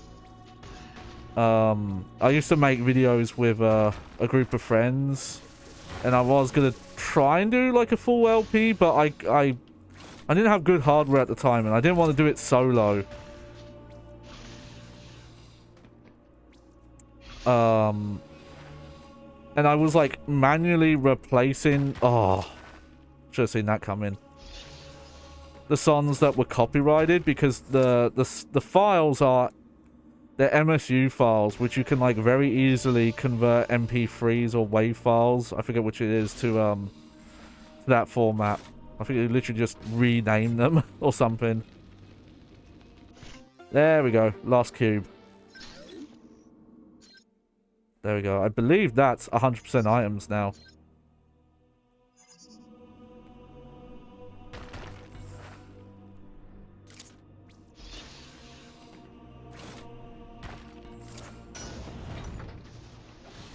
So I'm going to go back to this save point just to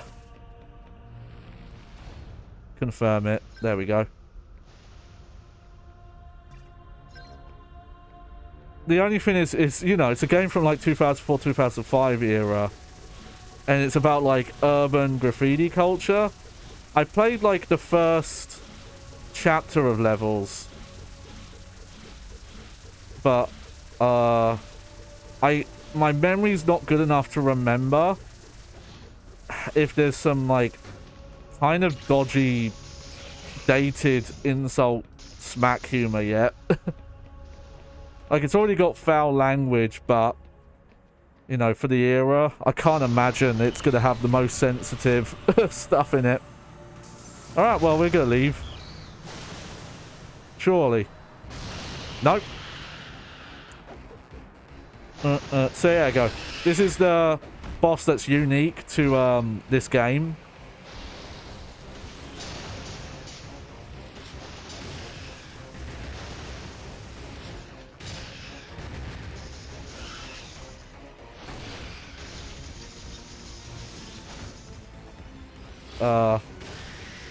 There is a name for this version of of oh no, I'm blanking on the name. Ridley. Or is it Ripley? It's Ripley, isn't it? No, it's Ridley.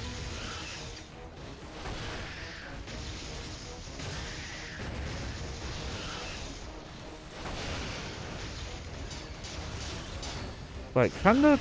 Sorry, can the super missiles actually hurt? Oh, they can.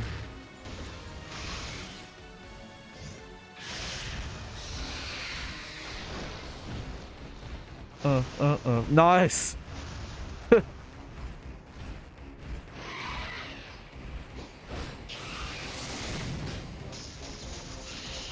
Wow, what's that boost move? We can't do that.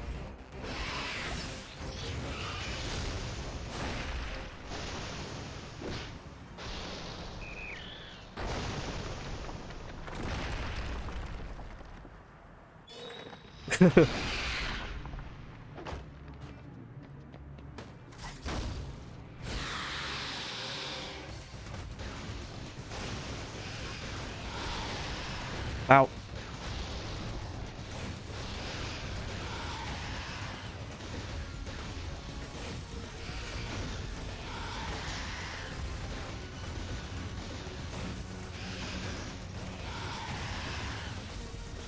Look at that fucking tornado in the background.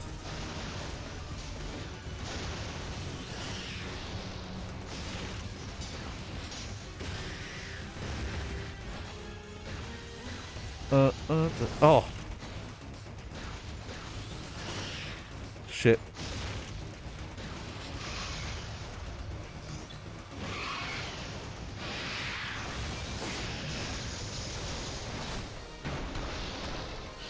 Holy shit. I forgot how awesome this is.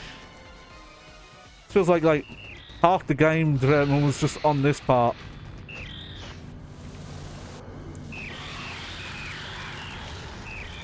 Yeah, of course.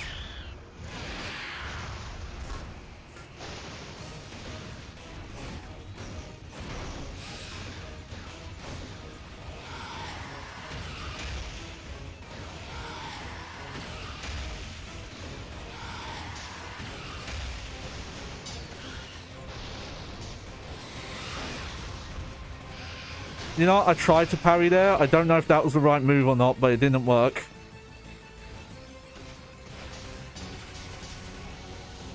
Oh, why have I got the ice on? I don't want ice on.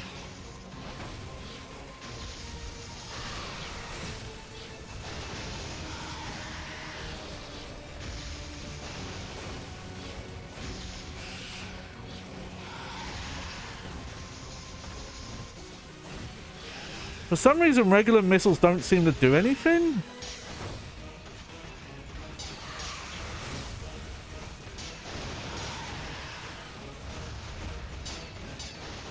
See? Ah, no, I'm dead. Yep.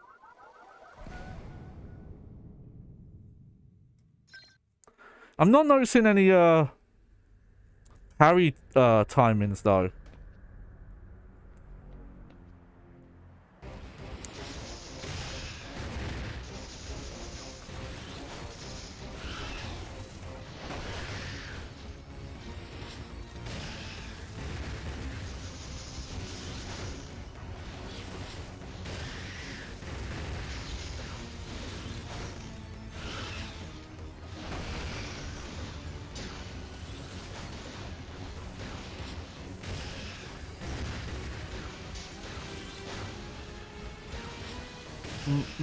Oh.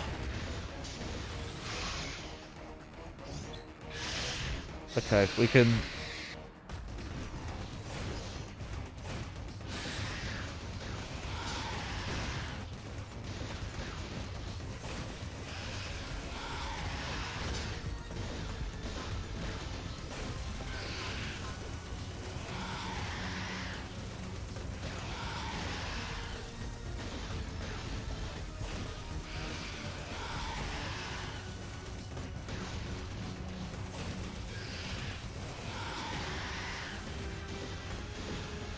Yeah, just wish there were more parry opportunities in this game. I think Dread does a better job of that.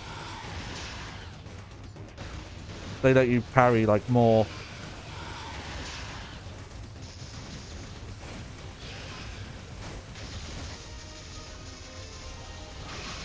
Yeah, nice.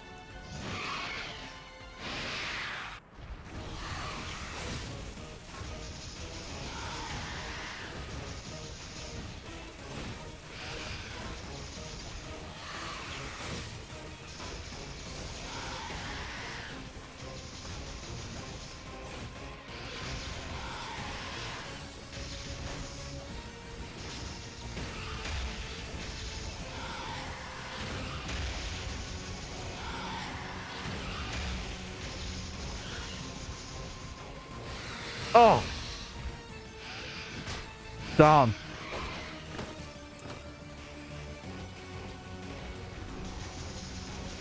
I realized I wasn't shielded though, so...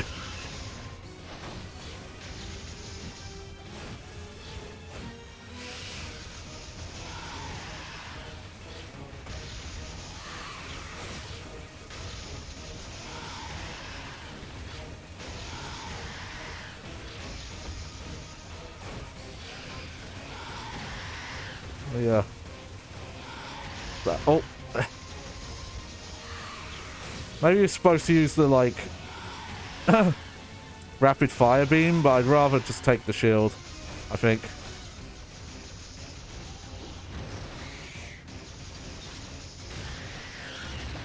Oh, nice.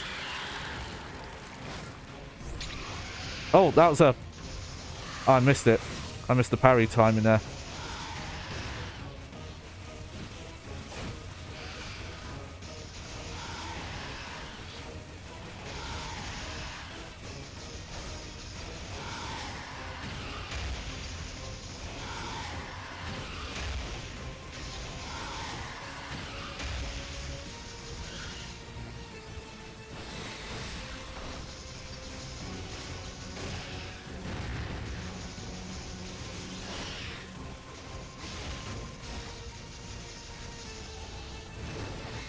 Come on.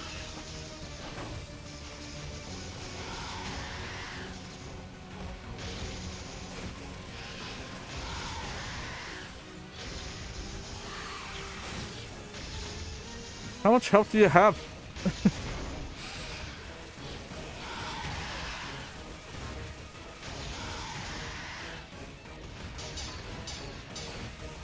It's weird that missiles don't even do anything. Okay, here we go. Let's actually parry this time.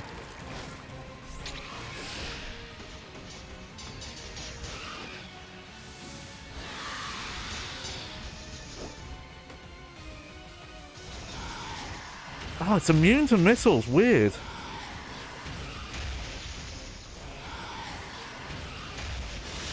There we go. Is that it? Yeah, I think that's it.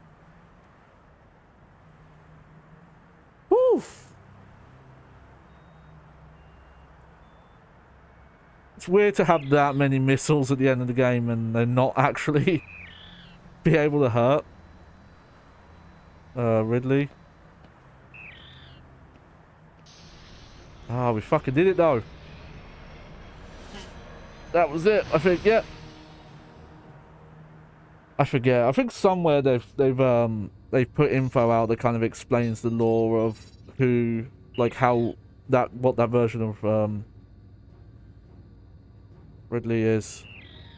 Remember, this is before Super Metroid, where Ridley comes back.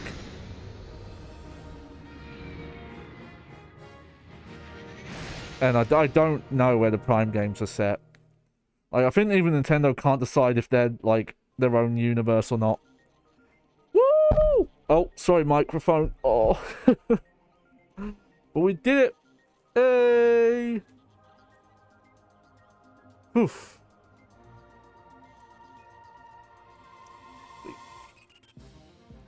But yeah, you could definitely see the trappings of what eventually would become Dread.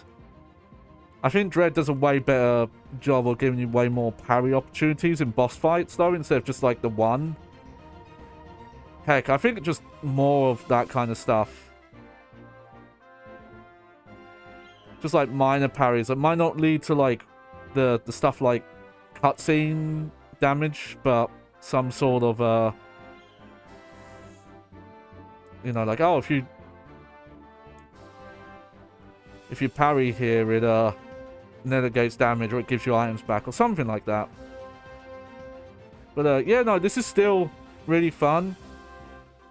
If you've played AM2R, I still think this is worth trying, because it does do a lot of things different. There's some stuff I think AM2R does better. I think some of the music's better. I think having a big connected map I like more, but I also like... There's a bit more... the areas being small really makes it feel like you're kind of having to discover areas and really look around them, whereas AM2R has something closer to Super Metroid, where you're definitely guided from area to area. You don't have like these condensed little bits. I don't know, well, it kind of works against and with it. And there's some cool bosses, just some like weird finicky stuff, like this boss in particular. Cool, but weirdly finicky to hit its weak points and stuff like that. But yeah, the boss fights in this are a lot better, in my opinion, than AM2R. Mainly the just, you know, them building in the parry, making it, you know, giving it somewhat of a hack and slash feel. I would really like to see them kind of expand on that. I don't know, the idea of like having weapon switching, where you didn't just have beams that shot straight.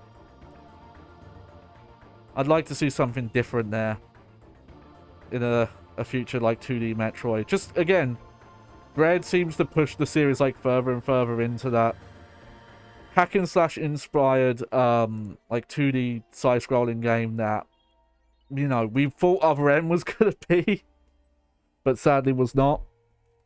Yeah, we're probably not gonna get any special ending or anything like that, because yeah, I got 100% items, but my playtime's gonna be like, what, 7-8 hours?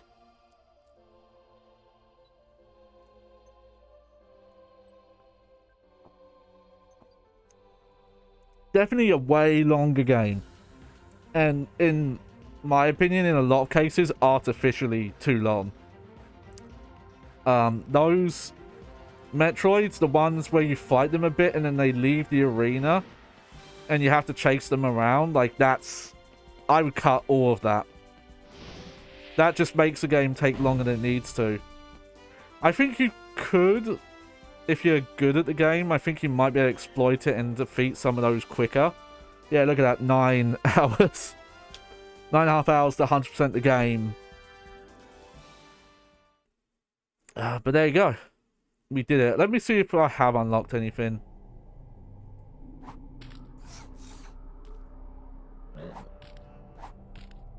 Oh.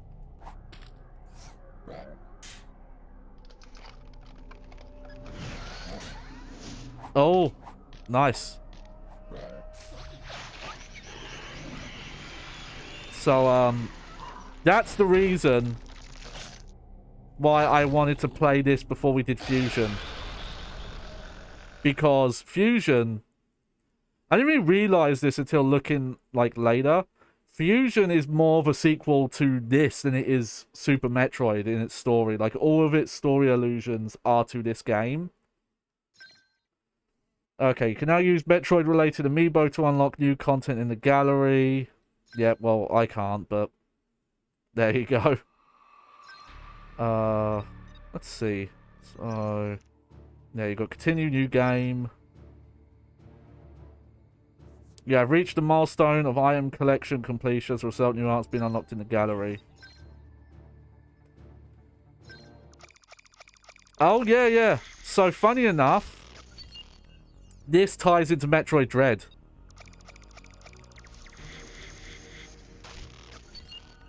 In Metroid Dread, you find out what's going on in these pictures. It's the... there's a cutscene with Quiet Road where he explains what's happening here. But this is the story of the two, like the two different tribes in the Chozo. Like harnessing the Metroid powers, finding the X.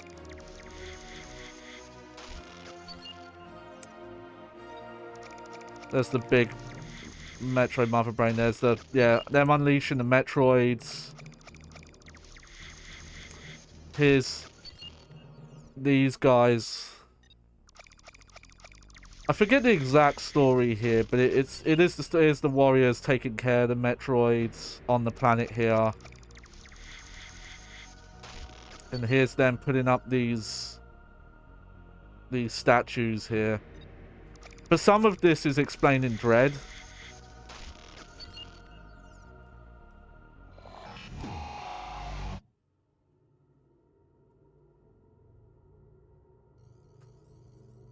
Oh yeah, I forgot about that. When you get to the end of it, you get like an extra picture.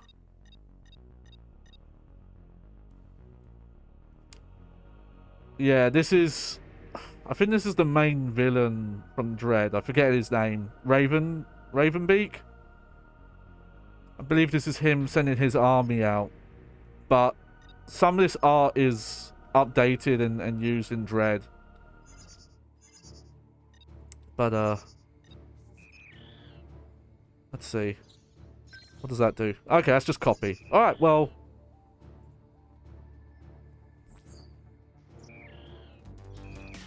Hang on, just let me, bloop. There we go. That's the whole game. I did it. And I managed to 100%. It was only one that I had to look up because I missed that area, but yeah, no, this is still a good game. It's a shame it's just stuck on the 3DS. It would be really cool if they did. I think the problem is if they did remaster it for Switch, people would expect more than just the same game. Like, yeah, you probably would want the 60 FPS. You'd probably need to update some of the textures and the models. You definitely would have to pan the camera out. And also, obviously, you'd have to do some adjustments to add a mini-map. And luckily, there's no real touch stuff outside of the mini-map controls. And obviously, on the Switch, you'd have extra buttons, so you wouldn't need the touchscreen to swap equipment. But, you know, it's just weird. It's just weird having... But that's Nintendo. Like, Nintendo will sometimes just leave... You know, as much as they've ported a lot of Wii U stuff to Switch, they've not ported Wind Waker HD or Twilight Princess HD. You'd think, like, that's two of their, like, biggest games ever that would absolutely, like, people would rebuy. Heck, most people would buy for the first time. And the same with, like, 3DS stuff that could easily benefit from being on console. Just no, that's not being ported. As much as I think I'm the only one who likes it because I didn't play Xenoblade, Xenoblade X is still stuck on Wii U. That's one of probably the last, like, big games still on Wii U. There aren't, like, most of the stuff that's exclusive to Wii U now is stuff that was downloadable, like eShop stuff. But yeah, no, that's still really fun game. Obviously, once you play Dread, like, a lot of what this game does, it just feels like you're playing, you know, you're just, oh, this is what Dread was doing, just not as refined. So playing Dread now, like, Dread is definitely way more guided though. Off stream, a couple of months ago, I did like not a speed run, but just how quick can I get through the game run, and you do realize that game railroads you. What?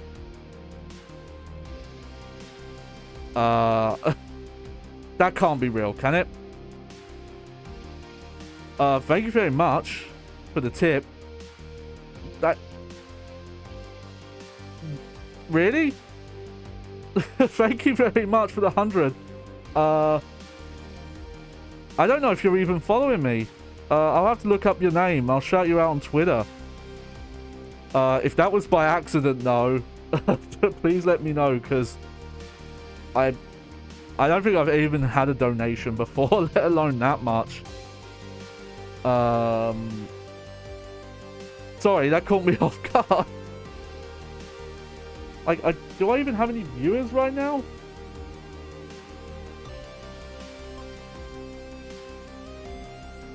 Oh, well, thank you very much, Wow, what a nerd.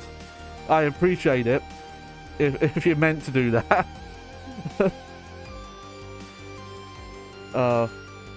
Sorry, again, it hasn't happened to me. You know, I'm still trying to get to 100 followers. Well, you know, I appreciate it. I'll definitely use that for stream equipment. I need some better lighting and some other stuff. So guaranteed, I'll look into that. But I do appreciate it. I gotta chill for a minute.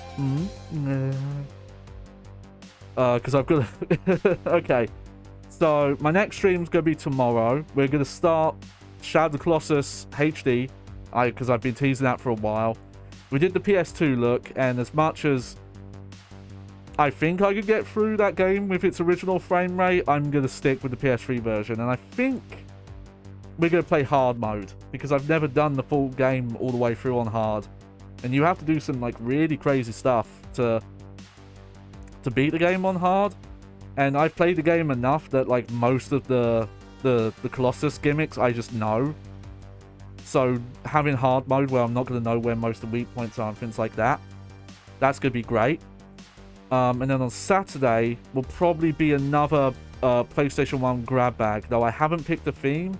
It depends if some eBay listings come in time. I have a copy of Gran Turismo 2 coming, V-Rally, a Mickey Mouse game, The World Is Not Enough, aka Twine, Porsche Challenge, Tony Hawk's Pro Skater 4, and Final Fantasy 6, because I have the game case and the manual and the Final Fantasy 10 demo, but not the game.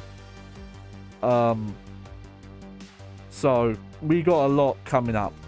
And I'm going to do something special for Tuesday. Next week, Tuesday, I hear it's Freedom Day. How cool's that going to be? So we're just going to celebrate about freedom and being free. And Doms, wait a minute, maybe not, maybe, something. We'll do something. I don't want to spoil that yet though. But I hope you enjoyed the show. I was your host, Johnny Baghead. Thank you for any lurkers, anyone watching on my VOD channel. Again, if you want to find out updates, check my Twitter, @JohnnyBagHead. You can see anytime I get any of these weird PS1 games coming in the mail, I'll put those on there. My VOD channel, if you're interested, that's YouTube, @JohnnyBagHeadVOD. And I might even try and do a YouTube stream. If I do that, keep an eye out on my Twitter again, because that'll be a different YouTube channel. But I need to settle for the night, because I am sweaty. I'm a sweaty bag boy, and I need to take care of it. Yeah, I'm signing off. Don't mind me pixeling out. I'm your digital scarecrow. That means I'm like not 100% ethereal. I'm like a digital construct, kind of. Is this real lore? Is this your lore, Johnny? You're all fucking stupid, Johnny. What the fuck?